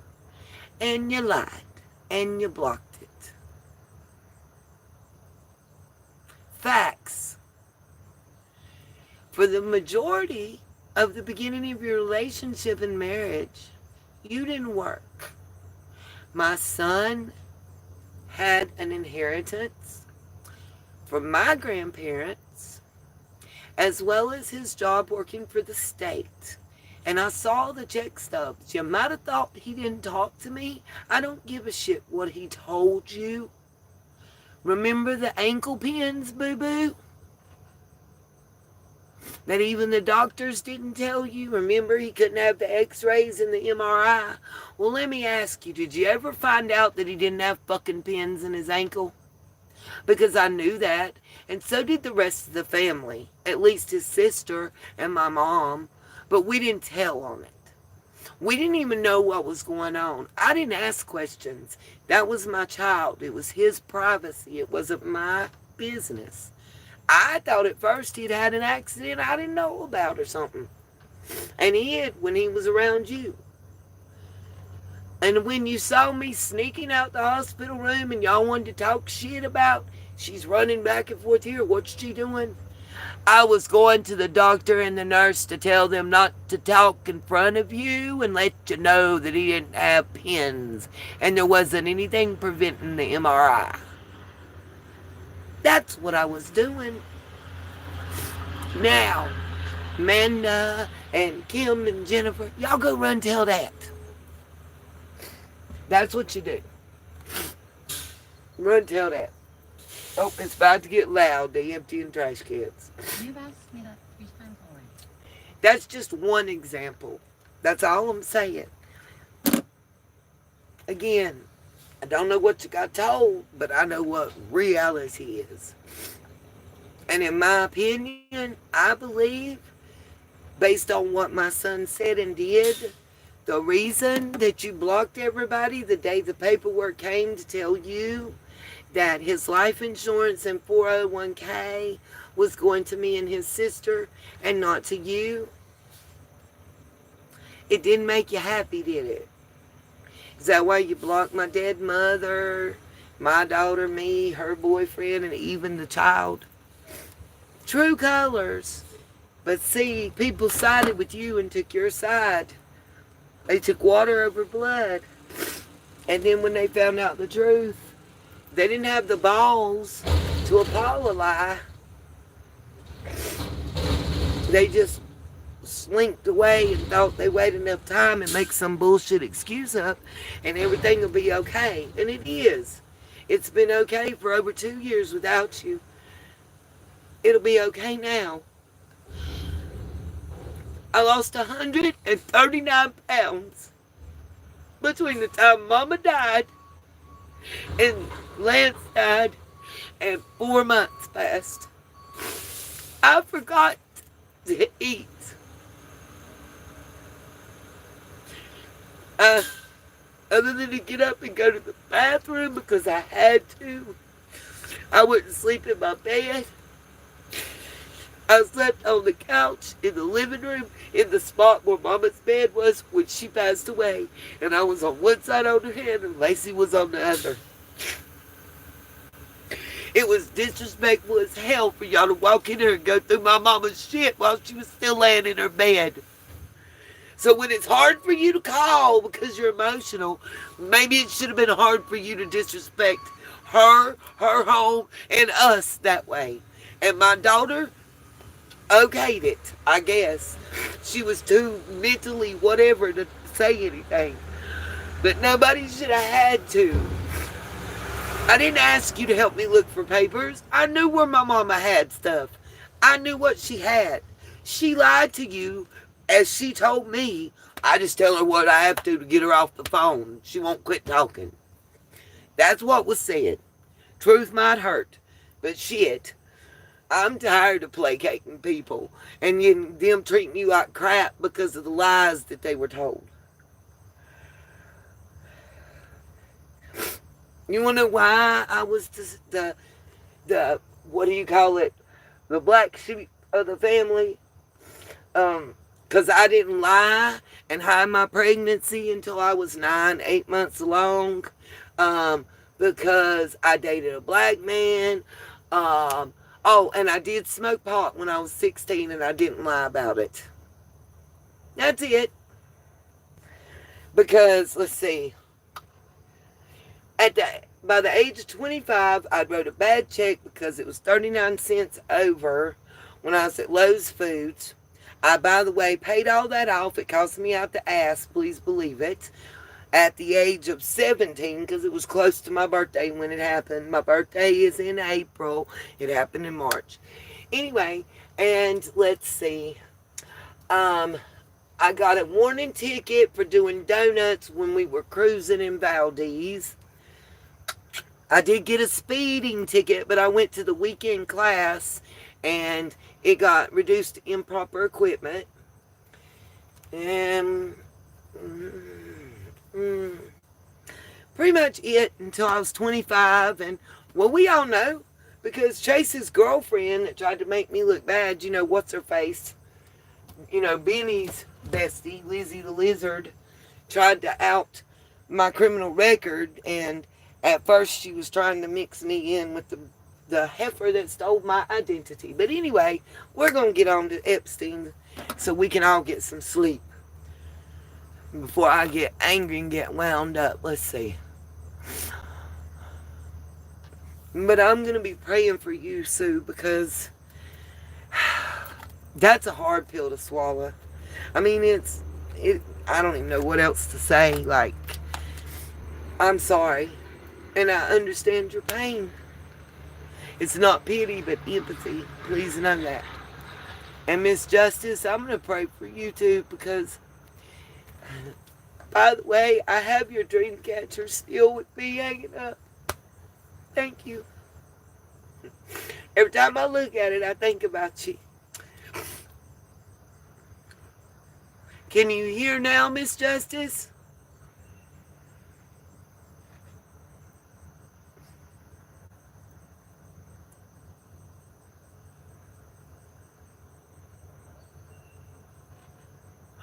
No.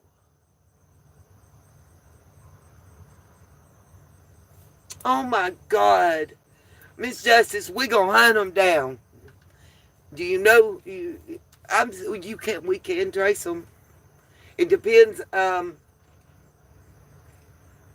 they reached out to you and what, but we can trace them.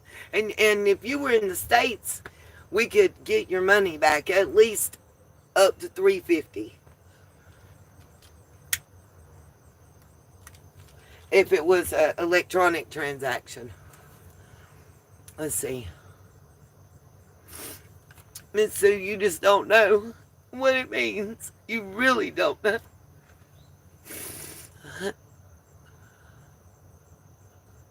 That figures, Miss Justice. But did it happen to go through any U.S. banks or anything? We'll talk. Send me an email, and there's a couple questions. You still might have some recourse. I don't know about Canada, but if it touched anywhere in the States, the U.S. law can apply. And it might be helpful. They are, Miss Justice. I agree with you and Miss Sue. People are just horrible today. Like, I'm going to tell you something. I'd rather be hungry than be a liar and a thief. Period.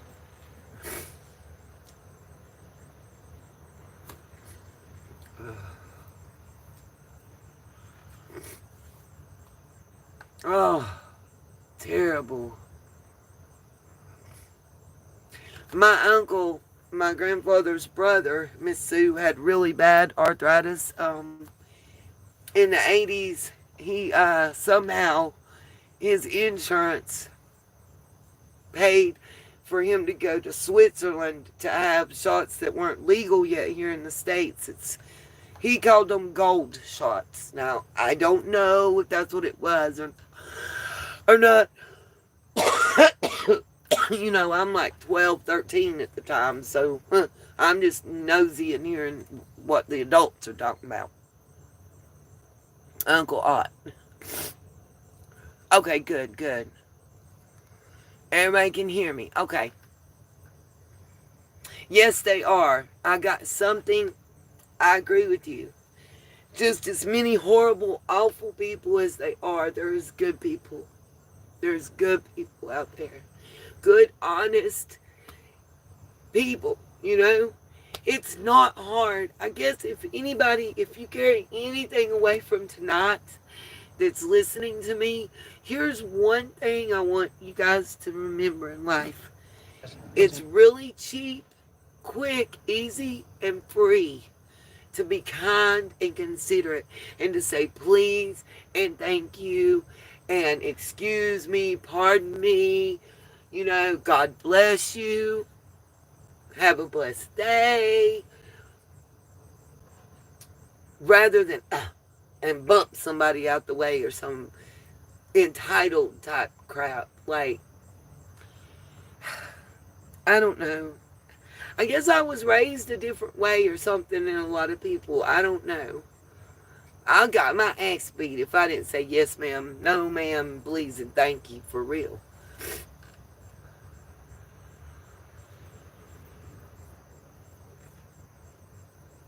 Really? Well, if it makes you feel any better, Miss Sue, Uncle Ott went and he got that gold treatment. And, kind of like using Bengay or something, immediately after, he felt better. It helped. It felt good. But literally, after all that he went through to get the treatment, less than 3 days back, and he was worse than before. And from what I understand, he got like a total of 5 sessions, and it didn't help. And he did have true rheumatoid arthritis. It was pitiful. He was a general contractor. Him and his wife didn't have any children. And I mean, they were pretty well off. From what I understand, though, most of the monies that they were able to accrue and save were spent on treatments. You know, it's just kind of like my aunt and uncle when she got cancer.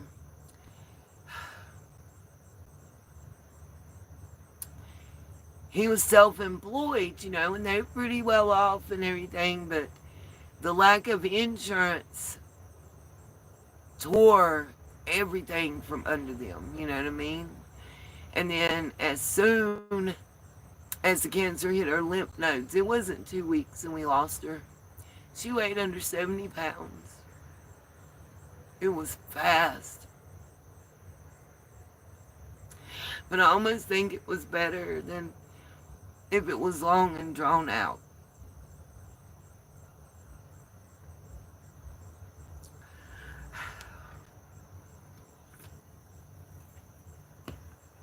And now I pray every day for her son, because though my uncle is in, you know, up there in age and not the greatest health, it seems like the son's health is worse.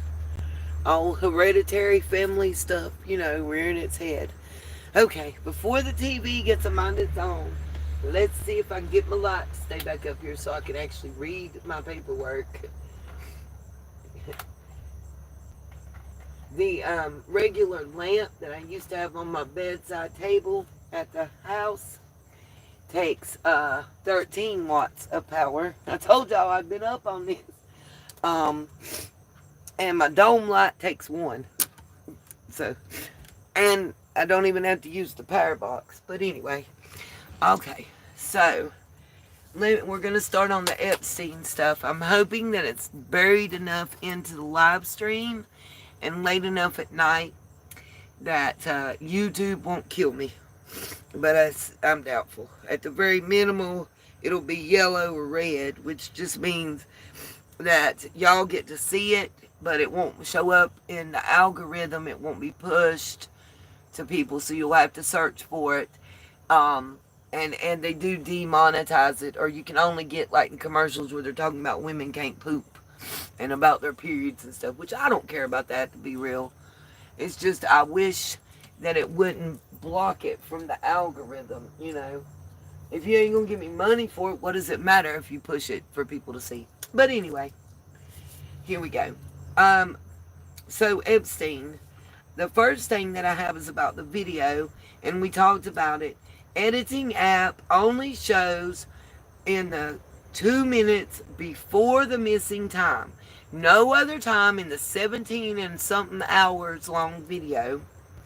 And the aspect ratio or size of the screen changes. And if you guys want me to show you that again, I can pull up my live stream and pop it in there and show it again. Or I can just link the live stream where I showed it, and y'all can go look at it at your convenience.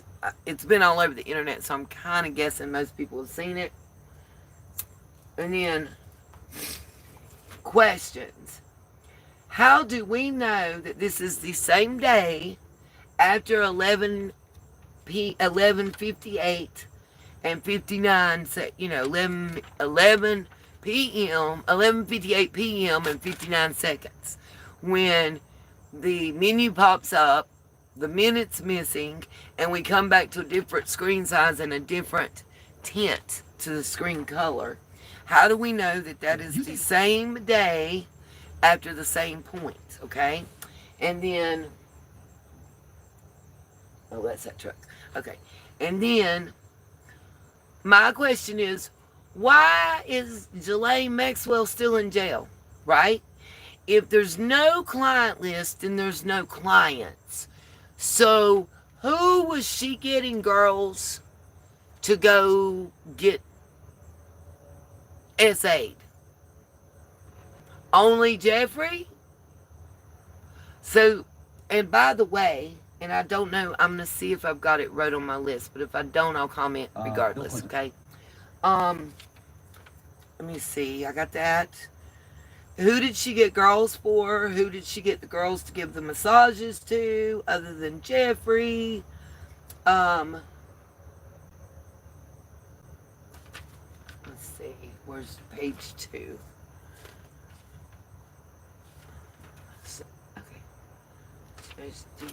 Where's Epi page 2? Sorry, you guys, I'm just making sure. Got page 2. Where's my page 3? Okay. Sorry, I just making sure I had them in order, my notes. Okay. There we go. Let's see. Oh, here we go. I think I know where the client list is. It's important to note that Ms. Maxwell, the girlfriend, Ghislaine, however you say it, that got convicted, the only other person that I know of associated with Jeffrey Epps that actually received any type time, in jail or whatever. It's interesting to note that she's working on an appeal right now. And that's very important to what we're about to talk about. So, his co-conspirator, his #1 chick that's currently incarcerated, is working on an appeal that, by the way, our president's talking about pardoning her. Just FYI. So,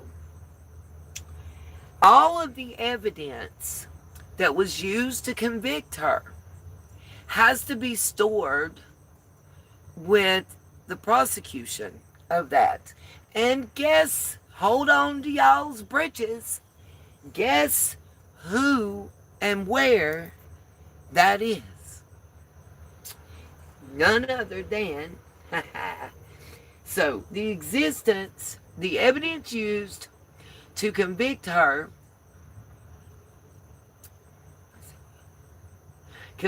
back then, her black book that contains the list of contacts for Jeffrey. By the way, during her trial that she's trying to get an appeal for, that black book and its contents were sealed and only available to the prosecution, the defense, and the judge. I don't know about the jury, but it's sealed. It's in evidence and it's sealed. It is kind of like things in the Diddy, like the video in the Diddy trial that nobody but the jury and people can see and you can't talk about. Same thing with the black book. The little black book with the client list that doesn't exist. Hey, that rhymed. But the FBI can't get it. So Cash Patel and Dan Bongino, they can't get it. They might not even know that it exists or where it is. Unless they think about it. This is something that dawned on me. And then I started researching. And then I talked about it. And then everybody talked about it. But anyway, maybe they're watching me. Where's my numbers? Of course, earlier tonight we supposedly had Howard Stern in our chat. I don't know if he's Dutch Masters or not. We'll see. Anyway, the Department of Justice, per se, really doesn't even have access to it. Who can get it? Not even our president. Pam Bondi can get it. She absolutely can because she's the boss of the people that are holding it. Who can put hands on it? Pam Bondi. But physically, where is it? It's in the Southern District of New York. What? That's who prosecuted Ghislaine Maxwell. And all of the evidence from her trial is being held under seal pending her appeal. I did get confirmation of that. I'm going to show you pictures of it too. Let that sink in, and then I say to Pam Bondi, Cash Patel, and Donald Trump, and Dan Bongino, stop with the performative act. Tell us the truth. Let us know there's a list. The reason we can't reveal it right now is there is pending litigation that it could harm. As soon as either she's granted an appeal or denied an appeal, we can move forward with showing the list. It's that simple. But there's some other questions. Here we go. I got a little bit of video to show y'all now that I'm done running my choppers. Let's see what y'all think. Got a lot of problems coming up, in my opinion, with the famous island with Jeffrey Epstein. Okay, hold on. Let me see how fast I've got this sped up, and I'll turn the volume up. We're going to turn it down to 1.25 speed, and I'm going to turn the volume up just a little bit. Let me know if you guys are able to hear this. Let's see. Amen, a small and kind word. Sue, the Department of Justice per se cannot. The judge that sealed it would have to unseal it. It would have to be that judge or a judge of equal or greater standing, pending the appeal. Now, if her appeal's denied, then the Department of Justice, Pam Bondi, the FBI, everybody should have access to it. But when a case is open or pending appeal, it falls under rules of evidentiary procedure, and federal government is different than state, and state is different state by state. It gets really convoluted and confusing, and the bottom line is, until they decide if they're going to give her an appeal or not, here's the deal. If they really want to open up the shit and show it to us, they can. Bottom line. She's already been convicted. She's already serving time. Yes, she's trying to get an appeal. But again, it's one of those situations, if the government really wants to do something, they can do it, right? Any other time, they can. I bet you if one of them needed it open for some reason, they would find a way around. But based on rules of evidence and procedure, until her appeal is denied, or if she's granted an appeal, until that is finished, it's technically supposed to be sealed evidence because it's in an ongoing court case. But what I don't understand is, why are y'all scared to tell us that? What is it you're afraid of? Are you afraid of, I don't know, Mossad or somebody finding out where it's at and doing some Mission Impossible type ish and it coming up missing?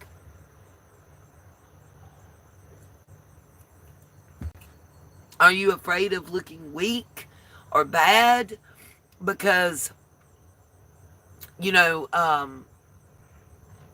unable to access it because of rules of law? Again, honesty is generally the best policy, because you tried to be dishonest. You can't get around it. That fucking video and what y'all told us was some bullshit. And it's made y'all look like a bunch of Keystone cops.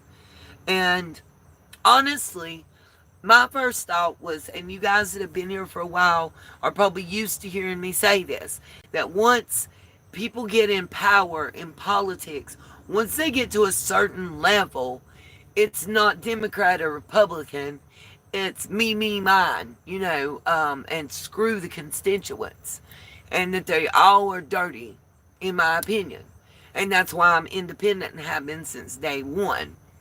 And honestly, that press conference and I'm going to show you what I'm talking about, but that press conference where they told us the list didn't exist, and since 1999, the video rolled over and they lost a minute at midnight, all bullshit. But since that moment, it did nothing but solidify the thoughts that I've had since I was 18 and old enough to vote, which is, they're all for themselves. They don't give a shit about us except when it's time to cast our vote and get them some power. And once they get it to a certain level, it's not blue or red or Democrat or Republican. It's how much can me and my buddies line our bank accounts in our pockets with and get before we get out. And honestly, I think there should be term limits in Congress and Senate and age limits. If they make, like they made my granddaddy retire from Great Lakes Carbon at 71. He didn't want to retire. They made him. And if they do that to the average citizen, then why in the hell do we got, like, Mitch McConnell freezing and can't even remember what the hell he's saying or his last name? It's embarrassing. Okay, rant's over. Let's look at the video because I got to stop and comment anyway for that. Sorry, y'all. I just get irritated because I'm tired of our government treating us all like a bunch of mushrooms, keeping us in the dark and feeding us full of some bullshit. Like we're not smart enough to know that they're stupid.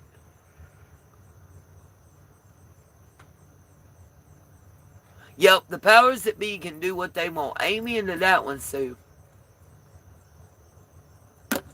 And I've always felt that way. And, you know, when this crap happened, that's the first thing that I said was they're proving me right. Let me open my hatch here. Maybe I can get just a little more cool air. I got to close it all. Like every day I have to make sure that I'm up between 8:30 and 9 a.m. to drop all the window coverings and cover the hatches to where the sunlight can't get in, but the air can. It makes it cooler.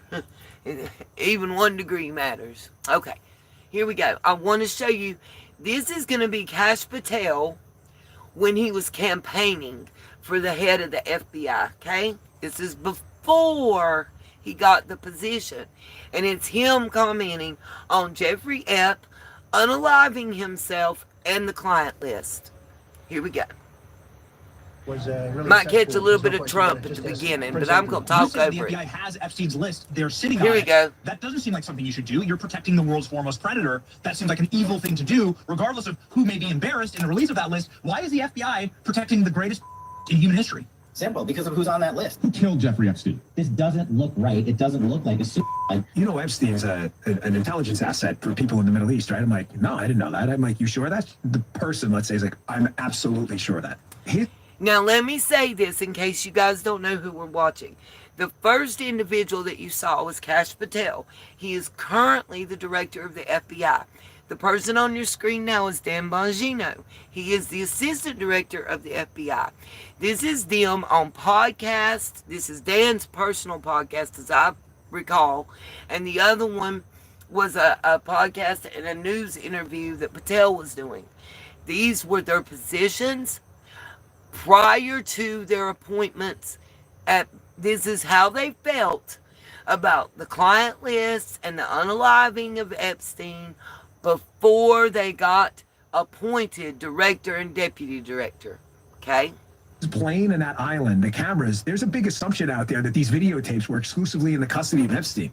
That's a huge mistake. The reason they wanted this story to go away is because there's an assumption like, oh yeah, Epstein had him. No, he wasn't the only one who had him, according to this source. These assets, that's why this blackmail story makes so much sense. There are a lot of people who are knee-deep in the Washington swamp. Understand, if Jeffrey Epps was working as a Mossad/CIA asset, most likely the video equipment that was taping wasn't just storing them to some storage unit like, you know, an Xbox looking unit or a computer. It was in a cloud that not only he could access, but the CIA and Mossad handlers could access. That's the whole point of the operation.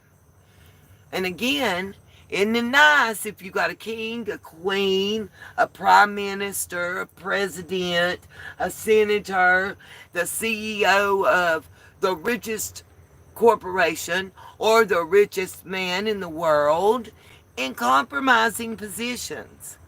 Because when something happens and a vote comes up, you know, so you own coal mines and coal cars, and there's a vote coming up to reduce the amount of coal that's able to be burned and used in the U.S., wouldn't it be nice if you're the one that owns the coal mines and the refineries to have, I don't know, evidence of 3 senators that are on that committee in compromising positions, guess how they're going to vote? Most likely. However you want them to.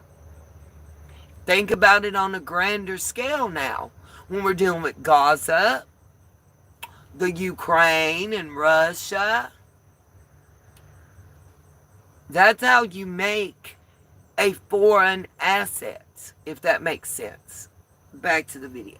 We're not telling you the truth about serious allegations out there that Epstein may have had video and audio of people out there doing things they shouldn't have been doing. And you should be asking yourself the question, how is it that all these people, the CIA director, the Obama fixer, Bill Clinton, all intersected paths with Jeffrey Epstein? Jeffrey Epstein isn't with us anymore, and nobody seems to want to talk about it. Would you declassify the 9/11? Oh, yeah. And by the way, here's the Fox segment that I was talking about, where when it originally aired, they asked about JFK, MLK, and Ep files, and would Trump declassify them.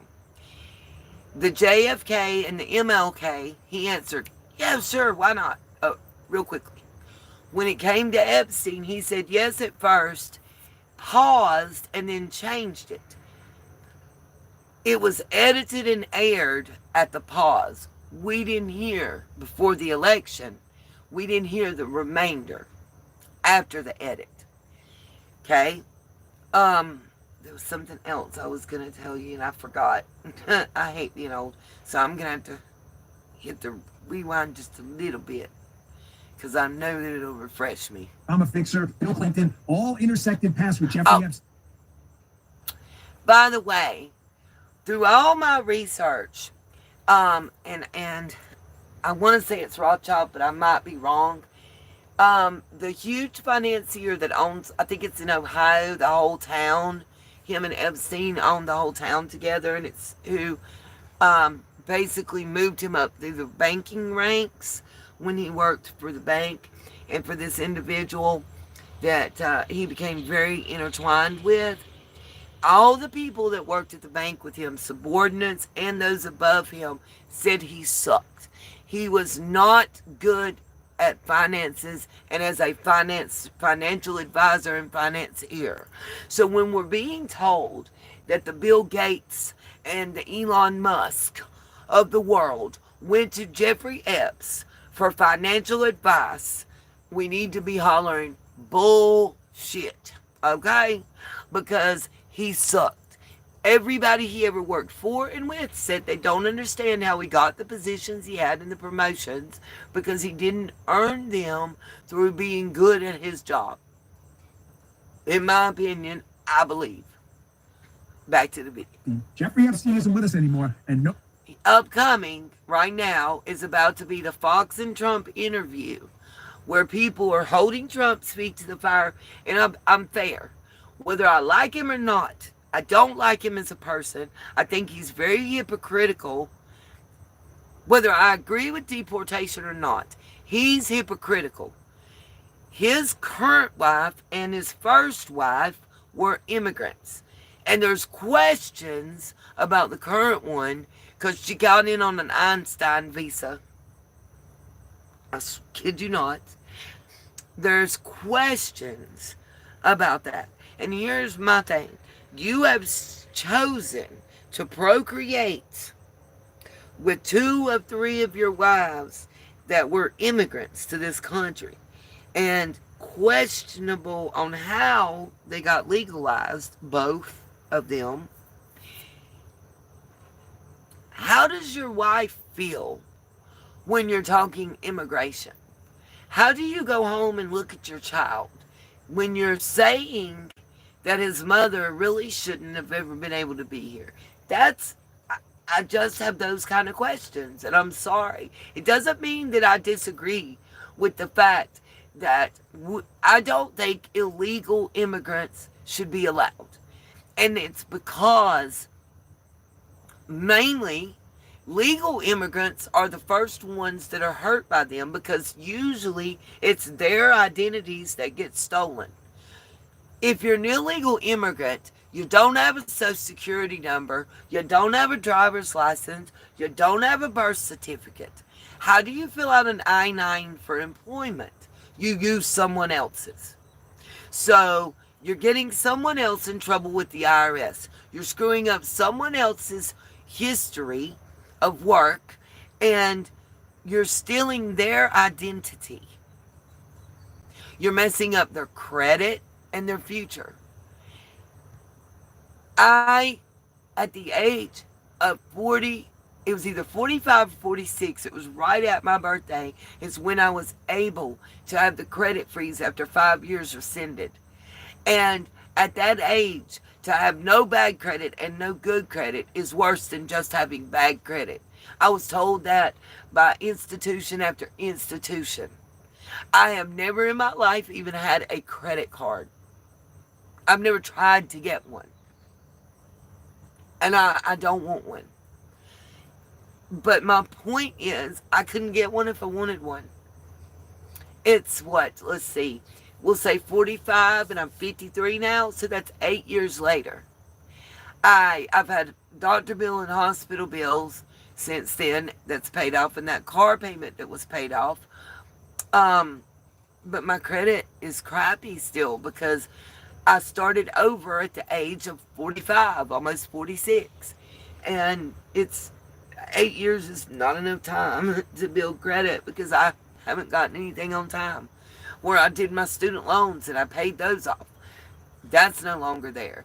You know, the Kimbrels, the GMAC. I mean, there's so many things I can think of that I had built my credit, and I was good. I was in the 700s. I lost all that. It was a battle with the IRS. Just imagine an average of $2,300 a quarter for 1 year, times each quarter at the end of the year in income that I didn't make, but that was filed under my Social Security number. Do you think how long it took? 6.5 months for me to get my tax return. And at the end of the day, what it took to fight and do, because it wasn't erroneously filed, and I will never go back to the company, well known, one of the top two. I will never go to the her on that block again, because they did not stand by me. They did not stand up for me. And altogether, with the identity theft between going to court and having to prove it wasn't me that got the ticket and lost the license and the fees and the attorney's fees, it cost me every bit of my savings that I had worked for since working for the state, starting at 18 years old. When I was 18 and started working for the state of North Carolina, and every bit of that lost. My whole 401k, everything gone. It cost me well over $7,800 just to prove that it wasn't me that got the seatbelt ticket in another county. I had literally to get my work history, because at the time in the day that the ticket was assessed, I had proof. Not Jody Sue and Andy type proof, okay? But I literally had real proof that I was at work at the state facility. We were on campus at a lock-in in the gymnasium at J. Iverson Riddle facility for the developmentally disabled with myself, and there was 6 of us total. 3 were DTs, 1 psychologist, 1 shift supervisor, and 1 quad supervisor, all for, the 24-hour lock-in that we were doing. There's video footage, because it was kind of like if the PBS-a-thons. We were raising money for the clients that we worked with that didn't have families, that didn't have money. The ones that when we went out to Pizza Hut or McDonald's or Rose's or wherever, the ones that never got to go because they didn't have money. to the bluegrass festival, to the gospel singing in the hood that we went to and stuff. You know, we were raising money for them, and it was worth it. But I had proof, you know.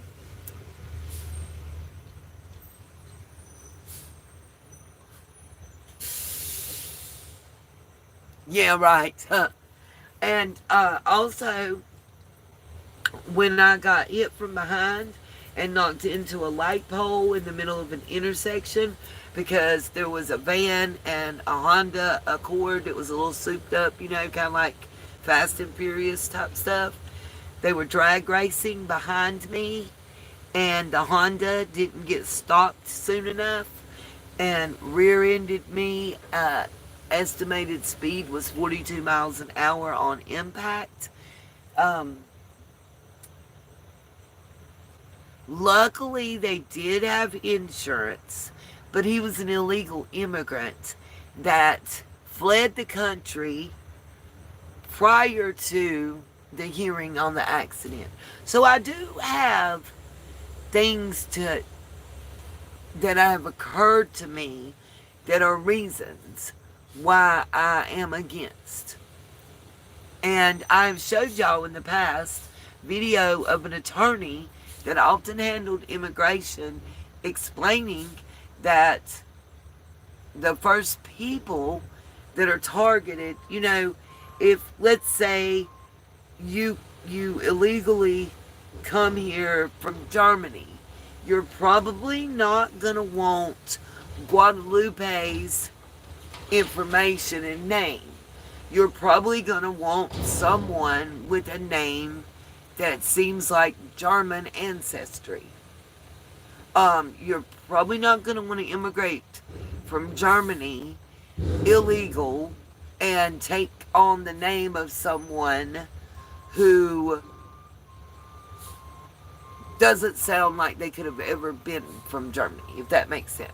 And the same goes for other countries. And while we're being told how awful people we are to not be welcoming and the opening our arms and being flooded and having our identities stolen and whatnot is the American way and puts us above other countries or blah blah, other countries don't do us that way. Hate to disagree with you, but there were just riots and protests, and I brought that to you guys as well, in Mexico over the fact that Americans are coming there legally, and buying up land and retiring. They're driving up the prices of rent and property, and the naturalized citizens are mad about it and want us to go home. Can y'all fathom that? Back to the video. Watch it be a He commercial. seems to want to talk about it. Would you declassify the 9/11 files? Yeah. Would you declassify JFK files? Yeah. Would you declassify the Epstein files? Yeah, I would. I guess I would. I think that... Now, mind you, right there at the yes I would, is where it cut off and what was aired to us, the American public, prior to Election Day. Please keep that in mind. I'm going to rewind it just a skosh. There we go. Obama fixer, Bill Clinton, all intersected paths with Jeffrey Epstein. Jeffrey Epstein isn't with us anymore, and nobody seems to want to talk about it. Would you declassify the 9/11 files? Yeah. Would you declassify JFK files? Yeah. Would you declassify the Epstein files? Yeah, I would. I guess I would. I think that less so because, you know, you don't know. You don't want to affect people's lives if it's phony stuff in there because there's a lot of phony stuff with that whole world. But I think I would, or at least... Do you think that would restore trust? Help restore trust? Yeah, I don't know about Epstein so much as I do the others. Certainly about the way he died. It'd be interesting to find out what happened there because that was a weird situation and the cameras didn't happen to be working, et cetera, et cetera. I want to talk to you about the Epstein. So, that part that we just watched, for some reason, when it was aired prior to all this happening, that was cut out and not shown to the American public. There has not been an official statement from either side as to why, but in all fairness, I feel I need to point that out and show that, because a lot of people, myself included, felt led astray and duped. Felt like we were promised 9/11, JFK, MLK, and Epps full transparency. By the way, we ain't got none of them. You can say what you want to, but satisfactory, where the 9/11 files? Where they at? Where they at? Because that and Ep was number 1 and 2 on my list. Then MLK and JFK are about equal, because you can say what you want to, but I think we as a nation and as a people, we already pretty much know, filling in the blanks. There ain't no magic bullet that jumps around and hits 14 people and does all that damage. They didn't have the eagle talon bullets back then. I mean, come on now. Let's get it. Let's be real. And we know MLK, Martin Luther King Jr., I feel, was a detriment to the agenda that certain political leaning parties had at that time in our country. In my opinion, I believe. Back to the video. Now, I hadn't seen this part, so we're going to watch it first together and react. Case, I have worked on this for years, trying to get those records of who flew on Epstein's plane and who helped him build this international human trafficking ring. Absolutely, Senator. Child trafficking has no place in the United States of America, and I will do everything, if confirmed as FBI director, to make sure that... Again, this is Kash Patel before he was approved. This is during his Senate confirmation hearings. And I just showed you, before he got to the Senate confirmation hearings, what he had to say to the public and the promises that he made.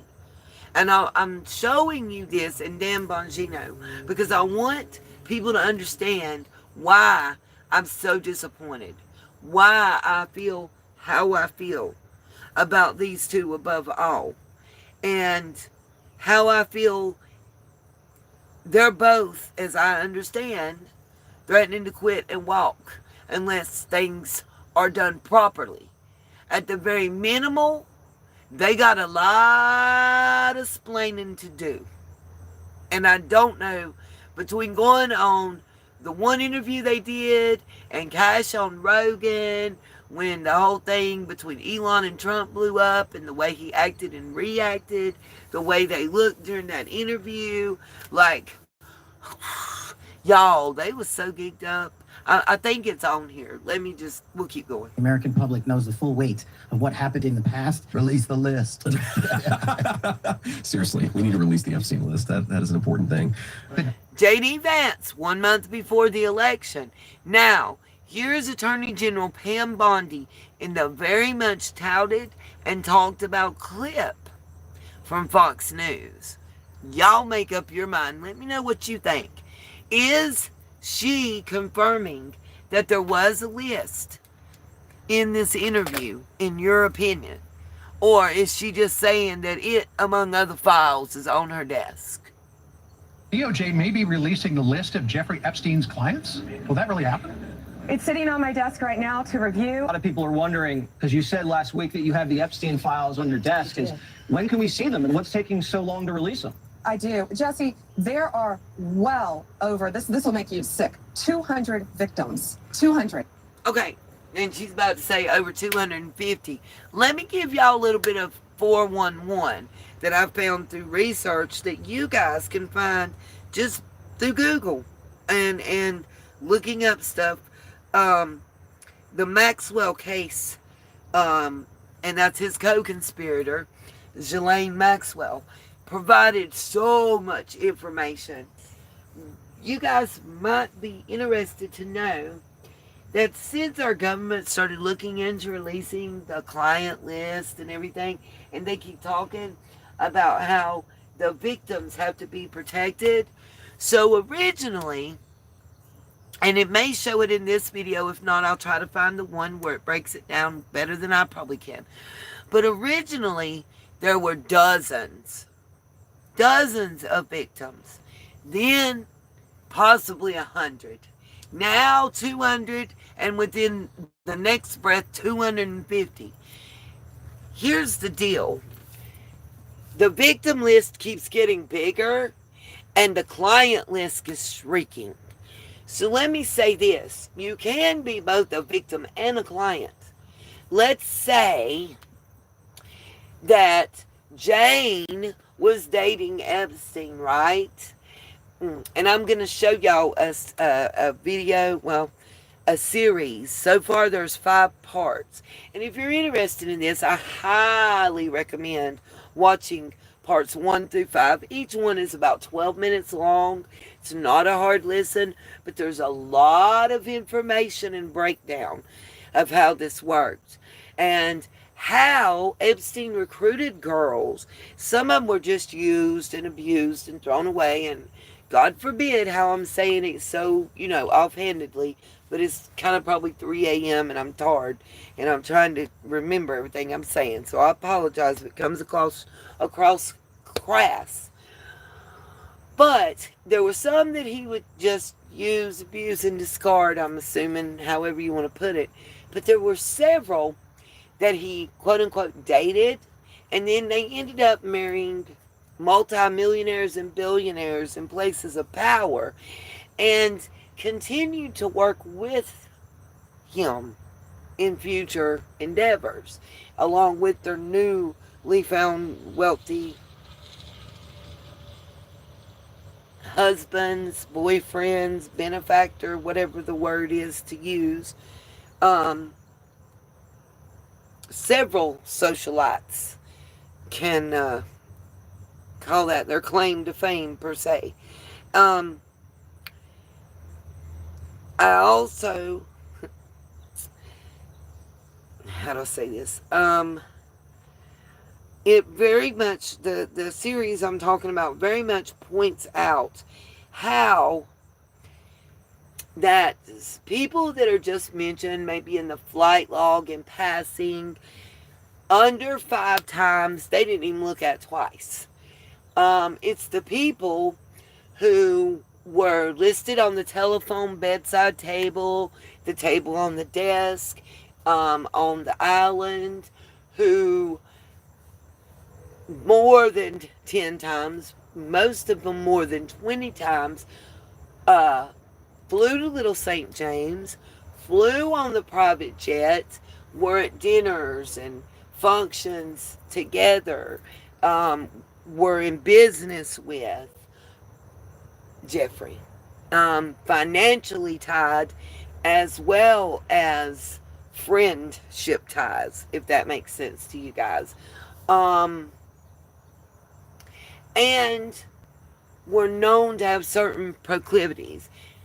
Listen, this man on that island had a large commissioned portrait of President Clinton in the Monica Lewinsky dress with red pumps on, laid across a chair like a week's wash, as my grandma would say.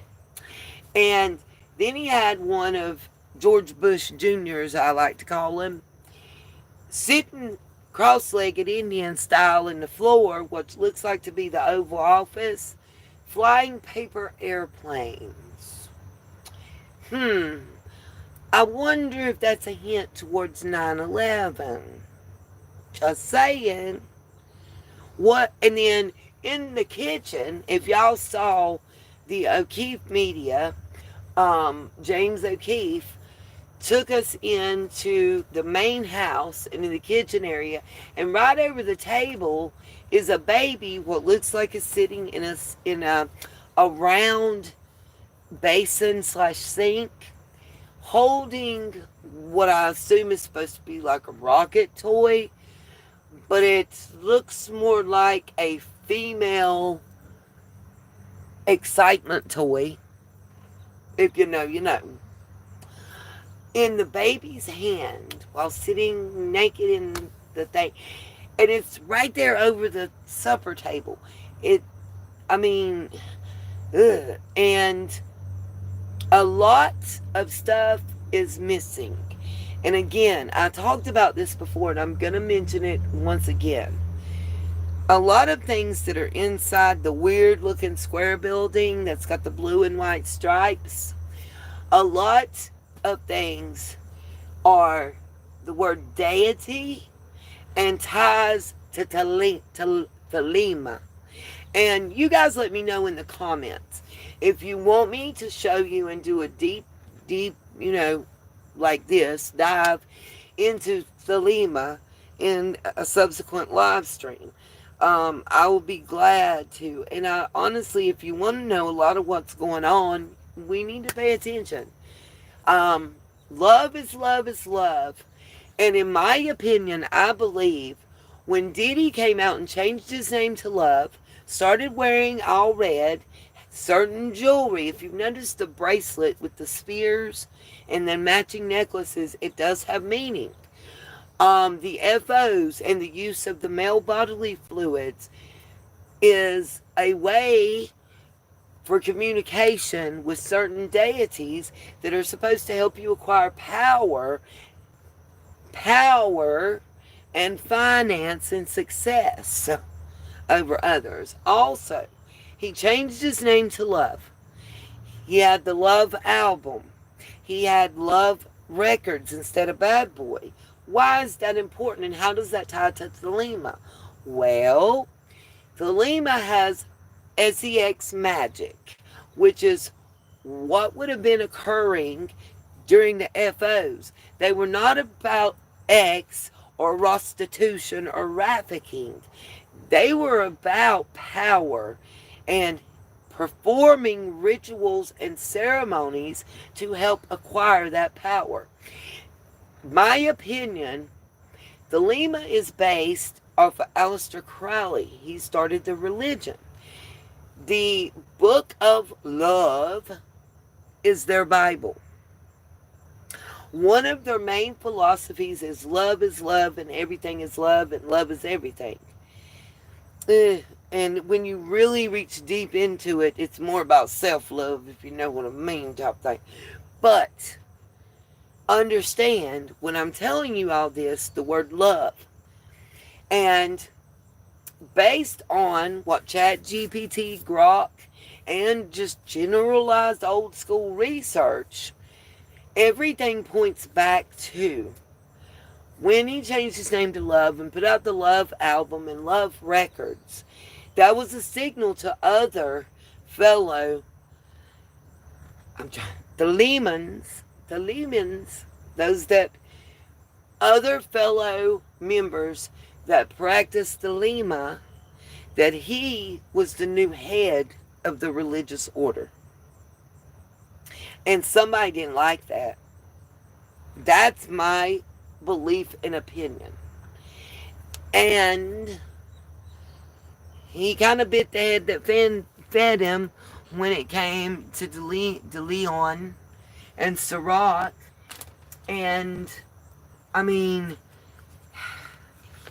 I guess, for lack of a better way to state it, he found out that as much money and power as he had, there was somebody else that had more, and didn't like it when he tried to throw his weight around against them. And possibly, maybe joined forces with whoever was his competition for head of the religious order. Because I don't know who he was replacing. And if you don't believe me, I will show you one of the main practitioners is a woman. I cannot remember her name to save my soul right now. I apologize, y'all. She does cooking magic, basically, as art. And she's very closely tied with Jay Zizzles and that group. Marina. You're going to see some Epstein information being released. Marina Abramovich, I think is how you say it. It's very sick and twisted, and it's called cooking magic. But If you don't know about it, I'll be glad to delve into that and show you guys the research. And the reason that I'm bringing it up right now is because when you go inside of that blue and white building that's on Little St. James, which is Jeffrey Epps Island, there are deities that are directly connected, in my opinion, to Ifa and Talima.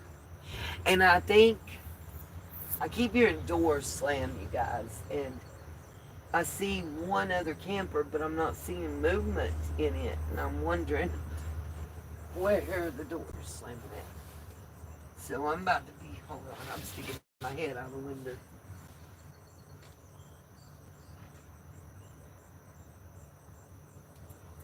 Okay. I see they have their big door open. Thank you, Jesus. Okay. I was about to have a moment. It looks like a... Oh, God. I told y'all this lamp keep falling at me. That's a signal from Jesus to unplug it and put it up. I'm done reading my notes, so it'll be just fine without it, because it just boinked me in the head and shoulder. Boink! Sorry, guys, I'm trying to be upbeat and positive. Let's see. What's up, Mama Bear? Oh, God. More doors slamming. I'm hoping it's that camper. I'm not seeing nobody else. But I'm not seeing them open doors or nothing. But there is some water. And it looks like a door on the side I can't see good. Sorry about getting sidetracked. But it scared me. Okay, I will go back to finishing playing this video. Yes, I'm alright. I'm sorry. I got hit in the head by the lamp. It wasn't great, but I'm okay. It didn't knock me out or nothing yet.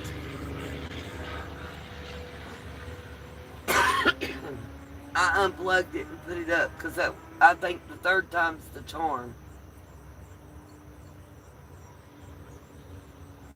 I hadn't heard it crank up or nothing. Okay. Anyway, we're going to go back to this. But let me know if you guys would like me to delve into Ifa and Talima.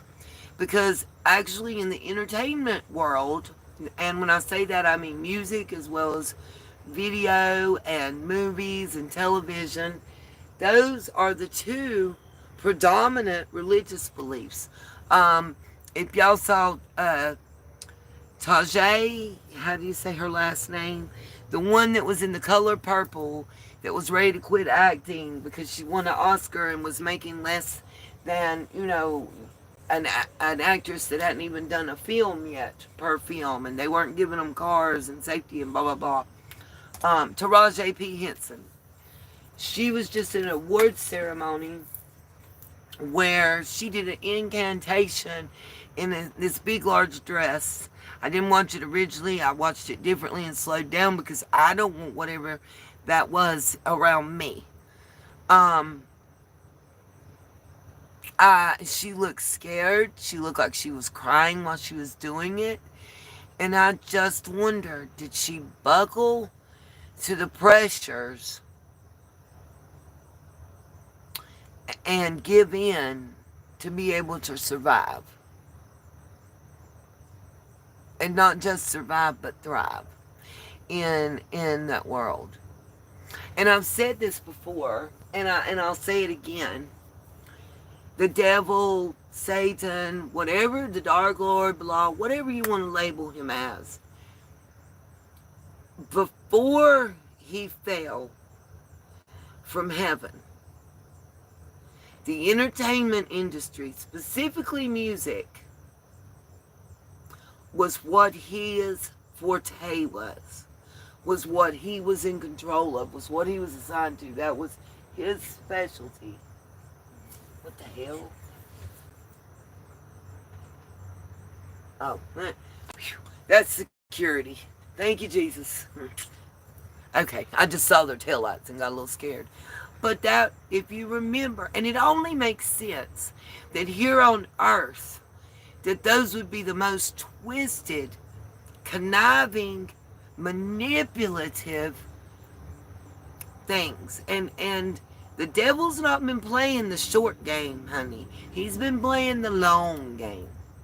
He didn't get us here overnight, and we're not going to fix it overnight. But screw the woke movement and all that. Let's really open our eyes and look and do the sweat and the tears it takes to do the research, to find the information, and to form our own thoughts and opinions, and not what MTV and VH1 and CMTV and the BET Awards and the Casey Kasem's Top 40 or whoever are feeding us. You know? Because at the end of the day, and I prayed on this, and this is coming from my spirit and my heart. At the end of the day, Hollywood and that whole entertainment, California, that whole area is Satan's, I guess sanctuary is the word I'm looking for. Stronghold. Playground. I think all of the above. And, you know, I used to want to aspire to be an actor or write plays and have my poetry turned into music and all that, and I don't want that now. I don't even trust the gospel music industry. I feel,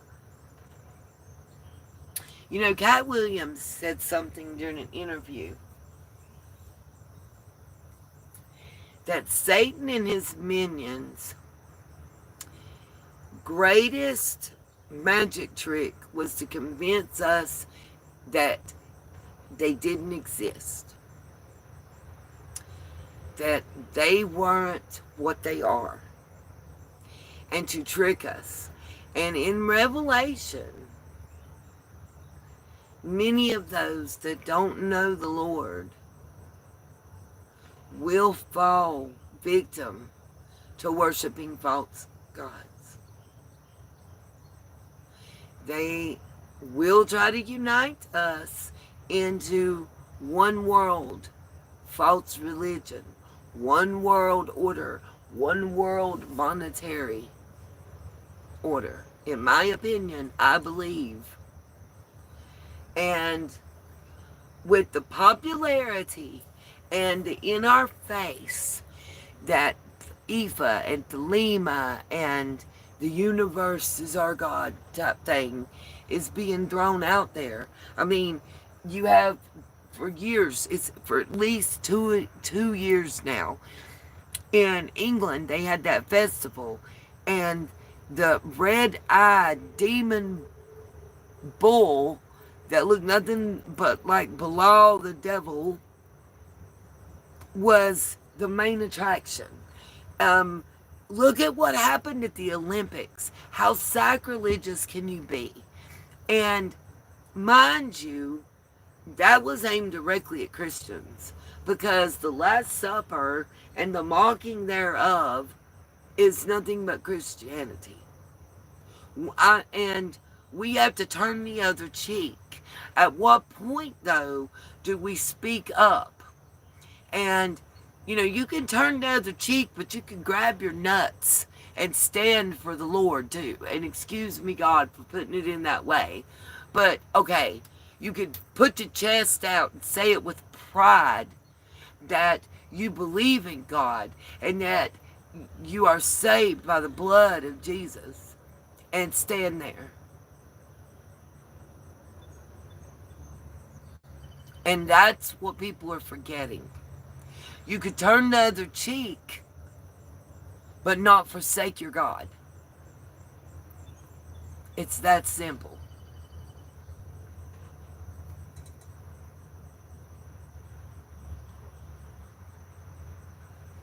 I'm just reading, sorry. Absolutely. And remember, like even in the Bible, it talks about the golden calf being worshipped. It's no different. It's no different. And by all means, please believe what you're willing to believe, because I'm going to say this. You're not going to heaven for me, and I'm not going to hell for you.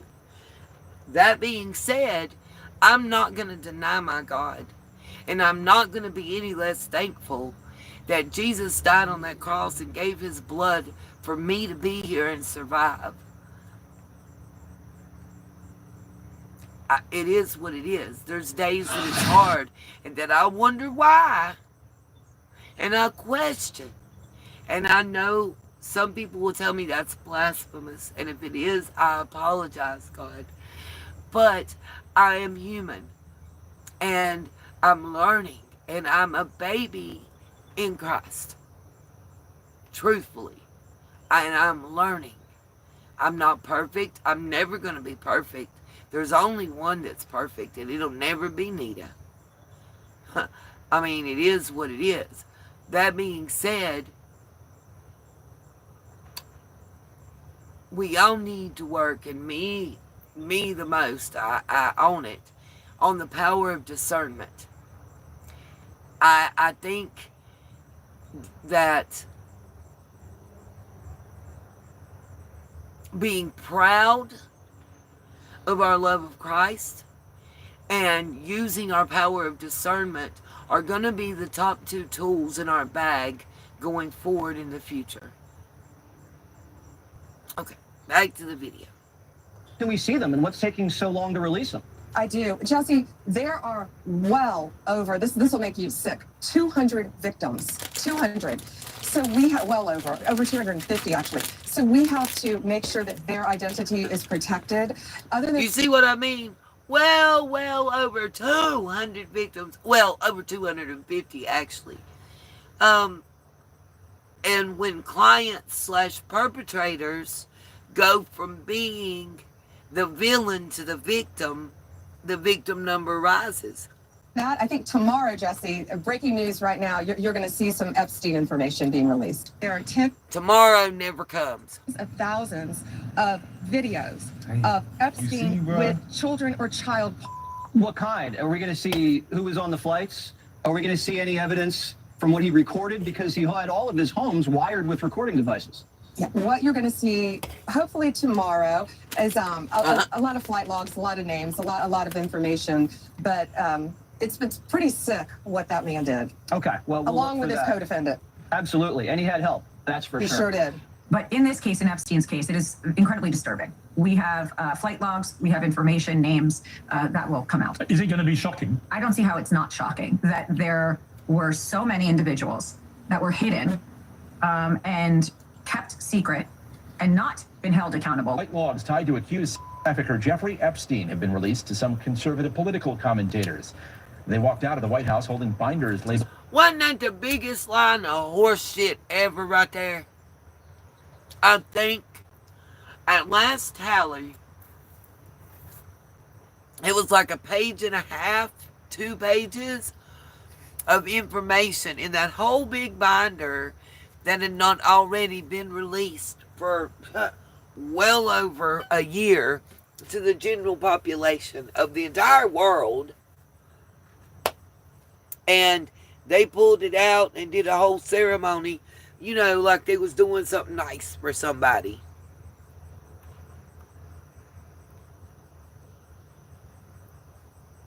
It's just the biggest horse shit I think that's ever happened. Like, Trump, if you wanted a legacy, your legacy is the butt stain of Epstein. Sorry, not sorry. I know y'all probably tired of seeing the same young man. We could turn to him, but his facial expressions is like, nah, bruh. And the same for this one. And honestly, one of the reasons that I wanted to show you these guys and their actions and reactions is Bigaswamy, Cash Patel, and Dan Bongino all appeared on their channel prior to the election, and they interviewed.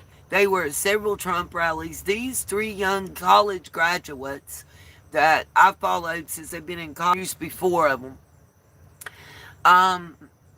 have been very big Trump supporters and MAGA supporters, believe it or not. They have very conservative values. They come from varying backgrounds. You know, some were raised very affluently. Some had both parents. Some of them had one parent. One had grandparents. It kind of represents, for their generation, all different, you know, walks of life per se. And it's amazing, the viewpoints. Though they do lean conservative and Republican and did support Trump, these young men actually are independent. And 3 years ago were progressive. Watching the Young Turks and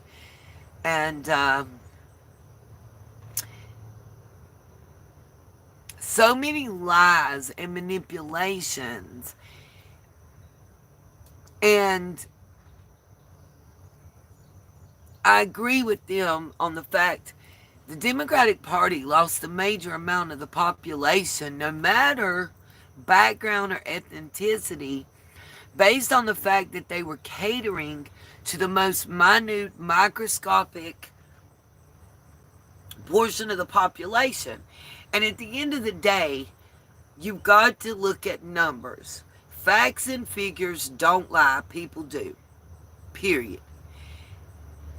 If your job is predicated upon winning the most votes, you've got to look at who's voting and where they lean and how they feel and what demographic they're in. You can't pick the 8 or 9% of the entire population of the United States and run on their values, their desires, and their beliefs and think that you're going to get voted in. Majority rules in this type of government that we have. So you need to appeal to the majority. Sorry, not sorry. And it used to be that was going to be a white man. Probably around 40 to 50. That's not the majority. That's not the demographic that is currently the majority in America anymore. So whoever's your advisors and helping you, fire them. Or you're going to have the same problem in the next election. It is what it is. And it's not about Nita saying, I believe this or I support that. I'm talking, don't look at it with your heart and your eyes.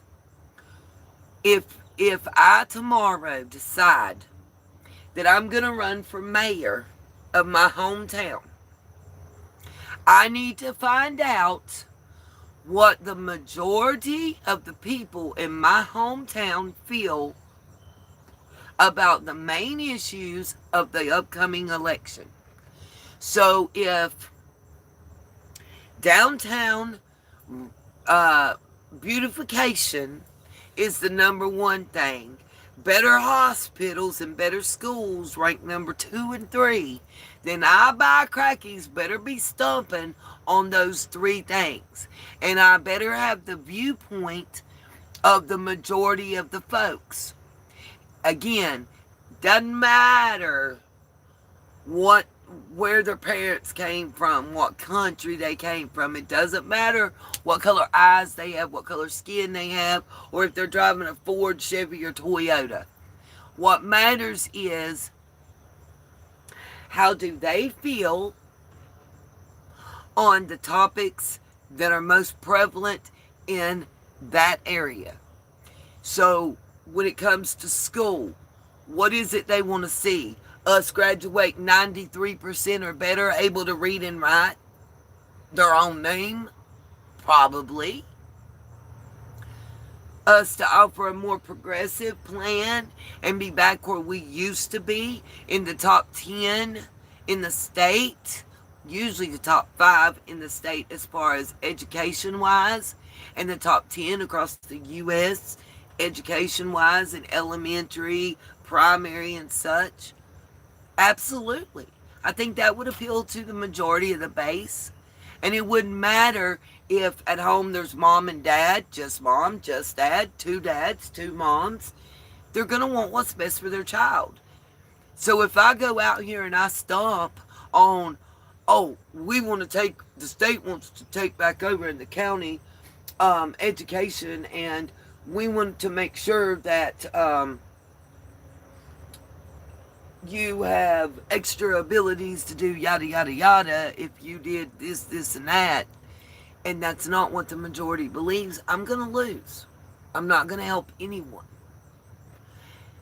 But what happens, in my opinion, I believe, is most politicians, once you get to Congress and Senate, get out here and they sell us a dream.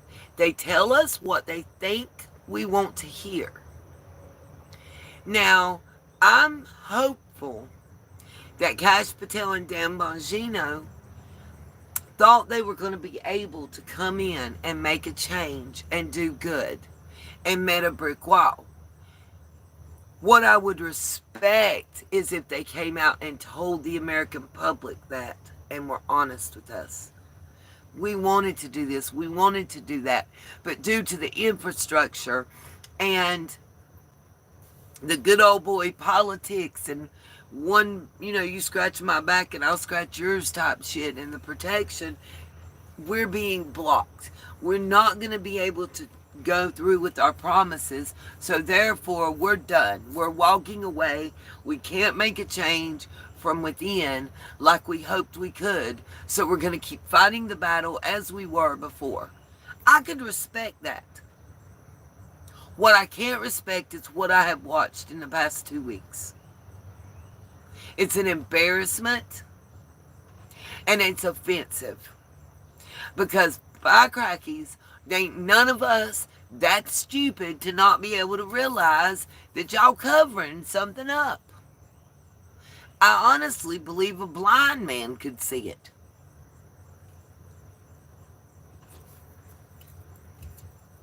I'm trying to find my glasses. They're there. So I can, nope. Wrong glasses, them won't help. I got sunglasses to read comments. I see a different color that I can't see.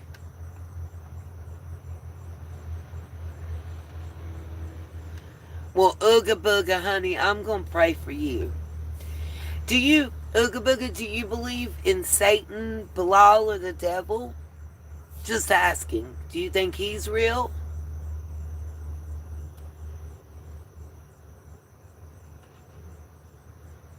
He said, Satan is not real, God is not real, nothing is happening. I figured that, Sue. It's okay, babe. So, when you say nothing is happening, so you're telling me that what we see happening with the lies that we're speaking about on Epstein and all that, that's not happening?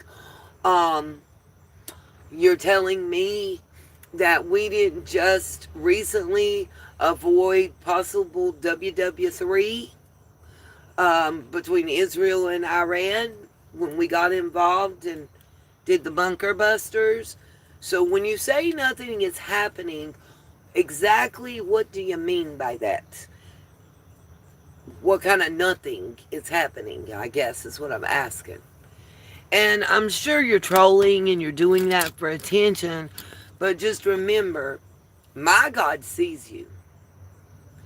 And he knows your heart, your soul, and he knows what you just said. It's kind of like Santa Claus, I guess. He knows everything you're doing and not doing. And I pray that you're just trolling me and you don't feel that way. And I hope everybody in here will, when they pray, the next time they pray, I ask them, please pray for whoever's behind that Ooga Booga and denying God. Pray for their soul. Pray for them to be touched. Pray that they don't end up burning in the fires of hell forever. pray that something happens before it's too late and opens their eyes to God and how good He is, because I'm telling you,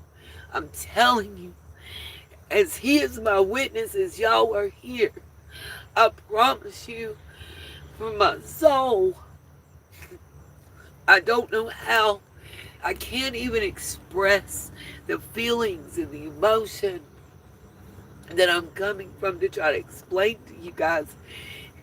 I've had some very, very low moments ever since Mom got sick. I mean, very low moments. Moments where I contemplated going to sleep and not waking up. And if it weren't for God, I wouldn't be here. Every one of those moments, I fell to my knees and I prayed. I didn't pray for wealth. I didn't pray for fame. I didn't pray for success. I prayed for guidance. I prayed for opportunity. I prayed and said, my heart, my head, my mind, I'm your vessel. I'm open. Use me. Guide me. Show me the way. There's some reason that I'm still here after everything. There's some reason that I am here. There's something I'm meant to do. There's someone I'm meant to touch. I don't know. And all I can do is be me and be real and be honest and walk this walk with my Lord behind me and holding me. And every time that I have hit my knees and I have prayed and I have begged and I have humbled myself, and pride goeth before the fall, I promise you. Sometimes you got to throw the pride and all that shit to the left and just be real and honest and bare your soul. No matter how embarrassing it may be, no matter how bad it may hurt or what you may think you may be thought of, ain't nothing or no one out there that can think no worse of you, that can harm you no worse, that controls nothing of you than God. I swear to you. I don't know how to even express it. So much like emotion, raw pain and love and all mixed up into one. I don't know how to express everything. It's like too fast for even me and my brain to process. But every time that I have been honest, whether it's something as simple as a callback for a job interview or an offer on the house to sell it, I feel like in every turn since I rededicated my life to God that I've been tested. And Satan has tried his best to get me to turn my back and to denounce and be like, I wouldn't be in this position. I shouldn't be like that if I love God and I trust God. But you know what? He don't promise us a palace and riches. That's not what we're promised here on earth. What we're promised is the glory afterward. Here on earth is our hell. This is our suffering. This is the worst of the worst. I can't wait to go see my son again and to hold him again with my mama. They're the lucky ones. We're the ones that are still in pain. We're the ones that are still stuck here. They're the ones. That's why the good always die young. That's why the best ones are taken early. I get it now. I get it. They've earned their spot. They've already accomplished their goals. I'm hard-headed. It took me longer to learn and to get it and to understand and to practice. You know? Little man told me, Nene, I don't gotta be afraid of the dark no more. I said, yeah, you got your flashlight. Yeah, but no. He said, I've got Jesus, and he'll always light the way and never leave me alone. Woof, woof, won't he do it? I'm saying I can't. Out of the mouths of babes. So all I can tell y'all is Ooga Booga and everybody like them, and I know that's a fake name. I'm not slow. All we can do is pray for them and show them through example. Christians don't have to have a stick up their butt and be an old fuddy-duddy. We laugh. We have fun. We don't got to go get drunk. We don't got to get doped up. We get high on life in Jesus. You know, it's that simple. Sorry to preach. Let me go back to the video.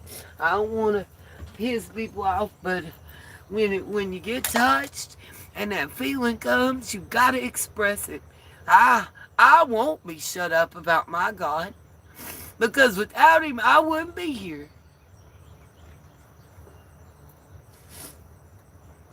I hit play. Oh, heck, I didn't get the volume up. They walked out of the White House holding binders labeled the Epstein files. There was an expectation that this was going to be bigger. You had the same expectation. We all did. And the FBI handed over a couple hundred of pages of documents. But, you know, Sean, I gave them a deadline of Friday at 8 a.m. to get us everything. And a source had told me where the documents were being kept. Southern District of New York, shock. So we got... She just verified what I said. Again, so after she tells us that, sorry, I know I'm switching gears fast, y'all. But after she tells us that, and my research does verify Southern District of New York. By the way, why did Damian Williams, the one that was prosecuting, you know, the Diddy case and everything, and it started the Maxwell and Epi case, why did he leave early? I'm just saying, just wondering, just thoughts. And by the way, if the evidence was in the Southern District of New York, like she's saying, and like I said, being held because it's evidence in the Maxwell case and everything else, how did it just go poof and disappear? Because, oh, that's all right. We got the pictures coming. Here we go. Them all by, hopefully all of them, Friday at 8 a.m. Thousands of pages of documents. I have the FBI going through them, and Cash is also, now that we have Cash here, it's a game changer, of course. And, you know, we're going to go through it as fast as we can, but go through it very cautiously to protect all the victims of Epstein. Now, is that the only thing that would be redacted? Will everything else be made public? It's always about protecting the victim. But you know what? We believe in transparency, and America has the right to know. Again, let's not forget that it started out with several victims, then dozens of victims, then hundreds, and now over 250. And the client list started out with hundreds, and now there's not one. So the client list got smaller, and the victim list got bigger. And whose names are protected and hidden? Victims. Whose names are put out? Supposedly clients. But there are no clients now. Everybody's a victim. Just saying. We know is that this was a large network. And by the way, God knows who the client list is. And I'm telling you, he don't like ugly. And when his children are hurt, he can be a vengeful God. Children and animals are innocent. And we're supposed to protect, not abuse and take advantage of them. Of high-profile, high-dollar predators who abuse untold numbers of minors. Only one person has been prosecuted for these crimes, and that is Ghislaine Maxwell. If there was a video of some guy, I hated this workout. Okay, this is the Cash Patel Joe Rogan interview that I was talking about, and it's somewhere, I don't know if it's going to show this in this one, but this is the one where during this live interview that Joe Rogan is doing with Cash Patel, current FBI director at the time of the interview and still to this day, they get confirmation or get told that Elon Musk has just posted on X and other platforms and has done an interview or whatever saying that, one, he's starting a third party. Two, the reason that Trump is not releasing the Epstein files in the client list is because he's one of the main ones. And his reaction is, wow. That's all I'm going to say. Here we go. Committing felonies on an island, and I'm in charge. Don't you think you'd see it? If you have access to it. If I have it, period. Right. If I have it. Right. If you have it. Right. But you can't. But like I told you, he doesn't have it, and the FBI doesn't have it. And technically, they don't have access to it. So he's not lying.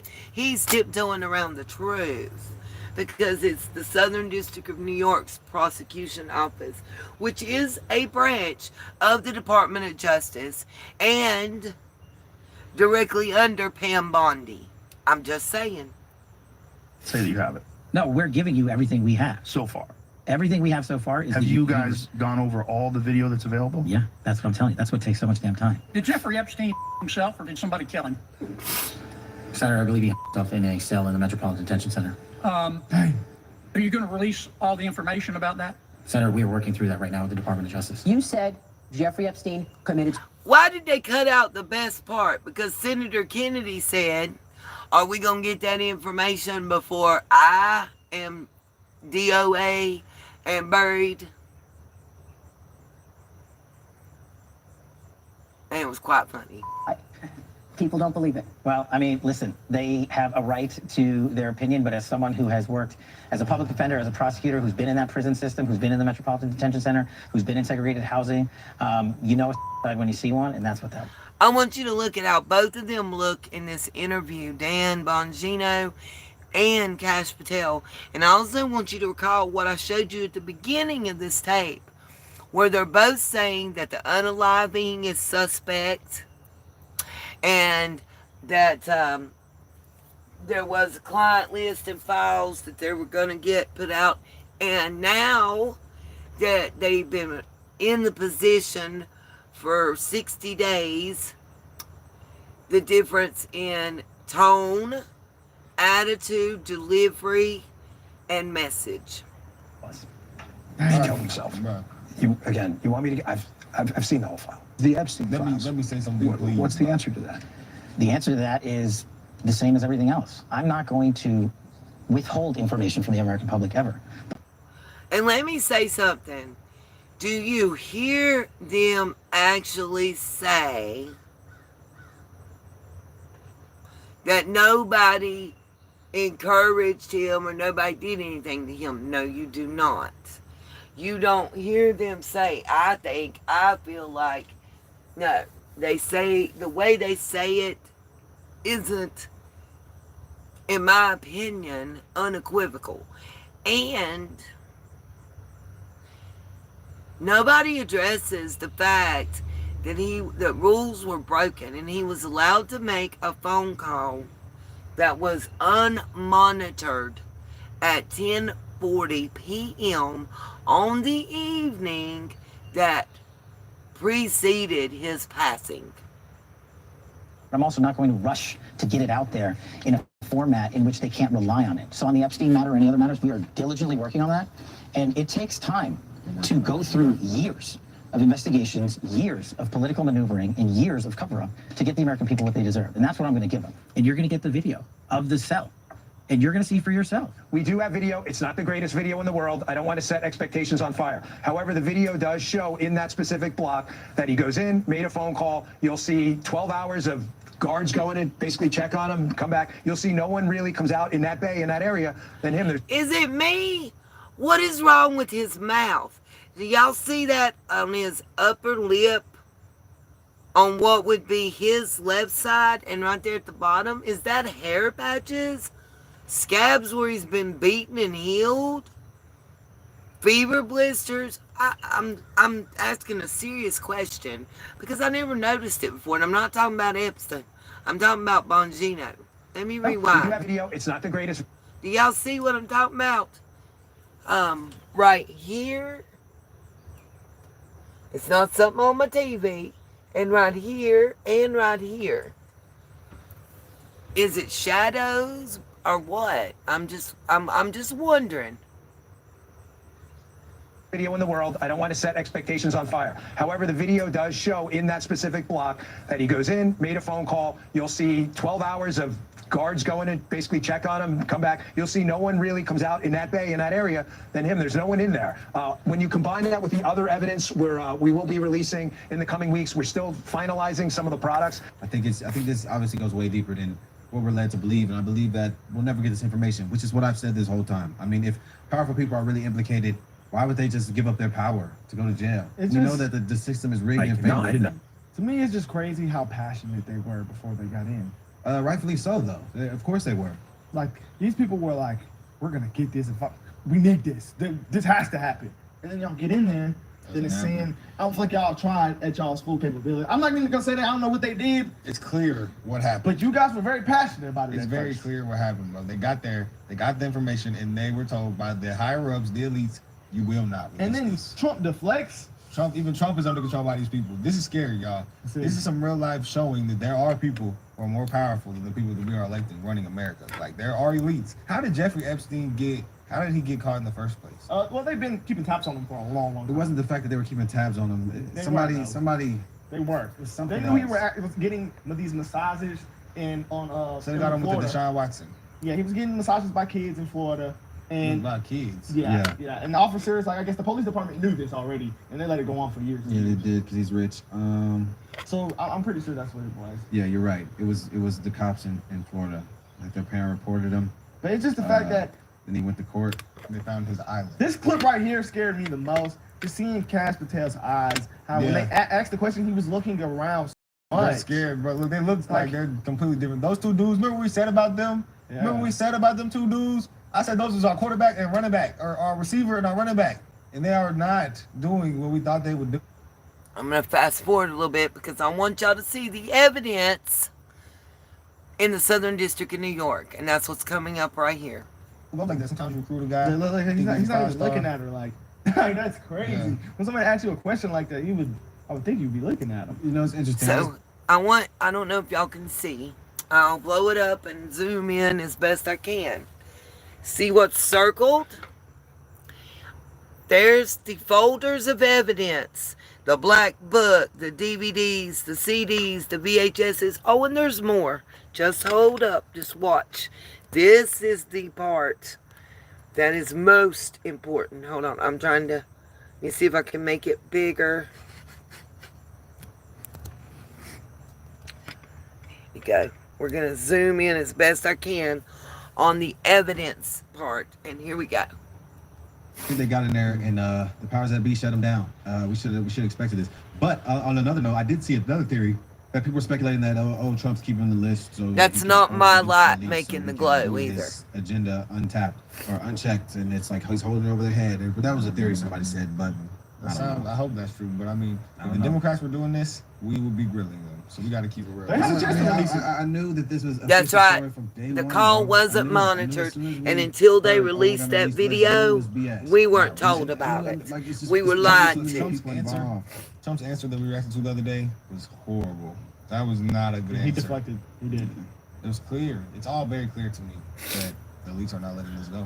Well, we got some influencers on top of it, and they're going pretty hard on X right. You know, there's bad and nasty I gotta rewind a little bit. I want y'all to hear this part. If y'all don't listen to nothing else that was said, what is about to be played is very important. I was told yesterday I have a phone call by a federal official. What do you want us to release? You know, there's bad images. You know, there's bad and nasty stuff there. I don't want it. I don't need it. Keep it. I don't need that. Nobody needs any abuse material on the internet. That's not what we're asking for. We don't want that. If it does include some third party that should be charged, then whatever. I don't need any of that on the internet. According to the FBI, that manila envelope right there, right in the image, this photo, by the way, from the government, that manila envelope contains a stack with Jeffrey Epstein using pseudonyms, different names. That box right there, see this little this box? These are boxes of diamonds. Diamonds? Really? Remember Hunter Biden got a diamond from the Chinese government for their shady deals? Where the hell are those exactly? You know, there's no predator material, there's no abuse material in that. Why don't you just send us photos of them? I told this to top federal officials yesterday. Why not just release that? Look at all, like, you can't tell me that all of this is predator material. Why not just, like, show people? Why not show people photos of the interior of his home, his paintings, his cars, his cookbooks? Why not start with that? The bloody and insulting idea that we're all like out here calling for the release of child abuse material is probably the most insulting thing about all of this. We don't want that. Amen. That's what we're like ravenous for. Shut up. Make me so angry. But Benny's pissed off because he covers this more than me. That video's pretty crazy. But this video right here, it scared me. This right here is crazy, guys. Watch this. Remember, I was telling you that there's a picture that's blacked out next to a first-person point of view picture. And what I didn't tell you is that it's top secret aircraft on a military base where the picture was taken. So somebody had to have access to, I don't know, like Air Force One type-ish to be able to take this picture. And the one that's next to it is blacked out. Let them explain it. They do better than me. Labels on the binders are redacted. And this is going to also go over the number of victims then and now. What I pointed out earlier. This is supporting my hypothesis and what I said in the previous 2 live streams last week. And this has all come out in the past couple days. This is 2 days old. No, 1 day old. This is already, this is clickbait because we're not getting it. Benny's actually finding some crazy stuff. Like, if we could, that video's pretty crazy. But this video right here, it scared me. This right here is crazy, guys. In one photo, labels on the binders are redacted, but are believed to have contained the names of young girls and women featured in specific videos. Another of what appears to be a dressing room in the home shows a large safe that was found containing a large amount of cash and passports. Oh, wow! Would you look at that? Here's the full picture of the famous hard drives photo. And what you can see above the hard drives photo is a redacted photograph. See that black photograph? That's on a black photograph. Someone's in that photo. Who could it be? Do you understand like why we're pushing for this? Zoom in, shall we? If we can. Thank you, Killer Klein. Zoom in. Who's in that photo?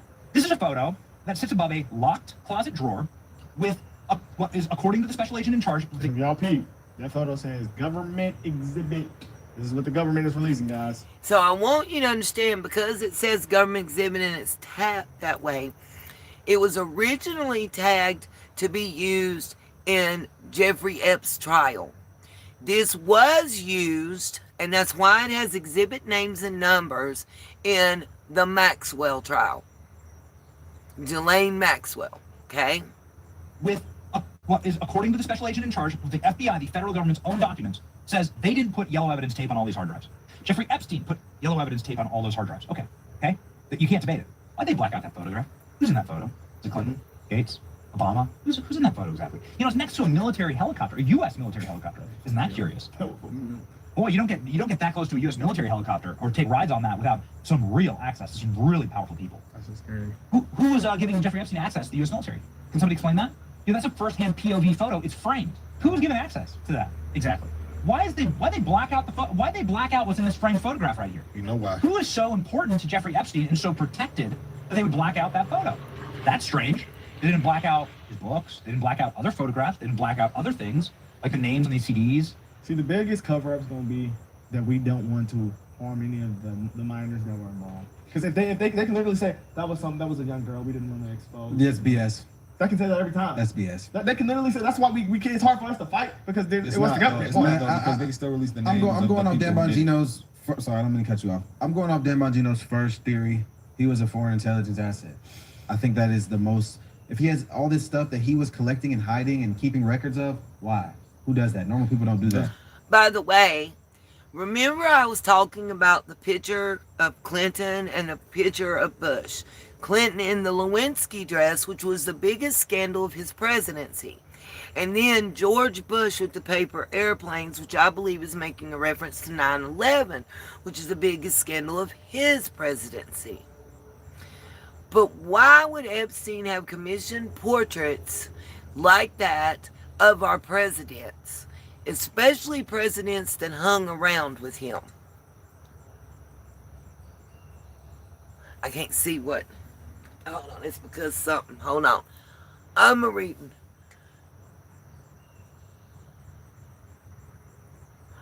All right, Angus. No, it's not. I have not unalived anyone, baby boy.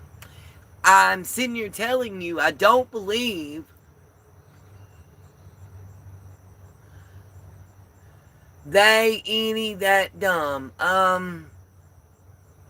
Angus, I'm not sure what you mean. I hope that English is your second language, because that's not formed properly. But anyway, America tends to paint themselves, our government, as we're the saviors. We're the white knight riding in on the stallion to save the world. I personally don't believe that. I think a lot of times that we try to overpower, overrun, and push our beliefs and belief systems on others. And that if we had a more Christian-like attitude about certain things, I think it would work better. And personally, our government should look at it like people living in glass houses shouldn't throw stones. Until we get our crap in order and correct, I really don't think we should be telling other people what to do. If that makes sense. That's my personal thoughts.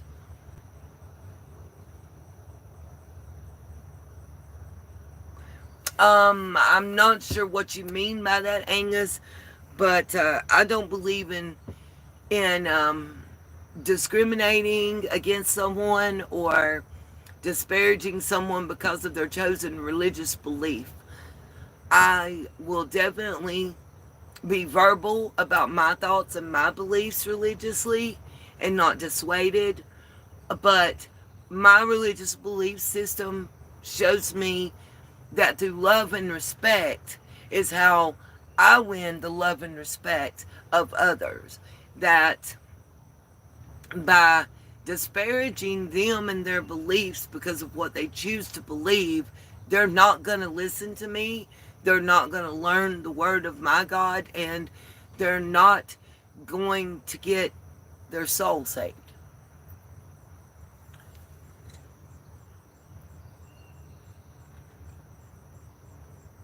Amen to that one, Sue. We do spread our troops too thin, and I personally believe, and Andrew, and I've never said his name right, Bustamane, who is an ex-CIA operative, stated it better than I ever could. And he said he's America first.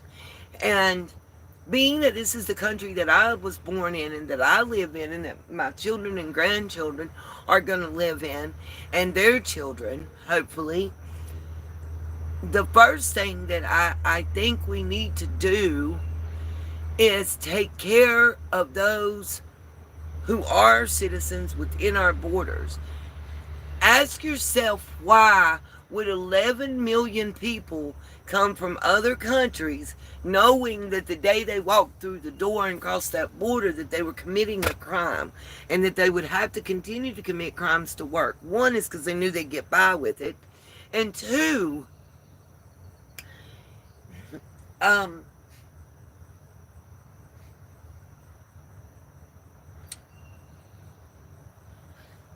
during that time period, for lack of a better way to word this, our government was paying the way for and taking better care of illegal immigrants than they were of its citizens.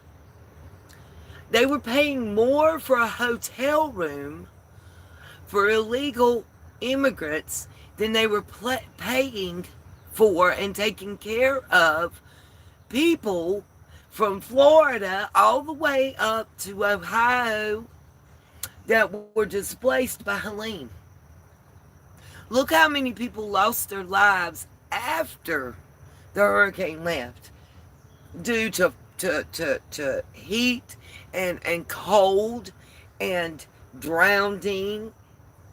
Look how many people still don't even have a roof over their head and lost everything while we were literally paying over $900 a night for a single hotel room to house criminals. I'm sorry. People can get mad at me if they want to. And I'm tired of hearing this, oh, we only need to remove the illegals that committed a crime. The title of your name says you committed a crime. If you're illegal, if I illegally cross the street, that's jaywalking. That's a crime. If I'm driving illegally, that's a crime. So if I am an illegal immigrant, I illegally came into the country. So I walked through the door committing a crime. You can't differentiate. They don't when I go to court. They don't. Even if I don't know that I broke the law, how many times have we heard instances where a judge has told someone who is a defendant, ignorance of the law is not a defense. It's not for a citizen, so why should it be? Why should we treat somebody who is not an invited guest, who isn't from here, who wasn't born here, who didn't go through the legalization, naturalization process legally, better than our own citizen? That would be like something happened to your neighbors and you took custody of their children and you treated their children better than your own. Shouldn't you treat them all equally? Now, how are you going to treat a child that goes to school with your son and is snuck in your house and is living in your basement without your permission and using your food, stealing from your bank account, and driving your car? I'm just saying. Because what's the difference? It's perspective. And when you put it in perspective, it sounds a little bit crazy. Let me see. Right. Absolutely, Sue.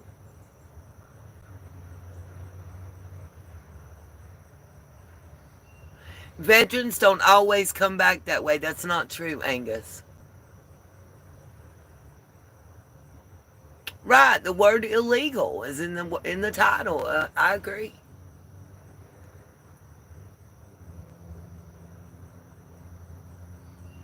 None of that should be the problem. You're right. And honestly, our veterans, especially those that fought in the Vietnam conflict, came back to a horrendous treatment by this country and its citizens. We've got to own it. Because if we don't own and recognize and affirm our past, we're due to repeat the same mistakes. You have to learn from the past so you don't repeat them in the future. The soldiers that are sent out to the conflicts to fight, they don't choose what the conflict is.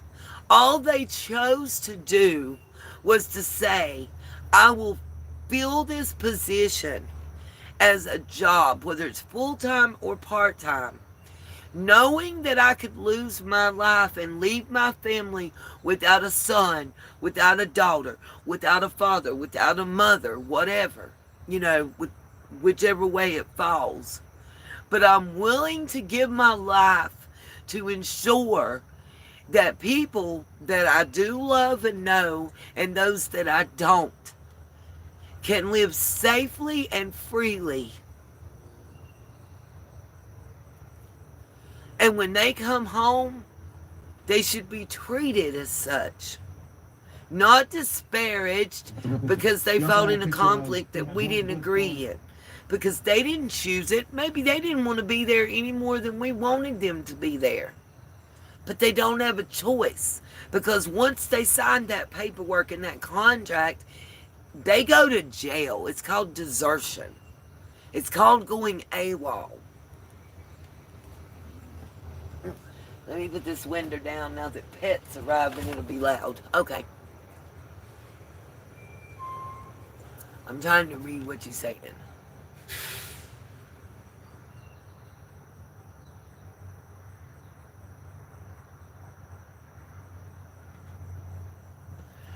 Angus, I don't believe that. I can't believe that, or I wouldn't even be here doing this.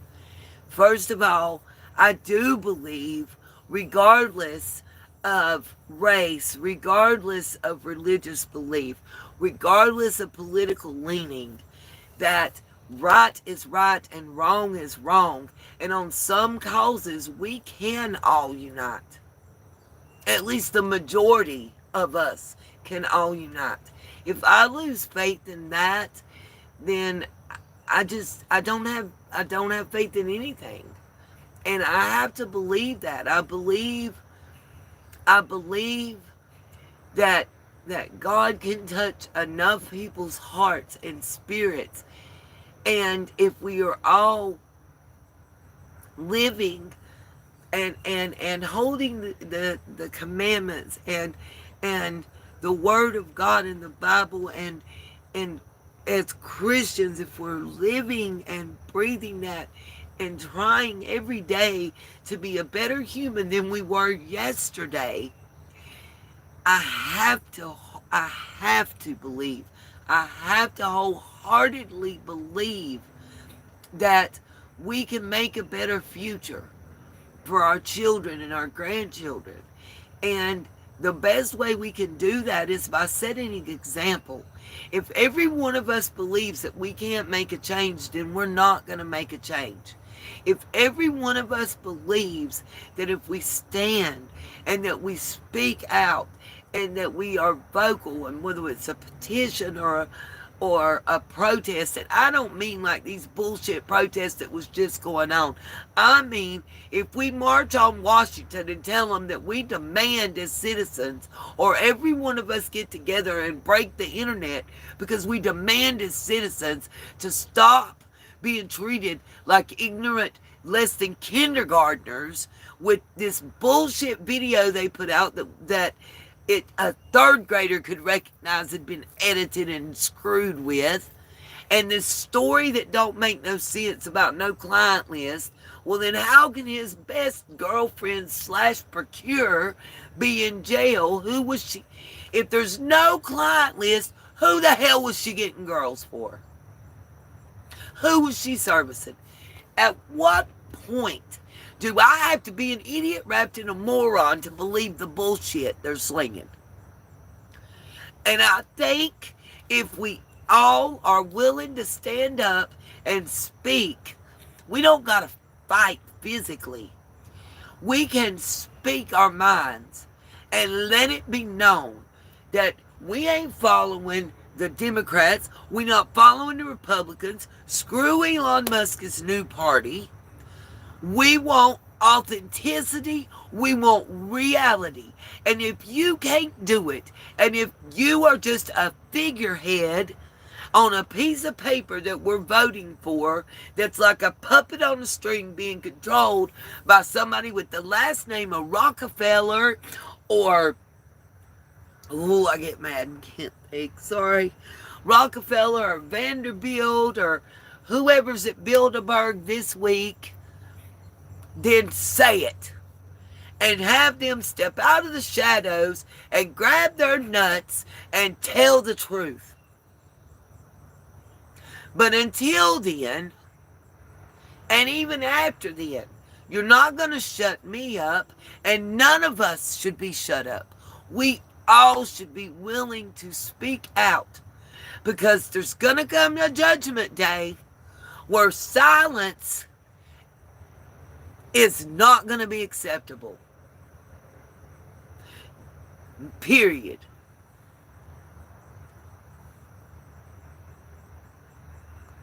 Paper plane around 2 Jenga towers. This shit is Or maybe scary, that's made man. up. This shit is scary, man, because the helicopter, that's just not okay, bro. Bill Clinton is the Not biggest. okay. Well, we know Bill Clinton was on there. I mean, that's literally, everybody knows that. That's why they left that name on there. Well, everybody knows Bill's on there. Yeah. Where's Bill right now? He's out of jail. It says, Do I believe what has ever happened, Angus? Please be specific with your question, because I'm not sure what you mean, and I don't want to answer incorrectly on my beliefs. And I'm not being disrespectful or rude. I just kind of want to understand better.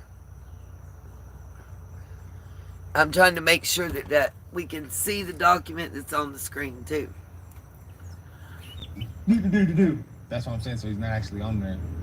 Bill's one of the biggest people that was connected.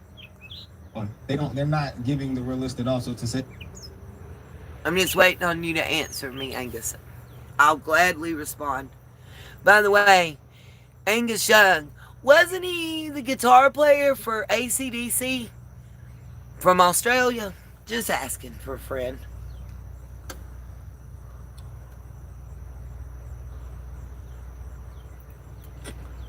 Do I believe that that's ever happened, a better future without the opposition? I think there's times in our past history as Americans, if that's what you're asking, I think there's times that there has been progression and that the future is better. He is a legend. AC/DC, Thunderstruck, still one of the top rated videos, and the live performance was awesome. But anyway, love me some AC/DC. I think there has been positive change in the world during my lifetime. I think things are better than they were 20 years ago. On some instances, on others.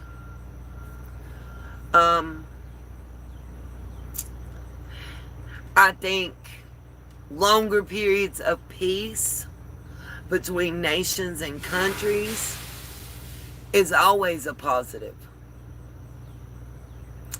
And I also think without brave men and women who are willing to stand up and speak out against the norm or what's expected by society, we will never affect change. And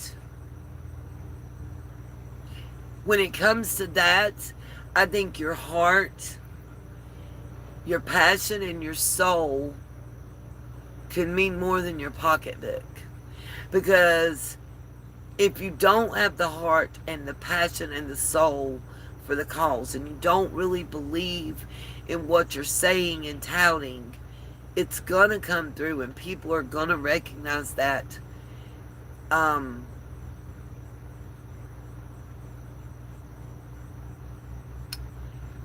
If it's just politically motivated and monetarily financed and motivated, it's gonna ring hollow and fall flat, in my opinion.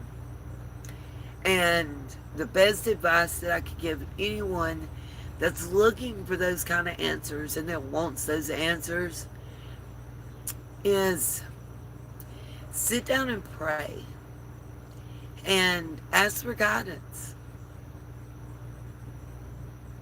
Ask for strength. And be ready when you get the answers.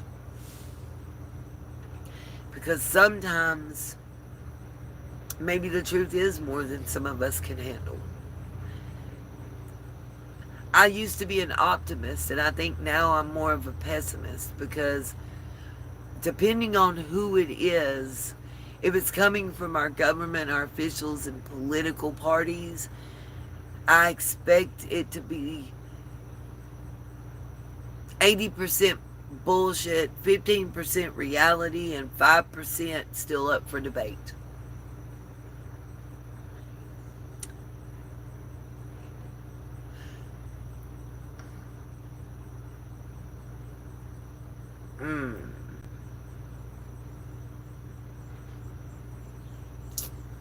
Wow, that's deep. That's a deep question.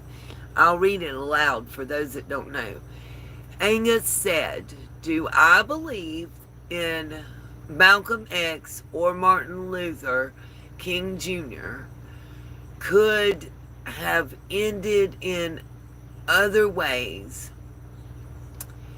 in present time, and has there been progression as a society in dealing with hate? I'm going to answer that based on personal experience. Let me see what else you said before I answer. I have a lot to say and I'm a smart woman. Well, thank you for feeling that way. I think I've been through a lot of pain and hard circumstances that's caused learning through life experience, if that makes sense. And I'm going to answer your previous question about Malcolm X and Martin Luther King. They both had similar goals, but they definitely had different avenues for achievement. Based on what I know, Malcolm X was more militant in his avenues of achieving what he wanted, whereas I think MLK was more well aligned with my belief system on, protest peacefully, silently, in numbers, speaking, getting the message and the understanding out there, and kind of the more the merrier, and the more people joining in, the better chance you have of affecting change. So to answer your question about hate, I think it's less prevalent now in society than it was then. It doesn't have to be forced for desegregation in learning environments. Tolerance maybe is higher, at least in the States, especially in the South. You got to understand, the area that I grew up and that I was raised in the Appalachian Mountain Range area, honestly, well, look at the Asia degree case, for instance. What did we run into? But one of the families that's considered one of the prime, persons of interest ran a private school that was segregated well into the 1980s. I don't think that would be tolerated today. So is that progress? I don't know. It depends on your viewpoint, I guess. What I will tell you is when I was 21 years old and dating a man of color, just came home from the Navy, serving our country. We both worked for the state. We both had good jobs. Neither of us, I had children. He didn't at that time. And we couldn't even go out to a restaurant, walk down the street together and hold hands. We couldn't have dinner. We couldn't go to the movies together. If we went out, we had to go to Asheville to go to the movies, to go to dinner, to go to a club, to even walk together. We had to go the other way, nearly to Winston or Charlotte. We literally, up the mountain, we had to go 30 minutes away from our home. The other way, we had to go 45 minutes to 2 hours away from our home. And did I have In Lover carved into my car before? Yes. Did he get a window bashed out or two of his car and some tires flattened? We both did. Threats, ostracized by family and friends, discommunicated, whatever you want to call it. Absolutely. Matter of fact, a female friend of mine, and I think God has a lock on irony as well. She and I had been friends since we were 13. Ex-roommates, raised our children together, everything else. And when I was 22 and she found out about my relationship, she quit being my friend. 9 years of being like sisters, and overnight she stopped being my friend. And here's the irony. She had 2 sons and a daughter. Her oldest son just got convicted of double first-degree unaliving and received a double life sentence here in our county. And her daughter, the baby, the grandbaby she just had, is by a black man. I'm just saying. Irony, don't you think? I don't know. When I needed a but I master's guess degree that fit my maybe life and God my has a career sense of humor too, you know? That's why it keeps going out. My polls keep sliding out. My Temu poll keeps sliding out. Anyway, sorry y'all. But I do think, based on my personal experiences, it's changed. I mean, at the age of 9, I woke up screaming and crying, looking out my bedroom window because there was a cross burning in my next door neighbor's yard, and men running around on horseback and other things with white sheets and stuff on them. So that don't happen anymore around here. It's not tolerated. It wasn't tolerated then. My daddy started shooting at them. So yes, I think there has been progress. Is the progress where it should be? No. And I will tell you something. A lot of people think I don't see color is the response. The person that says to you they don't see color is the closet racist.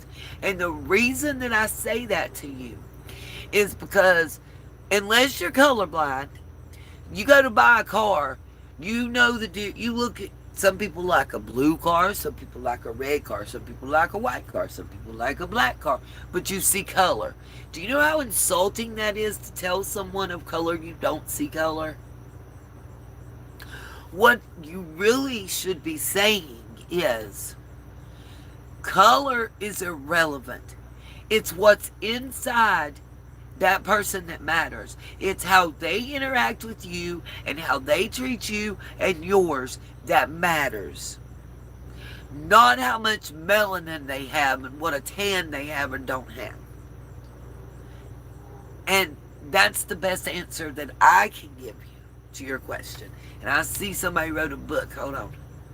But that's the best answer I know to give personally. Amen, Sue. Amen. True colors do shine. It may take time, but they happen to shine. Would you say the cause of the resentment was primal? Do you believe it would be possible to change the makeup of what we are as a species? Or do you think it takes control of a regime in power? I think change has to come from within. I think you have environmental, and I'm trying to think of the appropriate word, I guess biological and environmental.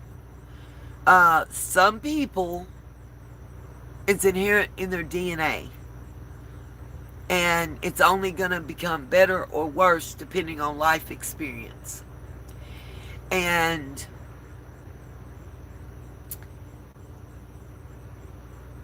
I think your environment and the way you're raised and what you're exposed to also contributes.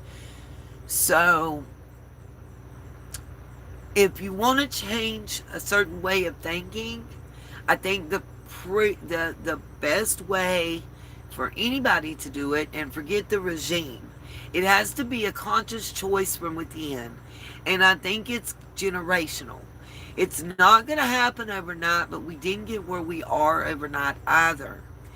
I think inside and internally that we have to come to terms with certain things and decide to change them to better the next generation and the generation thereafter. It's not a change that even 5 to 10 years down the road, you're going to see leaps and bounds. It's going to take time, but it didn't arrive here overnight either. And a government's not going to change it. Yes, you need rules and guidelines, but I'm for a minimalist and more freedoms. I think certain things do need to be regulated to a point, though, like the medical industry and pharmaceutical companies. A lot of people say that it's great to have capitalism because you have competition, and that's how we get this drug and that drug to do this and that.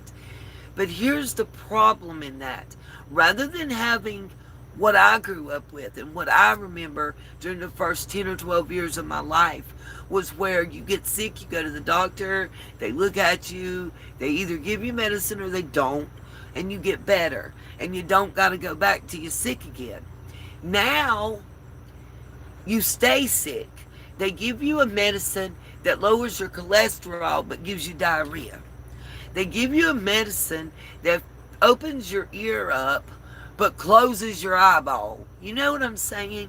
Like, I know it sounds like a joke, but our healthcare system is not a wellness system. It's almost like a drug dealer system, you know? And think about it. The doctor has all these, they have medical malpractice insurance. They have to pay the overhead, and they have to pay the processing company that processes the claims. And they have to pay all those student loans and parent loans and all that back. And I understand all that. And their education in this country is not cheap. And we need to incentivize certain programs so we get the right people in those positions.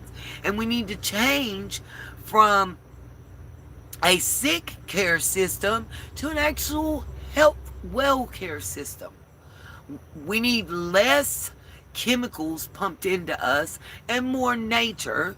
And rather than have to be on 18 medicines a day every day and 36 vitamins every day, less. In some instances, less is more. And I just think everything is geared about the almighty dollar and how to make a profit rather than what it used to be. Dr. Lang would come to the house and make a house call. He delivered your baby. Yes, they would give, prescription medicines for pain, but they didn't write them out like they was giving out candy canes either. You know what I'm saying? Everything, moderation is something that we have lost in this country. It's either all the way over the top or nothing. There is no middle ground. And that's what our political parties have forgotten. Because you're either left or you're right. You're either far left or far right, or you're a progressive.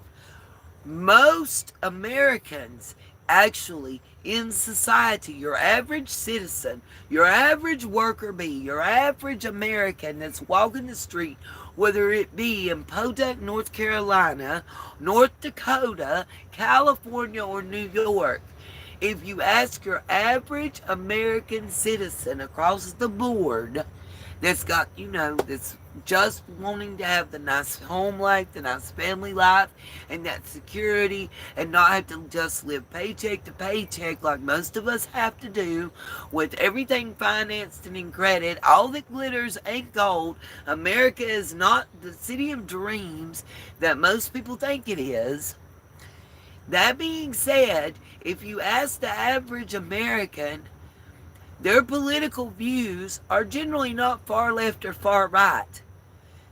Most of them will tell you pretty much the same thing, whether they claim to be Democrat, Republican, or Independent.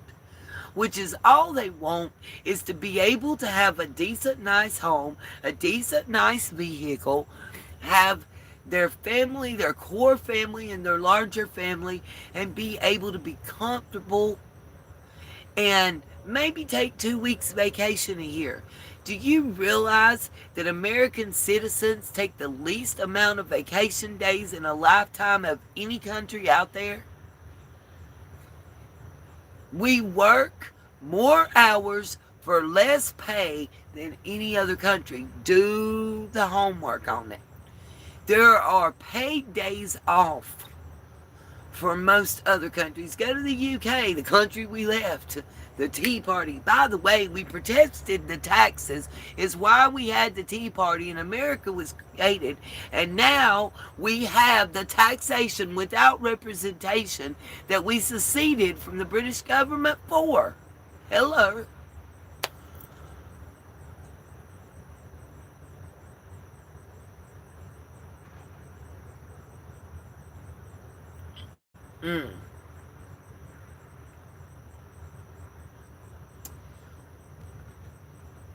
So when you say that more freedom is a greater cause for divide, I don't know exactly what you mean or what you're getting at. What I will say is adults are even like toddlers in that they want parameters. They do want rules. They do want limitations. And I think it's a necessary evil in life. Guidance, limitations. Personally, and I don't know about everybody, I can only speak for me on this. Personally, my religious beliefs lay those guidelines and those limitations out there for me. And the bottom line is, if I personally believe that the freedom of thought, the freedom of choice, the freedom of religion is an inherent thing that should be given and not even have to be discussed between human beings.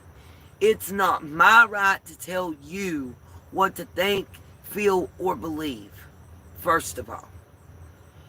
And who in the heck am I to presume I would have that right? I can tell you what I think, what I feel, what I believe, and why, and then allow you the option to choose. To me, that is true freedom.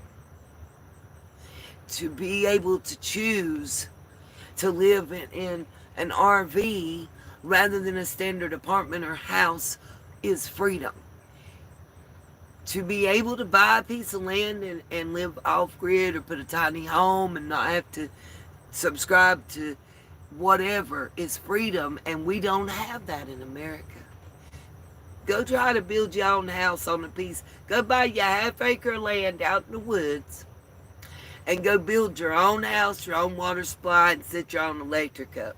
Watch what happens. Watch what happens. Zoning, permits, all this crap gonna come up. That's not freedom. It's not freedom. It's not freedom. And why, after I buy a piece of land and own it, and I pay to upkeep it. Now understand this, I'm the one mowing the grass. I'm the one planting the flowers, tilling the soil, and doing whatever to it. Why the hell am I paying the government yearly taxes on my land I owe?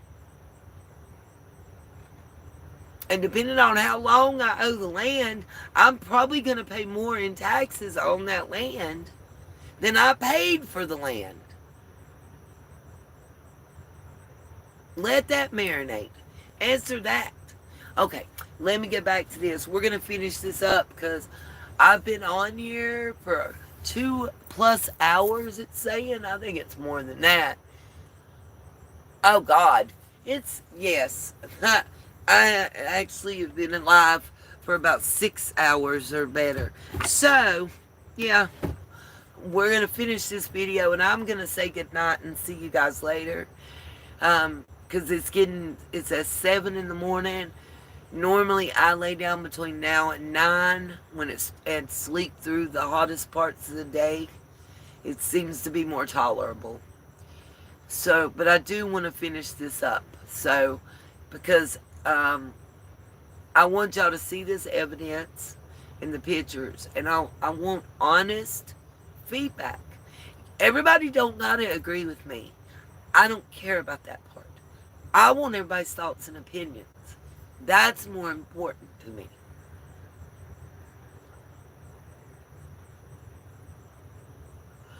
Angus, I appreciate your questions and your thoughts.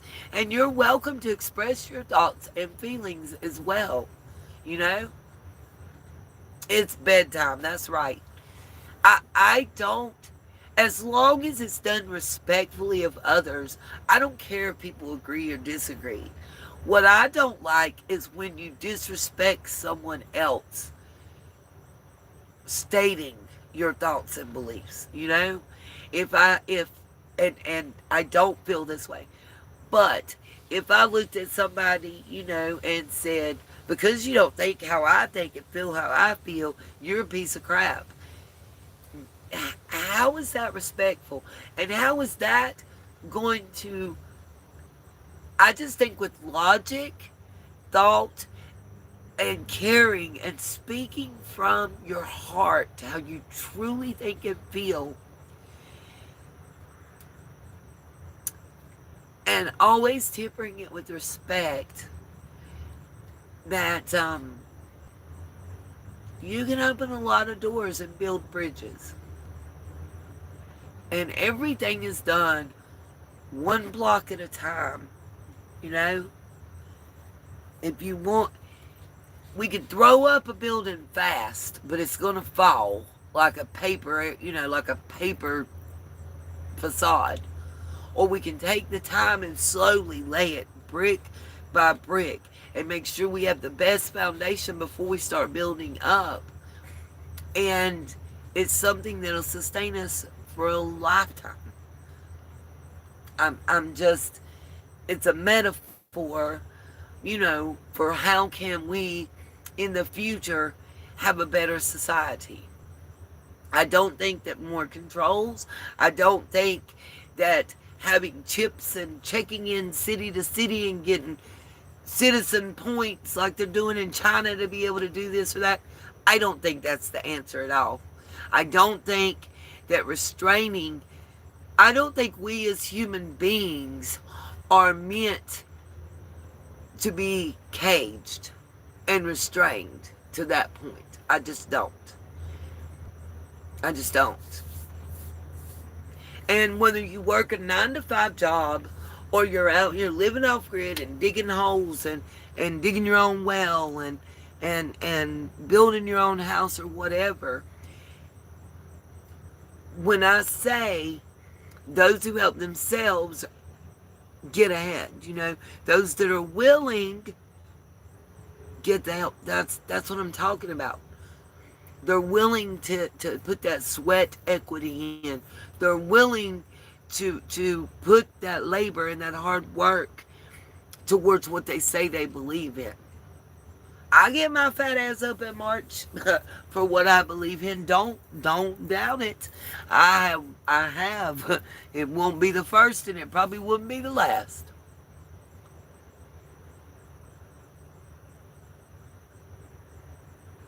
I agree. Everything is meant to change. Absolutely. Evolution. And hopefully, if we learn from our mistakes, the change that occurs will be for the better. History is one of the more important things that we can learn. And the problem is, we're not being told our true history. Therefore, we're destined to repeat the mistakes of the past. That's my opinion.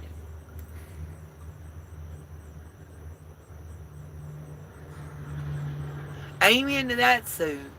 A smile, a kind word can go a long way.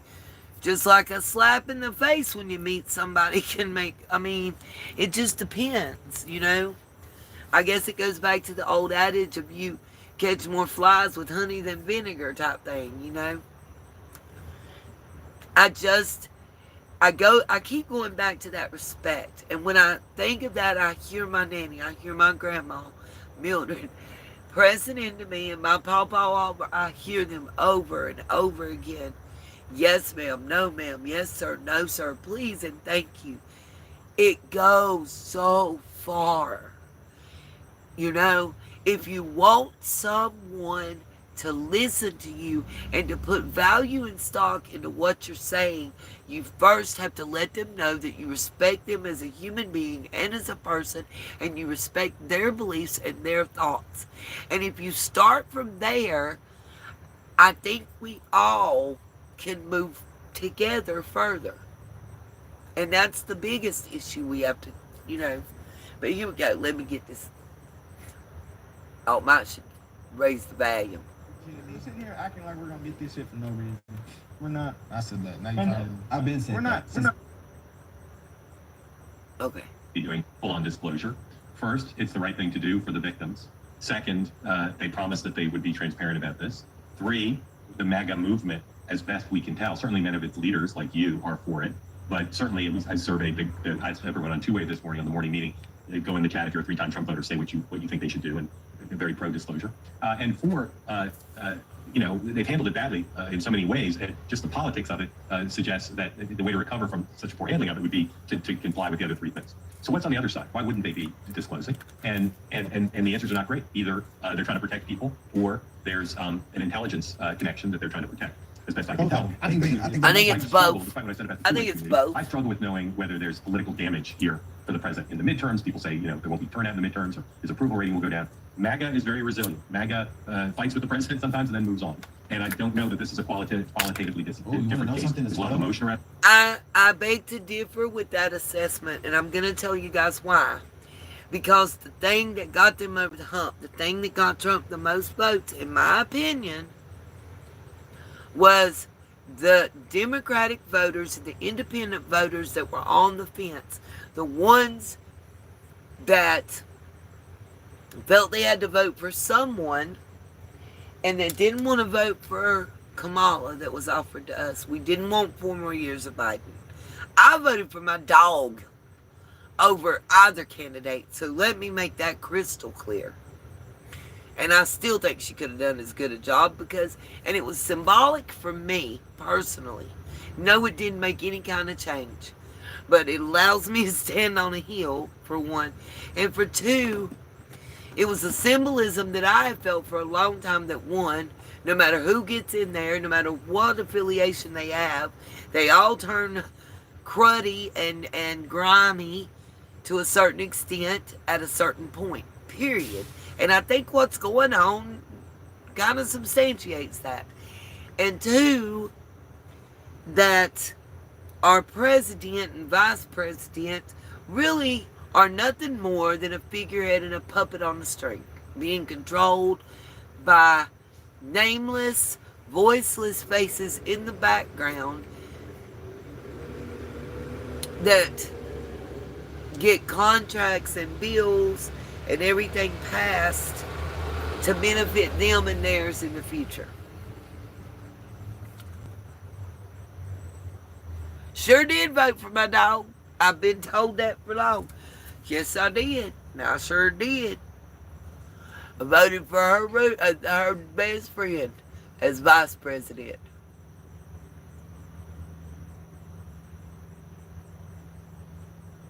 What's that? Okay. Okay.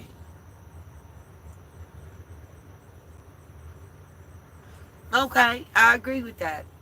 You absolutely. I think if I take what you're saying, we as a people have to want positive progress and have to seek it out and actively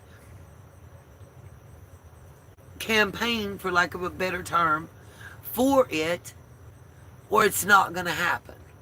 We can't be lazy and lackadaisical. I get that. I'm about to fast forward through Homeboy here because he ain't talking about what I wanted to show.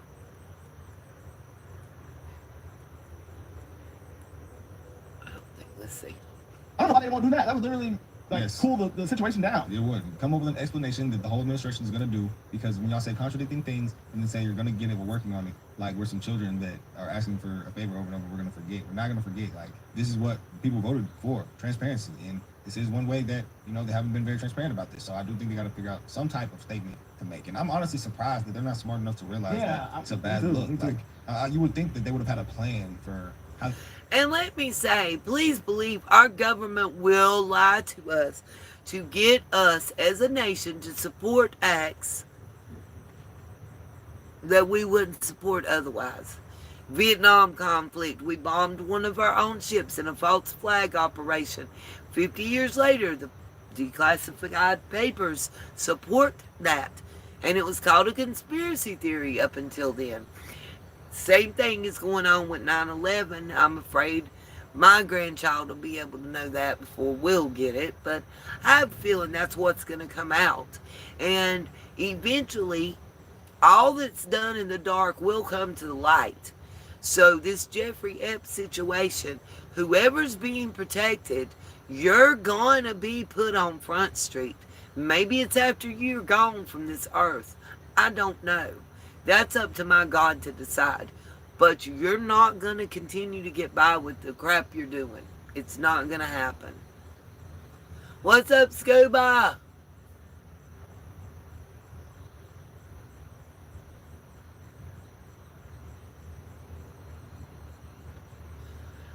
What the sole purpose of division is to keep us from progressing as humans and as a society. I think the sole purpose of division, especially when it's political, honestly, is to enrich the pockets of those that are richer and to provide generational wealth for them and their families at the expense of those they see as servants of them. That's my opinion and what I've seen. Maybe that's jaded, but that's politically, not personally, not privately, not my interpersonal relationships. That's what I see politically, government to government. We're gonna address this. You know, maybe just maybe they didn't know, bro. I truly. That That has has something on them. That I can agree It's with. like Right we'll there. kill your whole family if you release it. Oh yeah, something it's deeper than we know. Damn. It might not. It could be that crazy. It might not even be that crazy. But you know, if Jeffrey didn't. They're acting. If Jeffrey so didn't everyone's shook. commit suicide, they're willing to kill behind this. So you know. But I mean, they supposed to Prince though. Did they? Yeah. Yeah. There's Allegedly, no man. evidence. His is just as deep as everyone else's. It's like Bill Clinton. There's still They no exposed evidence him. for it. No, they didn't. No one has went to jail. No one has been exposed. If you've been exposed, you've been in jail. Allegedly tied to it, but Yeah. no one's been. Nah. Like red-handed. He on the phone right now. Yeah. That's his girl. She in jail. No, I'm talking about on the phone right now. I see Yeah, some man. theories that say she's not in jail. After the military helicopter, I fully believe that he was So question about that. No question about that though. So he's a foreign intelligence agent, right? Allegedly. So that means so another country is spying on the U.S. with him. Allegedly. So why would the U.S. protect someone who's spying against us? We all know. That doesn't explain it. Because we're either working with that foreign intelligence agency in that honey hole, as they call it, or because during that time they uncovered information about the elite figures in our political parties that could destroy our entire infrastructure. You don't explain it, but you know he said and play dumb. They said that he. You know what I'm talking about? Listen. Yes. All And right. another thing, I'll end on this note. They say that there's no list and no client list. So then why is Ghislaine Maxwell in jail? For sex trafficking minors to nobody? For sex trafficking minors for nothing? It's all fake? Yeah, fuck out of here. That's what I'm talking about. Sorry. And that's what I'm going to end on tonight. That, and if you saw what Trump posted about Epstein is not a person, he doesn't exist. It was all created what I just found by Clinton, the Clintons and Obama. All the documents. By the way, if he doesn't exist, then who's that you're in the videos with at the Miss America pageants where you're saying she looks hot, Trump? I'm going to call you out. Who is Clinton's portrait in the dress and George Bush with the airplanes? Whose house were they hanging in? Who owned the island? Who is the man that we seen cuddled up with? Come on. Again, stop insulting our intelligence with dumb lie. I mean, if you're going to tell us a lie, at least put a little thought into it. You know? Just saying. Alright, you guys. It's been a blast. It's time for bed. Peace, love, and light. It'll probably be tomorrow night because I have not had much rest or sleep. It's been a few emotional days. Please do pray for my family. I had a family member very sick, hospitalized, released in the wee hours of the morning. And I have another close family friend that was just told in Asheville 3 days ago that they have less than 2 weeks left on this earth. So I'm probably a little more emotional and less reasonable than normal, and I do apologize, but I'm just asking for your prayers for that. And pray that tomorrow and the next day that one or both of these interviews go well. Thank you guys so much for your support. Thank you, Miss Sue, for your donation. Thank you, everybody, for tuning in. Please subscribe, hit the thumbs up, and join us again. Check out some other videos. Leave some comments, whether they're good or bad. I don't care. As long as they're constructive, that's all I ask. If you're going to complain, tell me how I can do it better. That's all I ever ask. Peace, love, and light. See you all the next night.